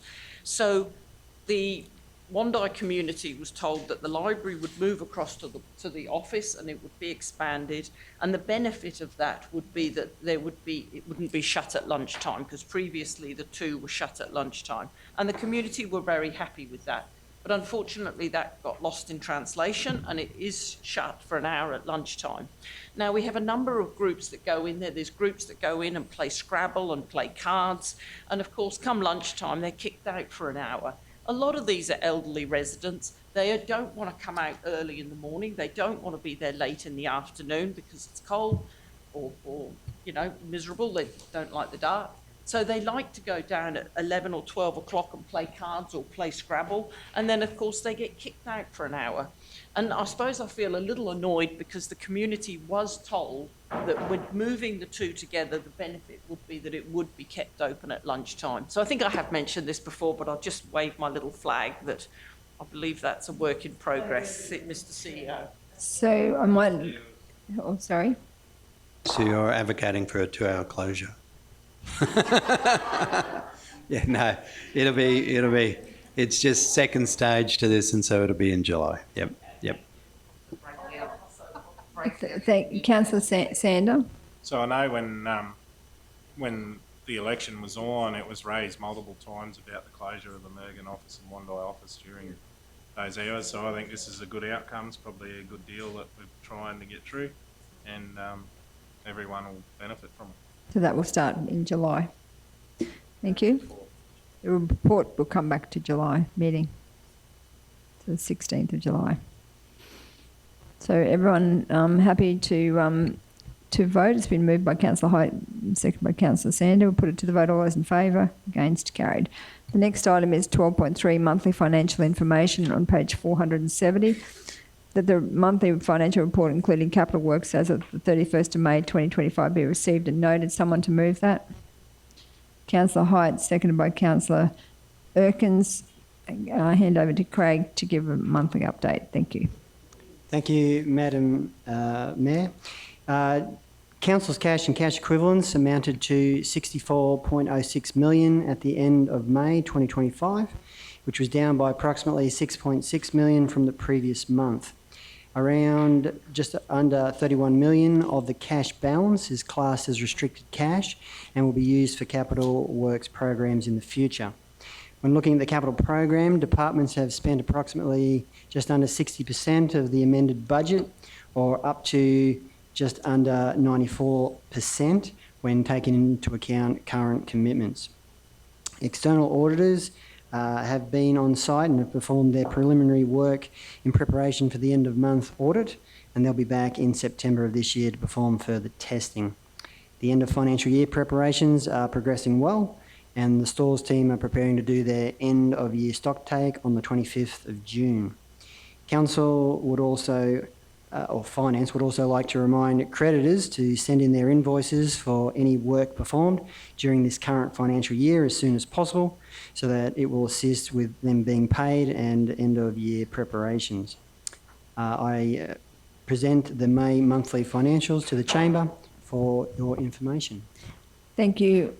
Manager Craig, are there any questions to Craig? Councillor Sander. Yeah, on page 513, it's got, so the 007086 down the side there, project management, QRA funded betterment project, but it's used $17,000 of restricted cash.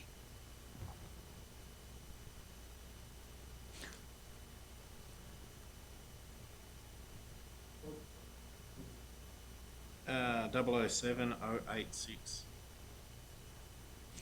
So that betterment funding, was that mostly the betterment funding is the funding from Queensland Reconstruction Authority, so that would that be, that's why it was restricted? So or? my understanding is that complementary works is council contribution, and you allocated, I think it was $1 million previously. That's and some correct. of that hadn't all been done, so that's why it would have been restricted, that it had been allocated for that complementary work, hadn't all been spent, and so it was restricted, so it was still to be used for that complementary work. So technically, it won't be restricted cash once it gets allocated? So once it's been used, it is, because it's coming out of that restricted cash pot, it will be, the funding will be saying it's come from restricted cash. Is that the same as up the top line, the $1 million? 1.1? That's the betterment package up there, but then there's 17,000 down there as well. And a lot in between too. Yeah. So I'd like to question on notice. I'd like that. Yeah, right. I'd like info on that. So, okay, so that's question on notice, just on that restricted cash and the betterment funding.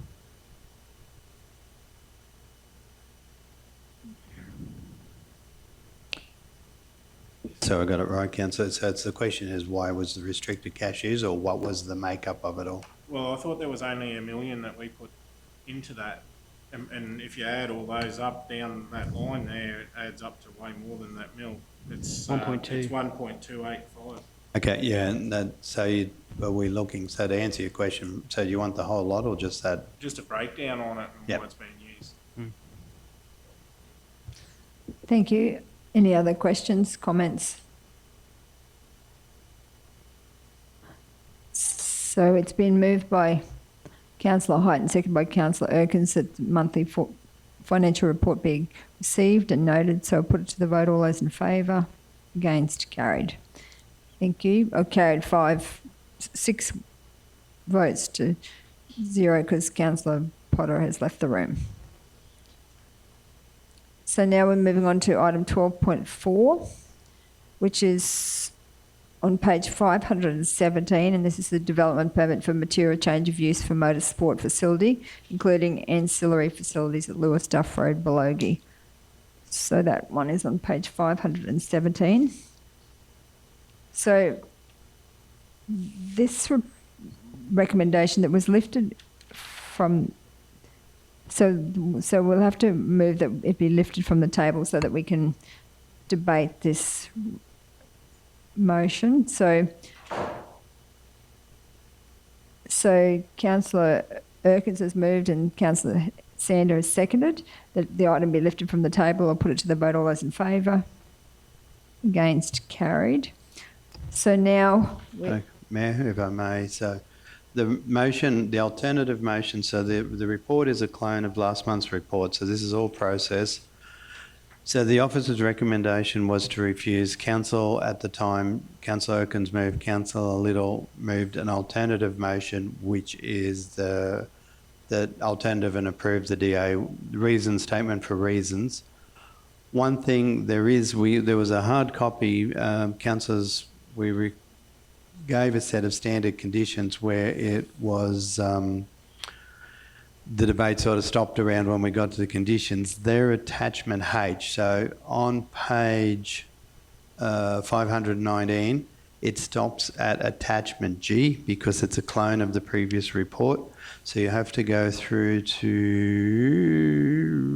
last page, which is the attachment to this report, which is all, sounds a bit Irish, I know, but just getting there, sorry, we killed the forest. Okay, on page 550, it refers to attachment H. That carries the alternative conditions for an approval.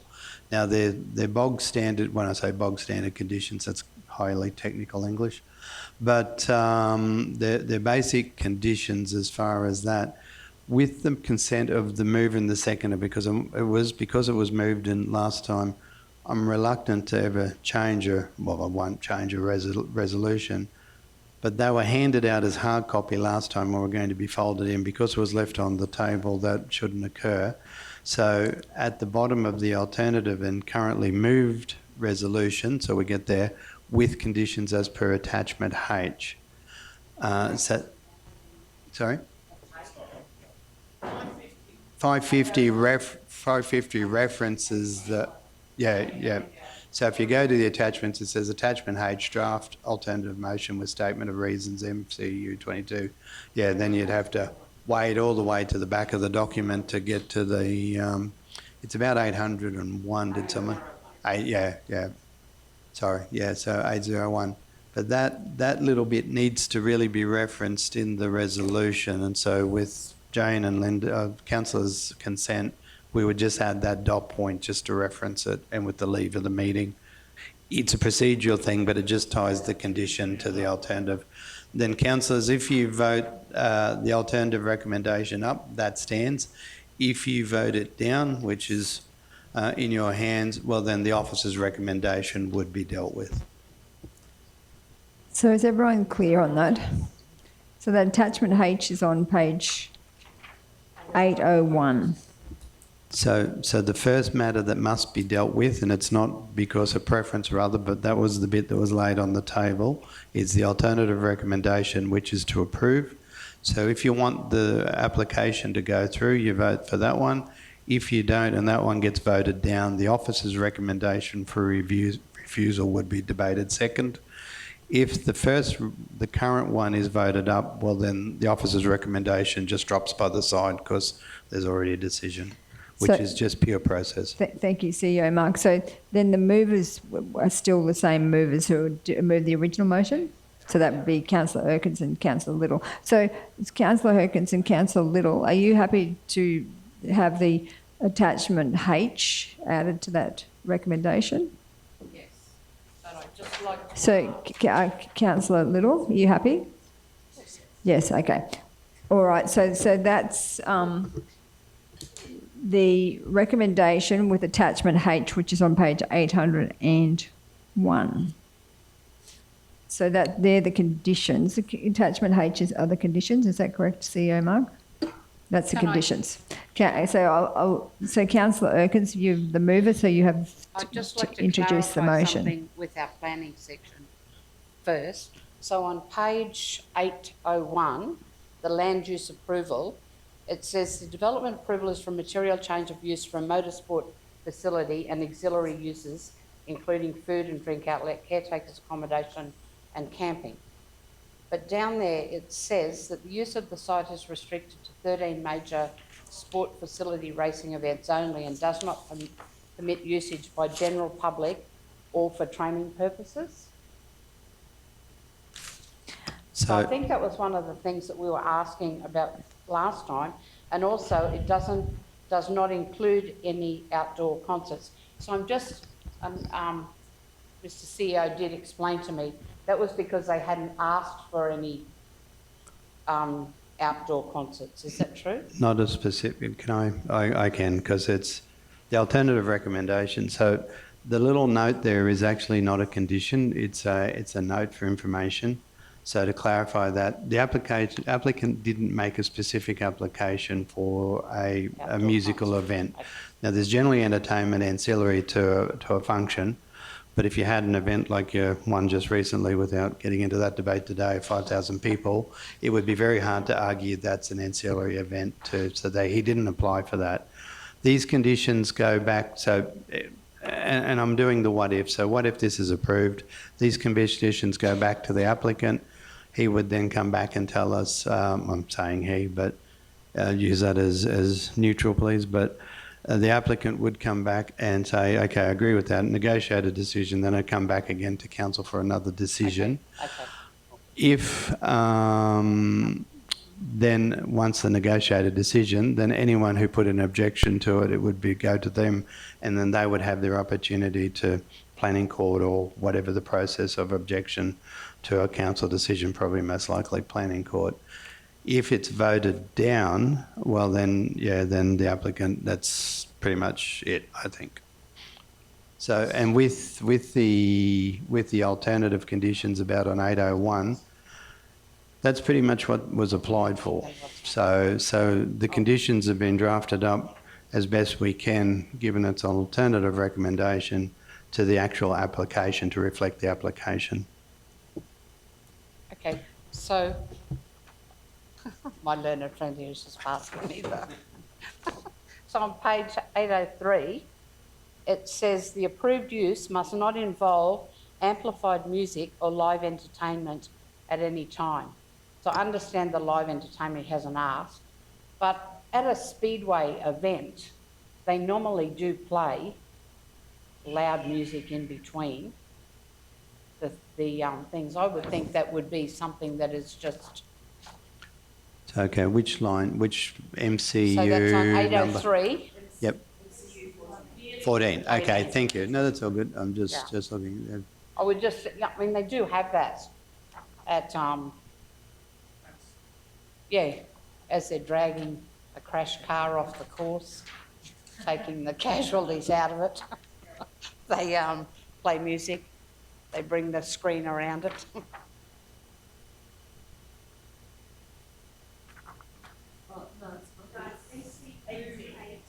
18.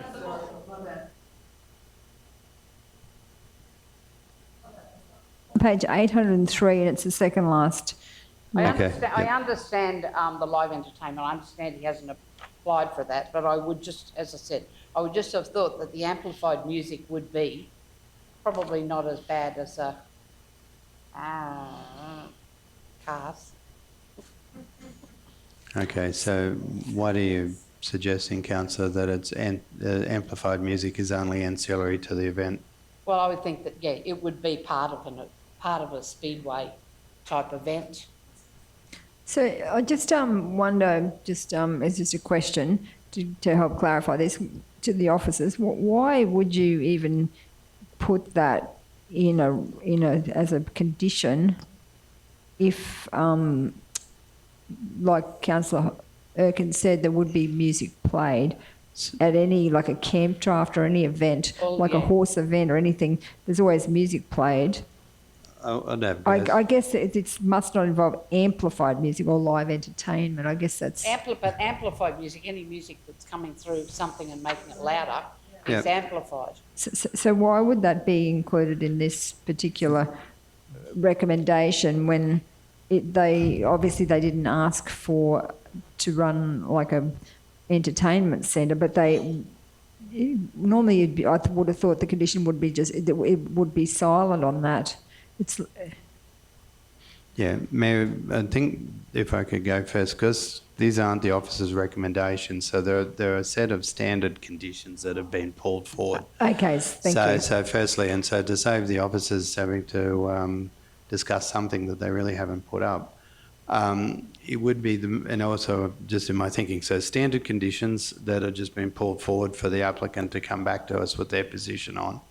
The secondary, happy to take council's direction on that one. Yeah, I'd seen the other one and understood that one, but the other part of it would be that predominantly the issues with the complaints, and I'll look to these guys that I'm not answering this wrong if I am, a number of the complaints or a significant proportion of the complaints dealt with noise.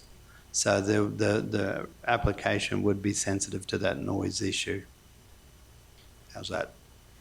Through you, Madam Mayor, just to follow on from CEO's comments, the conditions package that is the council's conditions package, but my comment would be that the applicant can make representations, as the CEO said, on the conditions if they're not happy with the conditions, but that condition may well have been put in there because sufficient acoustic noise assessment hasn't been provided or considered satisfactory. So it may be just a generic condition to cover off that. I hear what you're saying. I don't understand what you're saying. Only because I can't see, like any event that you go to that involves, entertainment, there is amplified music played.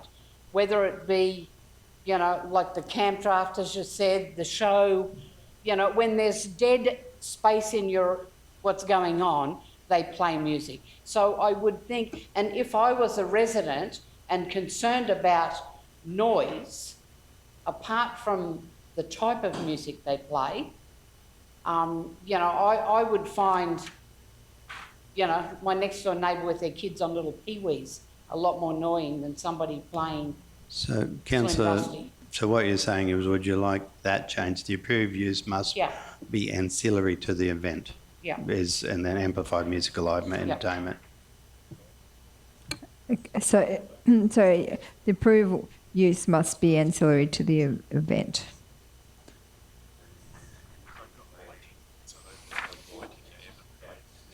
So I have also from my offsider on page 803, sorry, my learned colleague, on page 803 at the top, dirt drags between 9 a.m. and 4 p.m. But they've allowed lighting on the back, but they've got to finish at 4 when they've got lighting.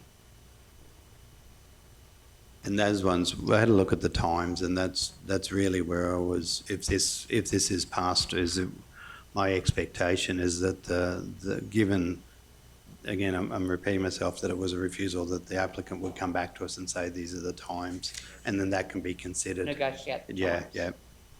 And I would be happy to take greater knowledge on the times, because I'm just not in that space. Yeah. Well, as council. Yeah, yeah, yeah. A lot of those, even for audience, what do you call it, spectators, you know, they would probably rather be there of a night time with lights on, loud music, dirt, dust, than during the day with the sun. So did you want to move, get that changed, that particular condition? No, I was happy with Mr. CEO's saying that they could come back to. But if we approve it, there's no need for him to come back. That's right. If the conditions are, if he agrees with the conditions, times, otherwise you'd have to. If the applicant wants to discuss or debate the conditions, well, then he would come back and negotiate it. Well, I suppose, I mean, the thing about it is if we are going to, you know, if council has a mind to approve it, you would want to give him every chance of it being successful. We don't want to give him approval for something and tie his hands so that it's not going to be successful. And I would think that would be, even for people who are objecting to it, if it's successful, then people can see. But if they're there putting up a lot of noise and in 3 months' time it all falls down because he didn't have the opportunity to be successful, you know, I just think if we're going to approve something, we have to give, you know, the applicant the best chances of success. So yeah, and I wasn't arguing with the council. I don't know what that looks like, and I would hope and expect that if an applicant would be able to see the conditions and say, okay, that's not going to work, and would come back to us, rather than just blissfully accept whatever they were given on a plate. And again, it's not an argument.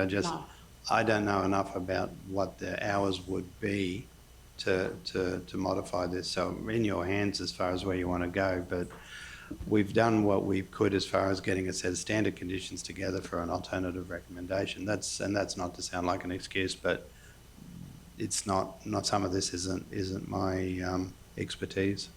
I think you know, we probably should take the times, you know, adjust those times, because I really think that, you know, you would, if, as I said, if he's got lights, so he would want to be going later into the night, especially in summer.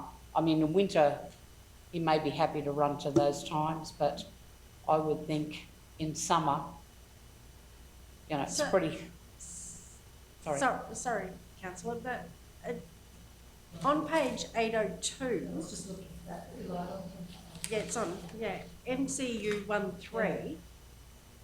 Car speedway and bike speedway 6 p.m. to 10 p.m. So the cars start coming in at 9 a.m. for the test and tune. So that's where they do everything that they need to do to get the cars ready for speedway. And then the actual speedway then is held in the evening. Yeah, I know. I think we're talking about the drags. we're talking about the drag racing. You're obviously more on the next au fait with, I don't go to Speedway. Yeah, so they wouldn't. Yeah, but he wants drags as well. We've limited the drags, councillor, on page 803. Yeah, but that's drag from normally the nine- young hoons, and they love to be out in the daytime doing that, and then they go to the pub at night. Seriously, or they camp there and get on the roll. All right. So thank you. So Okay, so, no, well, I'm happy to take your experience in drinking, dragging and drinking. You got more experience than me. Like- And leave it that he can come back and change two bottles of Jimmy and... So thank you, Councillor Oaken. So who was second? Was it Councillor Sander? You're good? So Councillor Potter. Yeah, thank you. I'm actually looking at the car speedway and the bike speedway because the Kingaroy Speedway starts a lot of times well and truly before 6 p.m. The cars turn up the night before, and it definitely, especially when you've got one of the big King's Royal weekends on and that lasts for 3 nights, two to 3 nights, they can start at 2 o'clock in the afternoon in their speedways. So, I mean, to me, the timings are just too restrictive, yeah, because 4 hours for a speedway is not long enough. So do you want to change it? Yeah, but I don't know what I want to change it to because I'm not him. We need 9 a.m. through to 10 p.m. It covers everything. Well, I used to live near the Yandina Speedways, so you sort of heard cars all day. Yeah. And intersped with music and people on microphones talking, and sometimes that was louder than the music and the cars. Yeah. So, you know, you get used to it because it's only every now and again that it happens. So what about if you And changed it's a bit it of fun. to? So what about if you went from 9 a.m. to 10 I just p.m.? want to come back to what CEO Mark said. This is just a guide for him to then come back and say, look, those hours don't work. No, well, This is if it's approved, of course. These hours don't work, and I would rather do this. Yeah, no. With respect, I've been through this planning stuff for a long time, and a lot of them, they just think an approval is an approval. They don't actually look at the conditions in detail. And the other thing is, there's a certain timelines, and then they've got to do a negotiated decision. So it would be good if we are going to approve it, to actually. Isn't that in the cover letter? All of that instruction is in the cover letter that is sent to them. So if they don't read the information that's given to them, they deserve to get it wrong. Then they've got to go through a process of negotiated decision. So it's just, I think that we need to do the best we can if we are going to approve it to get this pretty right, so that we don't leave ourselves open for them to have to come back for the negotiated decision. It's just, so I just was thinking 9 a.m. to, if you're going to go for it, to 10 p.m. So to muddy the waters even more, it actually says that it's only on weekends. And unless otherwise approved in writing by council, the engine on times for all race vehicles at the motorsport facility are on weekends from 6 p.m. to 10 p.m. on that car and speedway one, and then it goes to the dirt drags and stuff. So if you got cars, and he won't be allowed to allow people in there on Fridays. No, they actually, unless, engine on times for all race vehicles, so they can't even start their car to unload it. And so if you had a public holiday on a Monday, they wouldn't be allowed to do it. It's on page 802, the bottom condition.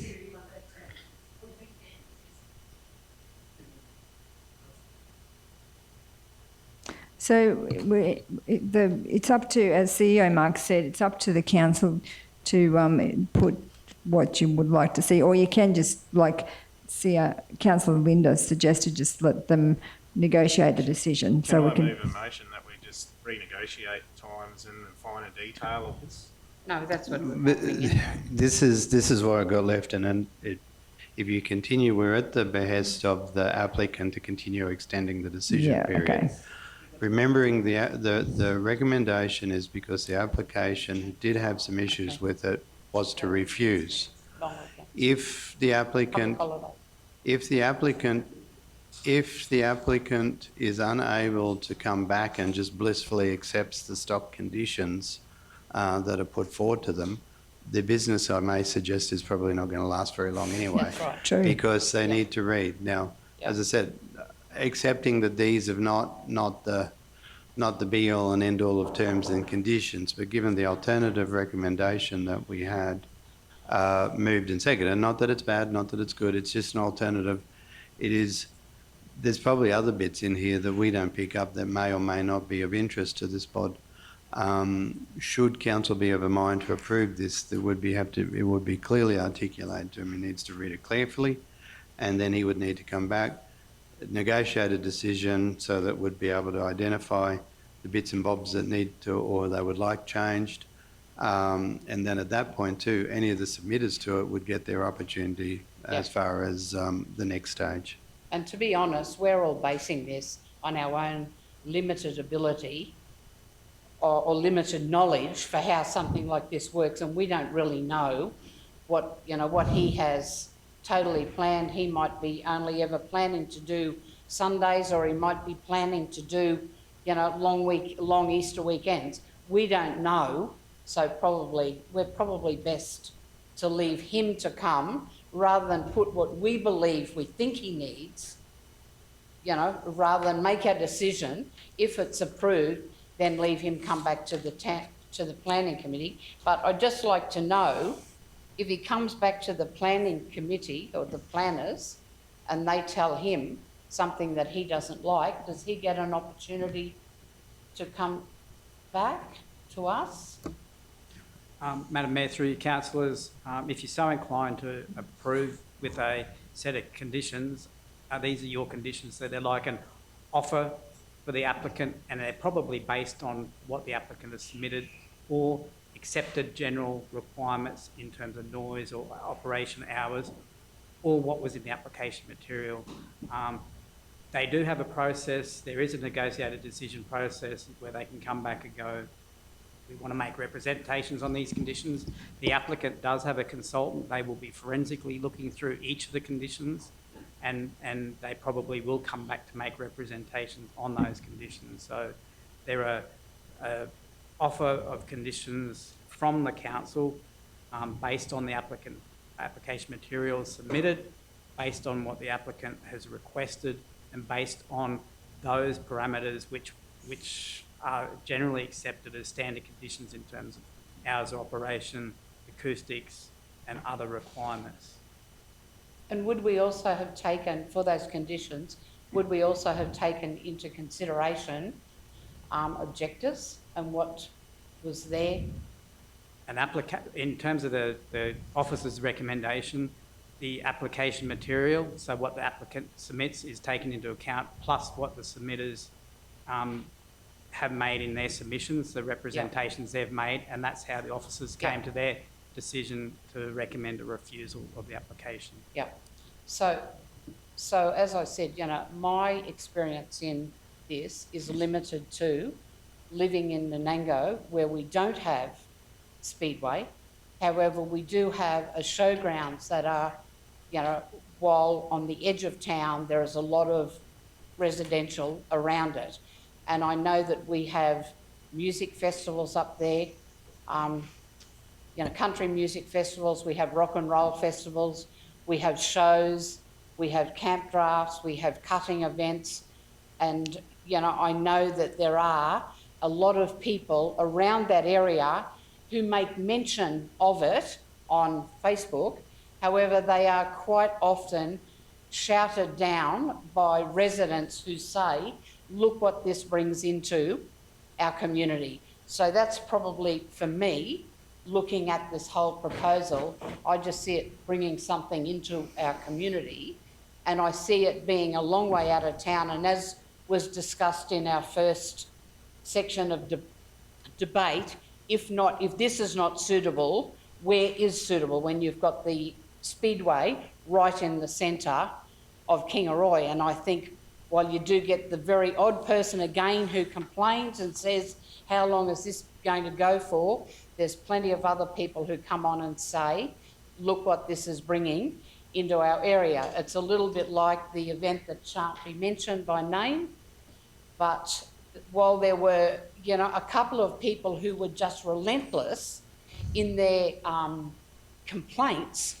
there were many, many other people who contacted all councillors, I'm sure, but contacted me and said how great it was for the area. It brought new people into the region and it's really good. So, on the whole, so long as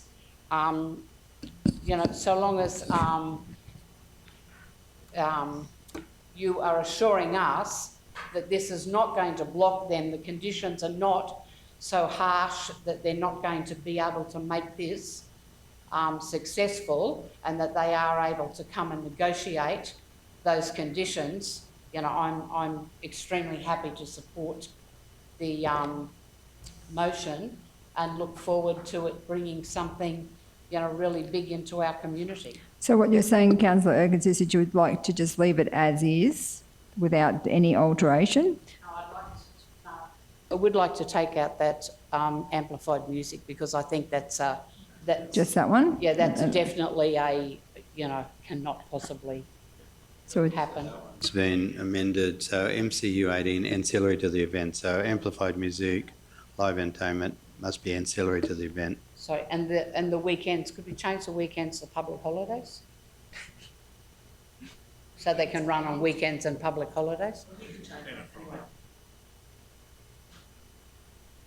So, if you're coming from anywhere to this area to go to something like that, we go to music events, people arrive Friday night. It doesn't start till Saturday, and people do play their guitars Friday night. Luckily for neighbours. So did you want to change that or just leave it? From Friday night. So that... Take out the word weekends. My learned friend is advising me. So Helen, that'd be just MCU 13. So delete the word weekends. Weekends. Yep. Okay. Okay, so Councillor Height. Yes, just like to make a comment on this. I know this has been a bit divisive in that region. We have neighbours who are not supportive, but I've had so many people from the Belogie community who are trying to build that into a community, and they're very excited about this proposal.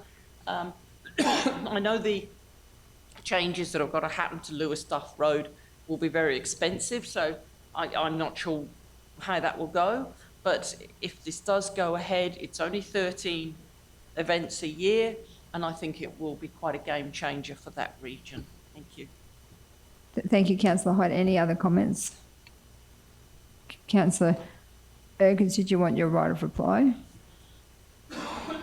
No, sorry. I'm happy that we've debated enough.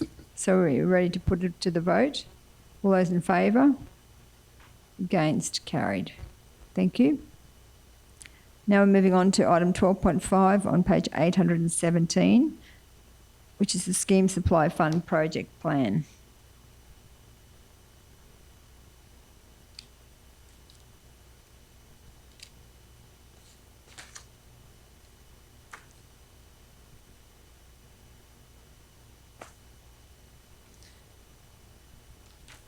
The officer's recommendation is that council accept the project plan for the Scheme Supply Fund.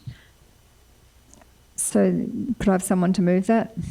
Councillor Little. Someone to second that? Councillor Potter.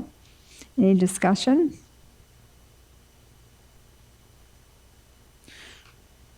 So, Sorry. Councillor Little. Yes, sorry, Mayor, but the in the scope on page 820, the other amendments related to non-housing aspects of the planning scheme. These may be undertaken in parallel with the housing-related amendments, but must not delay the housing-related work funded by this grant.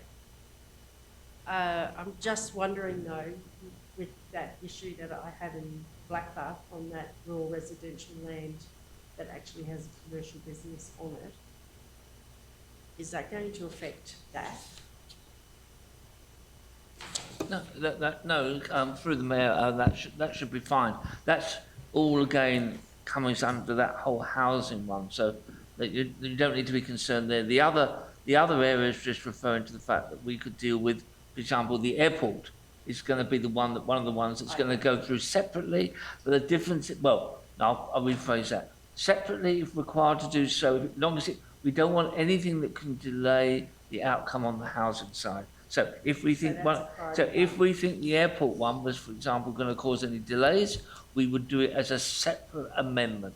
But at this stage, they're currently running concurrently together until if we were to hear that there was a delay being occurred as a result of the airport one, we would separate it. Okay, thank you.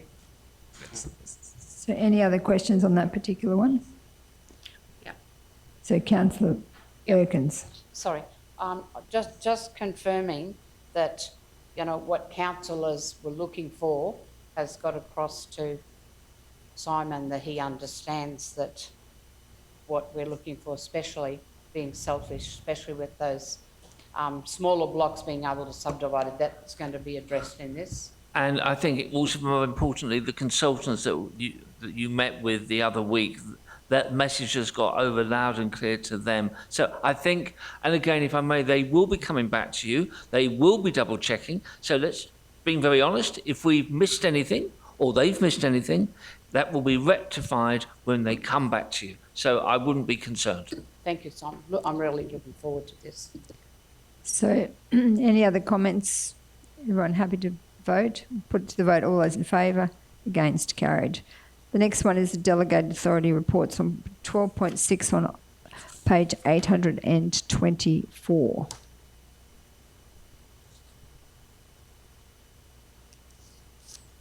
So the officer's recommendation is that South Bank Regional Council note and receive the Delegated Authority Report for the month of May 2025. And there's a list of those Delegated Authority Reports on page 24, 824 and 825. So any questions, comments? So someone to move that? Councillor Potter, seconded by Councillor Little. You ready to vote? Put to the vote. All those in favour? Against? Carried. The next item is the list of correspondence pending completion of assessment report, item 12.7 on page 826. The officer's recommendation is that Council receive and note the list of correspondence pending completion of assessment report as of the 10th of June 2025. There's a list there on page 827. So any questions? Someone to move that? Councillor Height, seconded by Councillor Deneen. Ready to vote? Put to the vote. All those in favour? Against? Carried. The next item is 12.8 on page 830. And that one is the extension to infrastructure charges and planning incentives. And the officer's recommendation is that South Burnett Regional Council approve the extension to the developer incentive scheme for 2 years to the 31st of December 2027. The proposed 2-year extension provides a reasonable amount of time for developers to move through the planning application process and progress to a stage where a development can be implemented in time to take advantage of the reduction in charges available. And then there's a description, criteria and recommendations. And number 2 is approve the release of the forms and guidelines to support and promote the development incentive scheme as presented. A fact sheet, development incentives application form, Appendix A and B, rules and procedures definitions.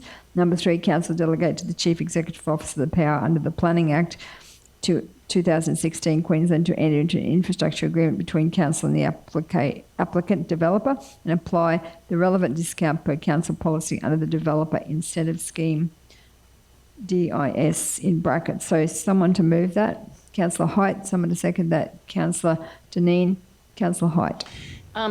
Yes, I mean, I'm keen to continue this, but there's a few points I'd like to make, a few changes. The main one is in the observation comments in number 4 and 5, the subdividing a rural residential block gets 100% discount.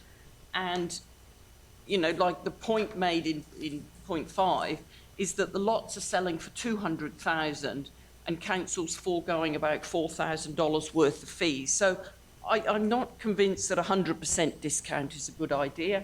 And really, this isn't fixing the problem. We're trying to encourage developers. And for the mum and dad with their 5-acre block, dividing it into two and selling it for 200,000, I think they can well afford the $4,000 towards council. So I think we should change the 100% to 50%. I'm happy to discuss that. Now, the second thing I'd like to do is, with this, we've talked about this for a while, and I've had people talk to me about the fact that you do need certainty if you're going to do a development. And so the beauty of this is that it is a development. It is a continuation. So people who want to do a development have got that certainty. If it's approved for two years, I forget how many years it is, 2. But I think this should be a rolling decision. In other words, this time next year, we decide whether we're going to extend it for that extra year. So it shouldn't come to an end, because whilst it gives people certainty now, in 18 months' time, nobody's going to do a development because it doesn't happen in 6 months. So it should be a rolling decision. So, yeah, 2 things. I'd like to take the officers' discussion about the 100%, whether that should be reduced, and secondly, whether we can make this not quite a rolling decision, but you know what I mean. So, I might just read this out just so that for those listening online. So it's 50% discount to any commercial use or industrial activity, 50% discount for long-term employment generating development, 75% discount for configuring a lot for residential development, 75% discount for residential development excluding in the rural residential zone, 100% discount for residential development in the rural residential zone, or 100% discount for rural or tourist activity, example, short-term accommodation in the rural zone. So therefore the infrastructure charges discount. That's the incentive scheme. So Manager Simon. Can I just ask one more question before I go to you, Simon? Could you give me the background on why some were 50%, why some are 75%, and why some are 100%? I can't. I'm going to let David answer the background more, because he's been here longer on that one. Do you want to? Okay, it's before your time as well. Look, I think I want to make a more general comment here, if I may. Look, there is a balance here between encouraging development into our local government area and also dealing with the costs of infrastructure. We need to be cautious, and I will stress the word caution, that although we want to encourage development as much as appropriate, that we consider is appropriate in the area, we have to also accept that we could be saddling future councils and future residents and existing residents with infrastructure that we may then have to look and come back to council and say, well, we've now got to pick up that cost. And then when I say we, that means council and the ratepayers have got to pick up some of the costs because we haven't invested enough to move forward. So there is a balance. And this is happening all over the world. We've got many, many councils now realising they're going to have to pick up the costs for infrastructure charges that have not been collected adequately in the past. So I will throw that as a cautionary mark, if I may. I'd also like to comment that with the planning scheme amendments, which we've talked about coming forward, we could see a situation where there could be substantial opportunities on large amounts of areas for subdivisional activity. So are we going to continue? I mean, we could work the planning scheme well ahead before 2 years. So I'm just making certain you're aware of certain situations here. But I think it's a balance. As to the exact percentage, I'm not sure I've got a view on that, but I am a little bit concerned that we don't want to give too many discounts away, or we're going to saddle ourselves with costs that will give our infrastructure area, with Aaron and General Manager Aaron, particular concerns. We've got to find ways of funding that. So Can I respond I just want to make a comment because I was here when we did that. So, and even with this now, we can't get developers to move, even with all these incentives. So I'm reluctant to start to think, oh, well, let's make them tougher, because we're at the moment, we're actually trying to encourage development, and we are just, there's no money in it for the developers. That's what I've been told. And even we had Brett from the Department of Housing saying that even when they built those houses for social purposes, he can see why the developers can't make any money because it costs them that much to build that house. That there's just absolutely no money in it. So we can't get our developers to move. So I'm just worried. Yep. Should have to just be aware on page, whichever way it is, page 831, we have given a discount of 1.4 million, which our ratepayers have had to pick up. Now, the idea of the discounts is that it encourages people to develop. We then get more properties, we get more rates, and that gets covered. So my suggestion is whether we make them all 50%, because I do think, and I think half the problem of building is nothing to do with our charges. It's the fact that every new house has to be triple insulated and have double glazing, and it's those standards which are killing building development and developers. So we aren't 100% responsible for developers. This is something that needs to be addressed at a different level. We just have to look after our ratepayers, and whilst we certainly want to encourage development, as Manager Simon says, we need to be conscious that we're not throwing the baby out with the bathwater and giving away too much money for very little response. Because, for example, if we give 100% discount for the residential, rural residential, we're missing out on $4,000.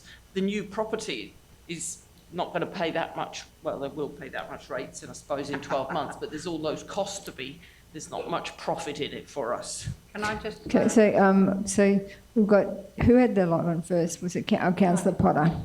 I would have, I never turned mine. Oh, yes, sorry, CEO Mark. So where it all came from was the sins of staying around too long, but where it all came from was a discussion paper. The idea was raised around 2020, pretty close after the election of the last council. There was a discussion paper drawn up. There was a degree of influence taken from Bundaberg Regional Council because Jack Dempsey had already had it in place prior to the 2020 election, or I think, was Jack? Yeah, no, Jack 2020? Yeah, he was. So in that discussion paper, council, part of the discussion was it was 50% for commercial, 75%. So there was a bias to certain infill residential and greenfield residential development, as well as residential development and rural res zones, including relocatable home parks. There was also a bias towards, when I say biases, it was designed to encourage residential development heavily. So the others were, so was quite a, it canvassed 50% as a flat rate discount all the way through, and the then council considered the different things and came up with the percentages. But quite heavily the scheme was biased to stimulating, particularly in the COVID years. Yep. And it was prior to the population starting to grow, so residential was flatlining, building applications, planning were all flatlining, so the bias was built into the scheme to really promote residential development, and hence why you've got the sliding scales. I just had to dig up my old briefing paper. Thank you, CEO Mark. So, Councillor Potter. Thank you, Madam Mayor. I understand where I've lost it. I understand where Councillor Height means when she says about the I'm sorry, I've just lost my the thing, so I'm just going to have to ask a learned colleague. I just with my biggest concern, I don't have an issue if we want to change some of those percentages, except the rural one. I do not want to take away from the rural, because with the rural ones, they don't have our infrastructure, so they don't need the water, they don't need the sewerage and everything like that, because that's all contained on site anyway. So, I mean, I think, as I said, I don't have an issue with the rural res ones changing them, but I would like to keep the rural ones as 100% because they don't, you know, as I said, they're not heavy on our infrastructure. Rural's 100%. So that's the last one. Yeah. They do double the traffic on our roads. Yeah, I can handle a caravan. So, Councillor Erkins. Yep, thank you. I just want to clarify, the 100% discount for residential development in the rural residential zone, that's not actually splitting one rural residential into two, is it? That's still rural res, they're not Through residential. you, Madam Mayor, that's equivalent of a variation to the planning scheme, effectively allowing a residential development in that zone, so it overrides the planning scheme, so it's effectively a different kind of development in that zone. Yeah, so that's going to come up in the planning scheme. I just wanted to just clarify what Councillor Height said about the mum and dad investors cutting in too. So that's not, I mean, that hasn't come into it yet, but yeah, yeah. No, I do see that, but it's for residential development in the rural residential zone. I don't think it's for splitting a rural residential block into, you know, mum and dad selling half their block off. That because that's coming up in the, they can't do that at the moment. They can, In some areas Some you blocks, can. yeah, some blocks you can, but not many. Most of them that can be subdivided are bought by developers and they split it into 1 acre blocks. So I'm not so keen on giving some of them the 100% discount because they do come in, for example, David, my favourite one of quoting is the one on Heights Road where a developer came in and split that and sold those blocks for, you know, probably around to 200,000, but they didn't add anything to, apart from traffic, Ros, they're all, there is no sewage there and there is no town water. So on the 5 acre, on the rural residential blocks in the old Menango Shire, you didn't have to supply water and sewage. So a lot of those blocks where, that's why I'm keen with the change in the rural, in the plan to have them split, and I'm keen to keep the application fees down for those mum and dad because I feel they're the ones that are going to be selling to family members and friends. So just to respond to that, I was reading at the top of page 832 where it's saying these lots are selling upwards of 200,000 and then we're foregoing our $4,000 in fees. So, you know, if you're making 200,000, I think you can afford to pay $4,000. See that topic, you know, dot point number 5 at the top of 832. Yep. But if those ones are going from rural residential to residential, no, they'd still be rural because it's zone rural residential. So Councillor Height, so I just wanted you to clearly articulate what you're actually asking for, so that we can debate what you're suggesting. So you. Can I just say that the 100% discount for residential development in the rural residential zone. So it wasn't for, you know, splitting them in. Am I reading that right? Yeah. So that's for residential development. So I agree with you. I'm not disagreeing with you on the discount because that's someone taking a 10-acre block and not selling one for 200,000. That's selling 10 for 200,000 plus because they're changing. You know, they're not the mum and dads that are going to split their block in half. They are developers who are coming in. They're selling them off, and they're not local developers, Kathy. They're people that are coming in, buying a block, splitting it up, selling it, making their money, and going away. So they're not passing that $4,000 on to their buyers. You can be sure of that. They're pocketing that $4,000 and leaving our area. If they were selling their blocks $4,000 cheaper, I'd think, oh, that's good, but I don't think they are. Are we proposing, Mayor, to change that? I would like to propose that all of them are 50%. Oh, the whole lot. Okay. Even the rural one. Yeah, all of them. That's what. I was just thinking if you would take the 3 to that one to 75, that's where it'd be like rather than 50, that'd be consistent. But so you've. Oh yeah, no. If you're taking 50%? them all to 50%, well, that's consistent too. I think but it yeah, is. I was just talking about the number. I was just going to remind councillors kick-offs at 8:05 tonight. Just saying.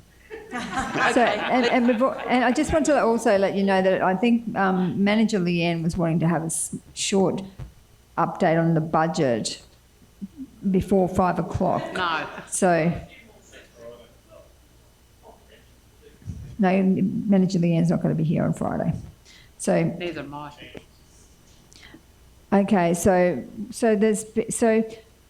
Councillor Hyde has actually, you moved the motion, but you're also now suggesting that it be changed to 50% discount on all of those rows, commercial, all of those reconfiguring, residential, rural, and rural. 50%. all. So that's an amendment. Yes, can So I now move that it's- amendment, please? Would somebody Then I just have to ask Councillor Deneen, do you support that 50% because you're the seconder? I've had my light on the whole discussion. Okay, go away. Go. I'm not go away. Away you go. And I was going to suggest that we take it back to 75% for them, but, for the last two. But if you'd like to move to the 50%, that's fine. I believe that they don't warrant the 100% discount. I think that's our ratepayers, again, paying for someone that can develop a property, so. So the seconder is in agreement with the change, so then that becomes the motion. So, all right, so 50% in every category, so that's all those 50s, 75s and 100s become 50. We have that rolling decision, so we don't wait till the end of the 2 years. We revisit this in 12 months to get an indication of how much it's costing us ratepayers, whether it is stimulating the development, and we revisit it in 12 months. So then we'll say the proposed, we'll say for 2 years to 31st December, the proposed 2-year extension provides a reasonable amount of time. Yeah, so the problem Mayor. So the dot point before would read basically that that the incentive scheme be revisited in June 2026. Is June a good month to do it? Well, you've sort of got financial. Because then it goes into the budget. Yep. Okay. Yep. So it changes. Stop looking at your watch, Mayor, Mr. CEO. So we're going to change it to the extension. So CEO Mark, do you have the words for that? We revisit the incentive, the council revisits the incentive scheme in June 2026. So then that changes the whole approve the extension to development for 2 years to the 31st of December 2027. So we just changed that. No, it doesn't change that. It revisits what we want to it. do is give But developers the council certainty. wants to review and renew every 12 months. So is that another dot point? That'd be dot point 4. So we'll have a dot point 4. Yes, thanks, Mayor. So I think I got what you meant. So Yeah. dot point 4 is going to be that we review. The idea being, Kathy, you're not going to develop today for a development when the discount ends in 3 months. So by revisiting in 12 months, people have got certainty. So if they want to develop, they know they've got 12 months of this discount without it coming back to council. Although, council can change anything at any time. But in theory, they've got certainty on what the incentive will be for 12 months before they start their development, because development does take a period of time. That's why it's got here the proposed 2-year extension, meaning it goes for 2 years, provides a reasonable amount of time for developers to move. Mark, can you explain it to Kathy? I'm obviously not getting my message across. So Mayor, if I'm getting the councillor correct, the approval is for 2 years, but every June we'll revisit it and say, okay, so it finishes in June or in 2027. Okay, we revisited in June 26. This thing is still good, so now it'll finish in June 28. Then in June 27, we have a look at it and say, okay, now it'll finish in June 29. So it becomes a rolling 2-year scheme. But so if someone... Until the point you want to stop it, and then it runs out its last 12 months. But if someone was going to approve, like they went to council in, like say we're doing it in June, so they came in March, and that they were just in sort of preliminary discussions, and thinking that it was going to be 50%, and then we suddenly decide that after that June that we decided to make it 100%, that might change what they were going to do. You know, council can always change these things, but in theory, the idea being that we would make the decision to continue the scheme. And at least whereas if we leave it till, let's say, October, nobody is going to start an application in October because the incentive is going to finish in 2 months. Whereas if we decide now we're going to do it for 2 years, and in 12 months' time, if we make that decision that we're going to extend it, they've got a certainty for a longer period of time. I hear what you're saying. So you're proving it for 2 years. Yes. Yeah, okay. And June gives you 18 months, so should council Yes. decide to stop, next year it would be not not December 27. You'd have still 18 months, but you'd end up with June 26 and then December 28. Yeah, no, that's fair. So at any point, if it stops, you've still got an 18-month roll through for it to finish. I understand. I thought you were just going to look at it every 12 months. That's fair. Yeah, but it's We are looking 2 at years. it, but rolling it, yes. But for 2 years, yeah, that's fine. All right, we're all good. So, We asked them to delay the kick-off, you know, just... so Councillor Potter? Any other discussion? Is everyone clear what we're voting on? So it's the 50%, and then we're having a rolling discussion every 12 months for a 2-year incentive scheme. Ready to vote? So it's been moved by Councillor Height, seconded by Councillor Dean. Put it to the vote. All those in favour? Against? Carried. Thank you. Okay, so the next one is minutes of the Arts, Culture and Heritage Advisory Committee of 12th of June 2025, page 839, and that's item number 12.9. So the officer's recommendation is that South Bank Regional Council endorse the minutes and recommendations of the Arts, Culture and Heritage Advisory Committee held on Thursday, the 12th of June 2025, which includes the evaluation and recommendations for granting the RADF grant funding program major round of $15,000. Moved by Councillor Potter, seconded by Councillor Little. Councillor Potter. Thank you, Madam Mayor. I just want people to take note that we had a major round funding of $15,000, which we've never had before. So, and that was a very hard process for the committee to go through. We really, it was one of the toughest RADF meetings we've been to. So in the end, I would like to congratulate Visit South Burnett on their application, because they're the ones that ended up with that $15,000 with their the shoes video. So I look forward to seeing that one at the end. They'll be visiting the different places and the different festivals and that around the South Burnett. But I also would like to bring to everyone's attention that as of next year, we will be looking for some new members in different fields. It's not necessarily members of different organisations. They really have to have specific skills. We're looking for a specific skill set. So we've got about 4 or 5 members that are leaving us next year because they've done their term. They're 2 lots of 2. So if you've ever thought about joining, then maybe start thinking about it, and maybe next year you could put your name forward for it. So thank you very much. Thank you. Thank you, Councillor Potter. Any other discussion? Everyone happy to vote? It's been moved and seconded. Put it to the vote. All those in favour? Against? Carried. So the next one is the infrastructure, is item 13.1 on page 847. Removal of dying white cedar tree and replacement tree at Lesmuller Park in Blackbutt. So the officer's recommendation is that South Bank Regional Council approve the removal of the white cedar tree from Lesmuller Park and replace with a Umundi Kwandong. So that is Councillor Little. Did you want to move that one? Yes, please. And seconded by Councillor Sander. Councillor Little. Okay, thank you, Madam Mayor. I'd just like to say that I agree with this recommendation.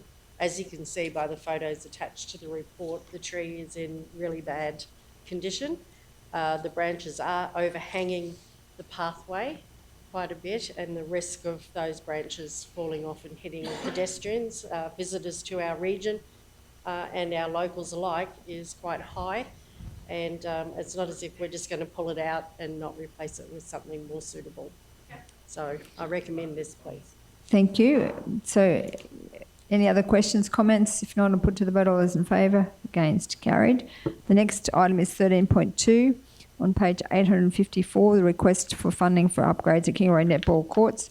The officer's recommendation is that South Bank Regional Council contributes $2,200 from the 25-26 operational budget to go towards engineering design for a retaining wall to then be included in the future tender of constructing 4 new netball courts. Someone to move that? Councillor Potter, second by Councillor Little.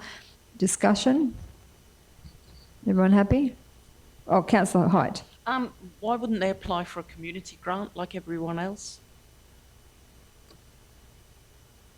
Through you, Manager Madam Mayor, Leanne. they had applied for a community grant this previous round, and they've already spent that allocation, so they're not actually eligible to apply. The next round for community grants isn't until August 26.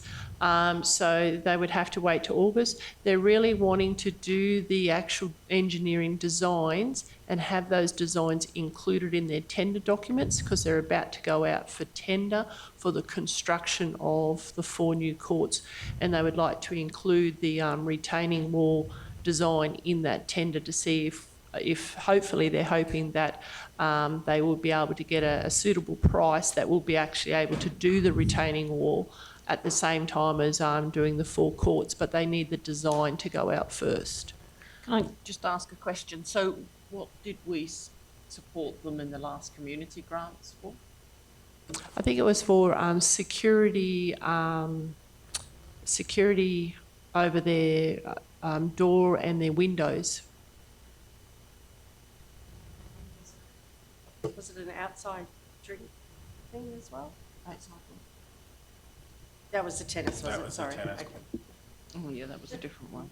So any other discussion? Comments? Just sort of, I mean, the rules are that if you've applied for one, you can't apply for another. But at the same time, I understand this sounds like a really good thing, so I'm a little bit torn what to do. Councillor Potter? Yeah, this is actually really good because we've got an amazing sporting facility. We've got over, I think the numbers are over 300 participants in the netball club there, and it's only growing. And I do believe that this will be an incredible thing for the South Burnett to have those courts fixed up, have more courts. And once the Rotary Park is fixed up in conjunction with the Kingaroy Rotary Club and things like that, it's going to be an amazing precinct. Yeah, they are a very proactive club, and they had the first dinner with over 100 people, 100 members. They're really going forward quickly, and they're trying to get this happening. So I'm supportive of the project. Any other discussion? Ready to vote? Is there any? So are we ready to vote? Is everyone ready to vote? Okay, we'll put it to the vote. All those in favour? Against? The vote is carried, 6 votes to 1. And Councillor Sander has voted against that particular motion. So the next item is item 13.3 on page 857, and that's the removal of 12 dying and diseased trees in Memorial Park, Kingaroy, and replacement tree planting. The officer's recommendation is that South Burnett Regional Council consider the removal of 12 trees that are in very poor health and structural condition and replace with 12 suitable species. So someone to move that, Councillor Potter, seconded by Councillor Dineen. Councillor Potter. Thank you, Madam Mayor. Again, we've got these trees in the park. We haven't had they haven't actually gone through the park and had a good look at those trees in Memorial Park for quite some time. I just want to let you know that they get over 350 requests for trees removal and trimming of branches every single year. So so we've just got to keep that in mind, that this is, they don't take it lightheartedly when they have to remove trees. They're only removing these trees because they have to. We have no choice. It's for the safety of all the other trees and the safety of every single person who uses that park facility. So, and I do commend the staff for choosing good replacement trees for these, because they will be replacing them. They're not just taking the trees out, they will be replacing the trees with a species that is better suited to the area. Thank you. Thank you, Councillor Potter. Councillor Erkins. So have we got our lift thing? Cherry picker? Yeah, I sent you an email the other day, Councillor, with pictures Are of we it. going to take these trees ourselves? Like, why are we buying that if we're not using it for, isn't that what we bought it for? That's right. Through you, Madam Mayor, that's correct, councillor. We will be looking at using the cherry picker when we compiled the report and sourcing the quotes.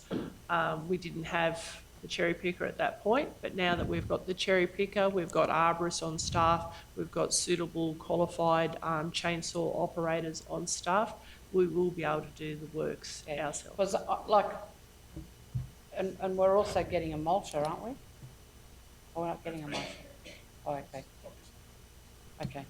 So it's just that, you know, I'm very keen for us to see, for us not to be buying things and then not be, so, and I'd just like to ask about the trees, because I just checked the tree that's going in down in Blackbutt, and I see the tree that it's replacing is a big shady tree, and the tree that I looked at, you know, looks more a small bushy type, even hedge they suggested. So I'm just checking that down at Memorial Park that we are going to be putting trees that are going to grow big and have long lifespans rather than, you know, short bushy trees.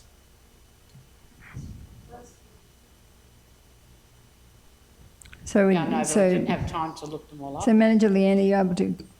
Through you, Madam Mayor, yes, most definitely. We're always looking at a variety of species that we can utilise across our parks and our streets. We certainly have a look at the infrastructure that we're going to be planting the trees next to. So if we've got buildings, footpaths, stormwater, underground services, we take all of that into consideration when we're identifying what are the suitable trees. Most definitely when it comes to Kingaroy Memorial Park, you've got a much bigger open area for the trees to be planted.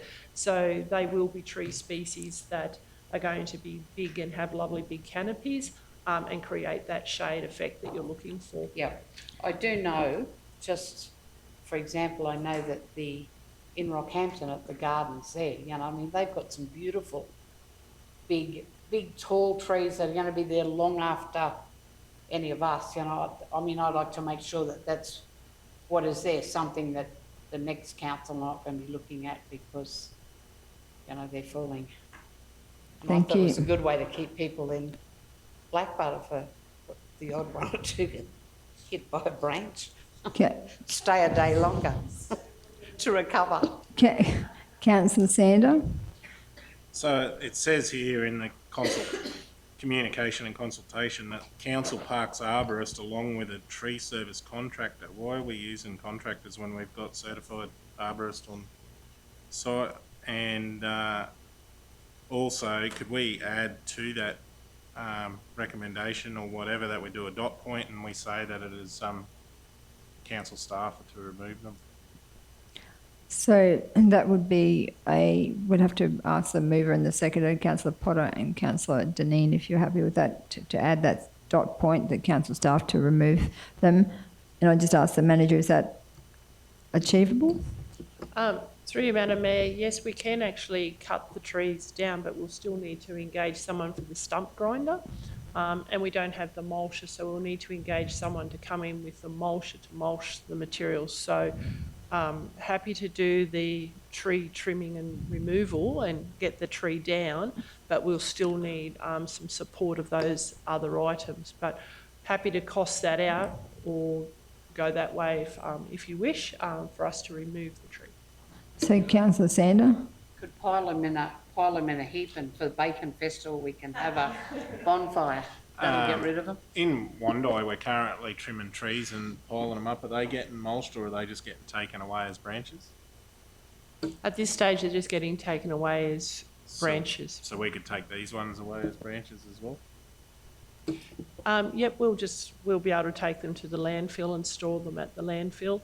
And then they get incorporated into our larger landfill mulching project. So Councillor Sander, you happy with that? So, okay, so we don't need to put the dot point.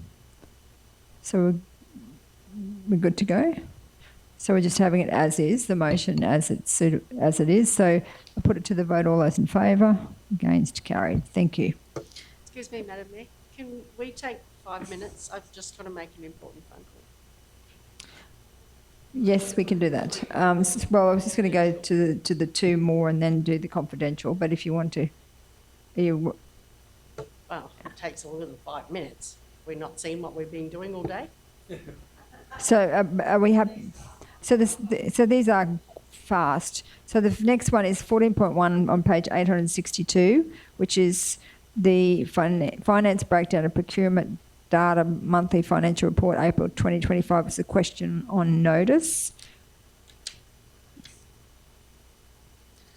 And that was Councillor Sander.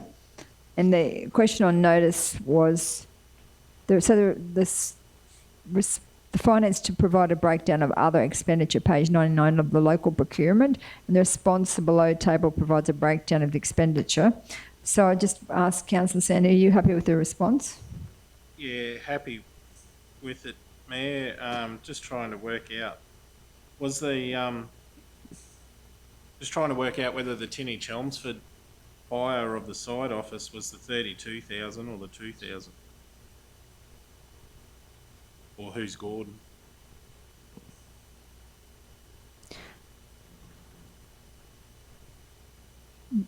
That says Gordon 32,901.17. You'd nearly think it was a Gordon Brook Dam. Who's Gordon? Gordon Brook Dam portable site office rental. Well, if it's a side office, if it is a side office rental, you could buy one for $18,000. So why are we renting one for 32? But I just want to try and clarify who Gordon is. Because all the other ones are in areas, and then that one's Gordon. Well, it looks like it would be Gordon Brook Dam portable site office rental. It'll be it'll be the supplier will be Gordon. It won't be $2,000 because the site office hire will be a lot more expensive than that. You can buy them for 18. Yeah, you won't buy those ones out there for 18. I'd be surprised. Happy to run through some Probably quotes buy for one it. for 32. Yeah, I think happy to flag what it would cost us to buy some and bring that back. If happy to. It's something we would probably like to look at in the future if we can buy them.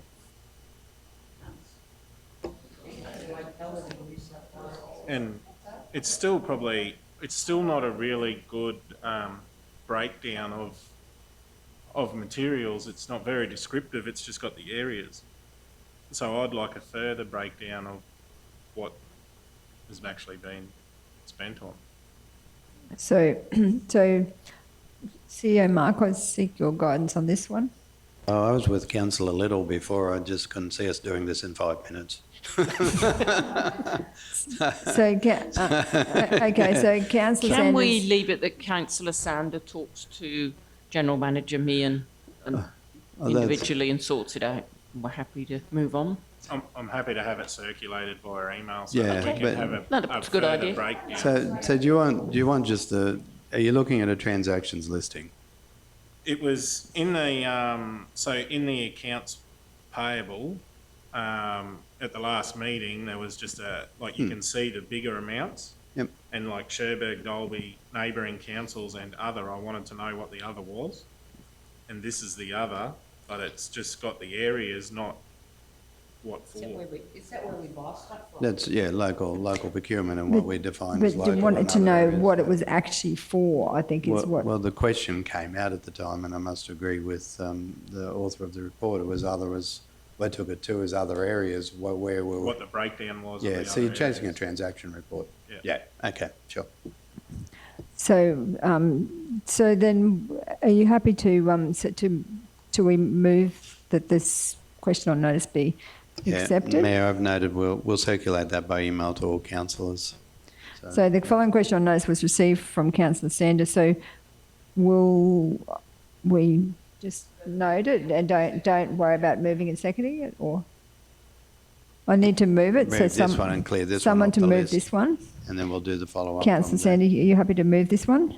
This report be noted, and then the rest be and the breakdown be circulated. Do we need to add that to the actual? Yes, if you add that to. And a further discussion on purchase of a Be side received and office. noted, and a further breakdown of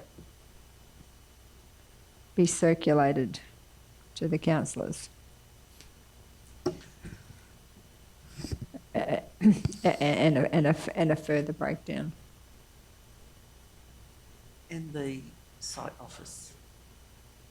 Further breakdown to be circulated to councillors, And- including the The side office. Okay, so Councillor Sandy, you want to move that? Someone to second that? Councillor Potter? Any discussion? If not, put it to the vote. All those in favour? Against? Carried. And now we've got trees on Harley Street, Kingaroy, item 14.2 on page 866. So this one here, the officer's recommendation is that the following question and notice was received from Councillor Sander. So this one is that the response to the question regarding trees on Harley Street raised by Councillor Sander be received and noted. So are you happy with that response? Very happy. You're happy with that one? So Councillor Sanders moved that one and seconded by Councillor Deneen. Put it to the vote. All those in favour? Against? Carried. So information section and nil. And now we ask that we, someone moved that we we close for a break. Well, that we move into confidential now?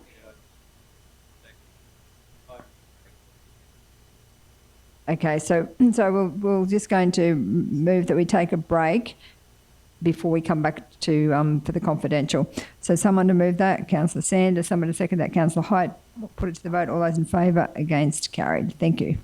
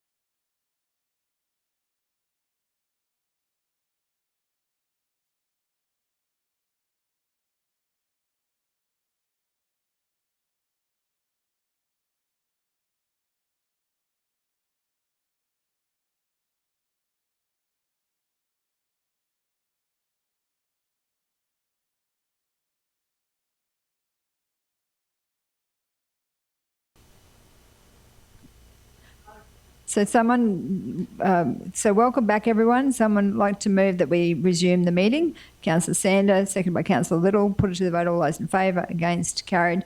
So now we're moving into the confidential section. And these are the items. 16.1, quote SBRC 2425 _10, replace water trucks 25 and 2026. Item 16.2, quote SBRCQ 24/25 _104, replace sweeper truck 2044.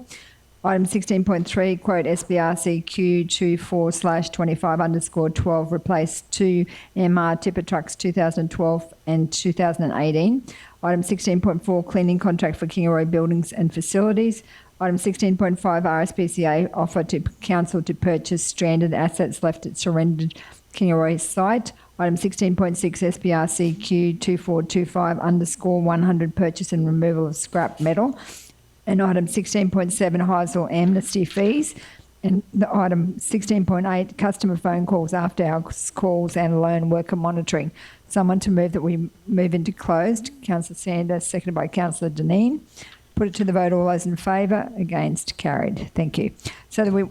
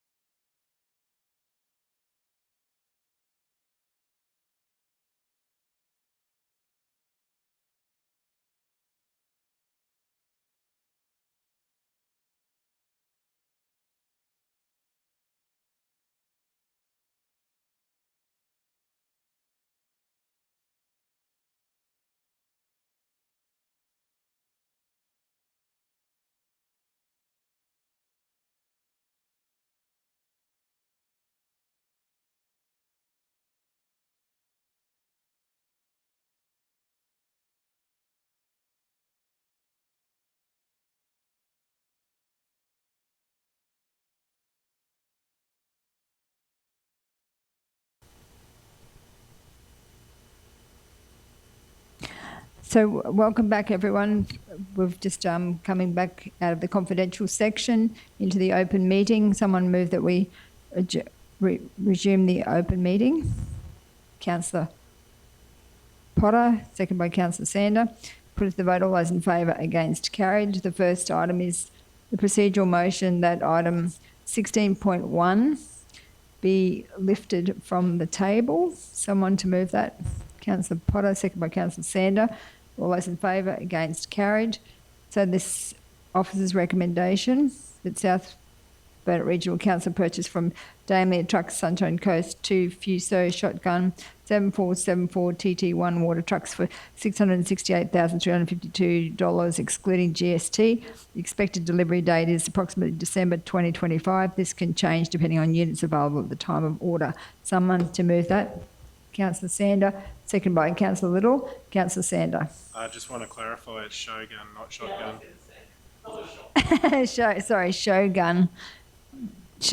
Shogun water truck. So any other discussion? If not, I'll put to the vote. All those in favour, against, carried. The next item is 16.2 on page 21 of the confidential agenda.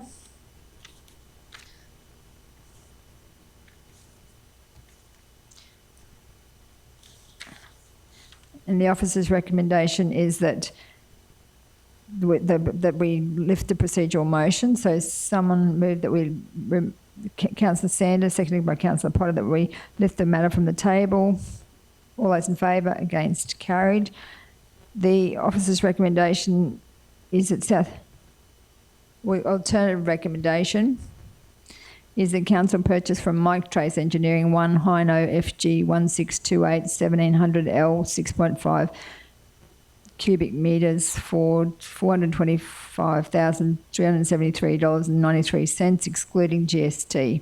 Expected delivery date is approximately December 2025. This can change depending on units available at the time of order. Someone to move that. Councillor Sanders, seconded by Councillor Little. Put it to the vote. All ready to vote? All those in favour? Against? Carried. The next item is item 16.3.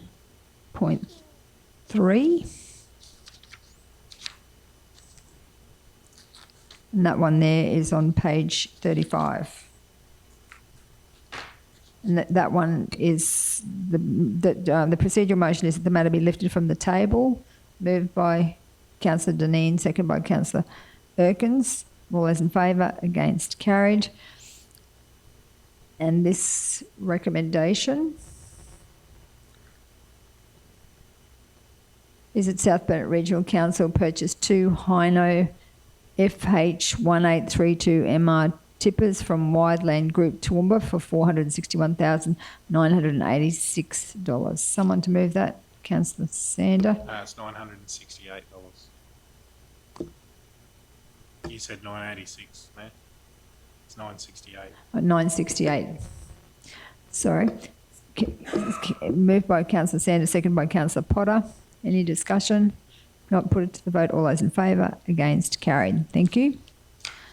The next item is item 16.4 on page 46.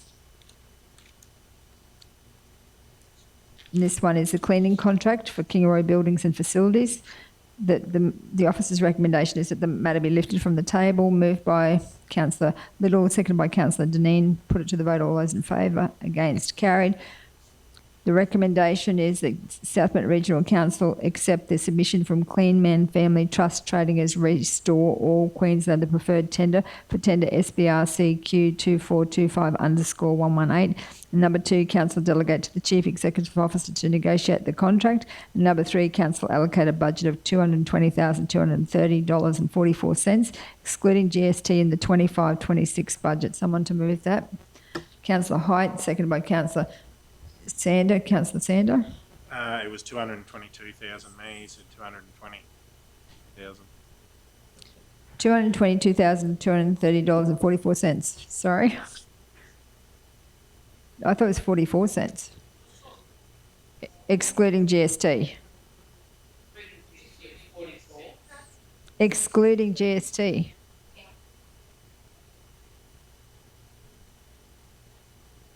Okay, so it's been moved and seconded. Are we ready to vote?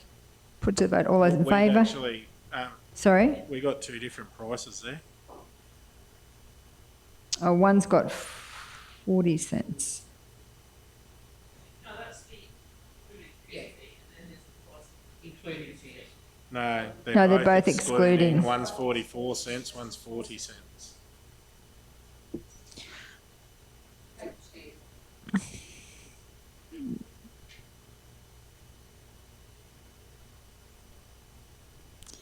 So I'll So seek if you CEO go to Marks. page 47, so the quoted price excluding, so in the recommendation it excludes the GST, so there's a typo with 4 cents. So it's for 40 cents with excluding the GST price, which is correct, the 222.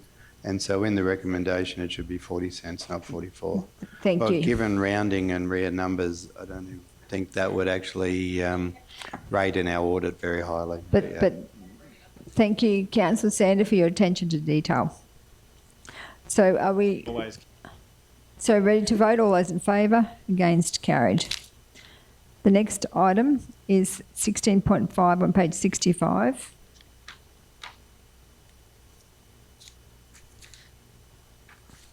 And this is the RSPCA offer to Council to purchase stranded assets left at surrendered Kingaroy site. The officer's recommendation is that South Bennett Regional Council delegate authority to the Chief Executive Officer to be appointed to negotiate the purchase of all or any of the stranded assets. Would someone like to move that? Councillor Erkins, seconded by Councillor Dineen. Any discussion? Ready to vote? Put to the vote. All those in favour? Against? Carried. The next item is 16.6 on page 67, and that's the purchase and removal of scrap metal. So the officer's recommendation to move that, lifted from the table. Someone to move that. Councillor Little, seconded by Councillor Potter. All those in favour? Against? Carried.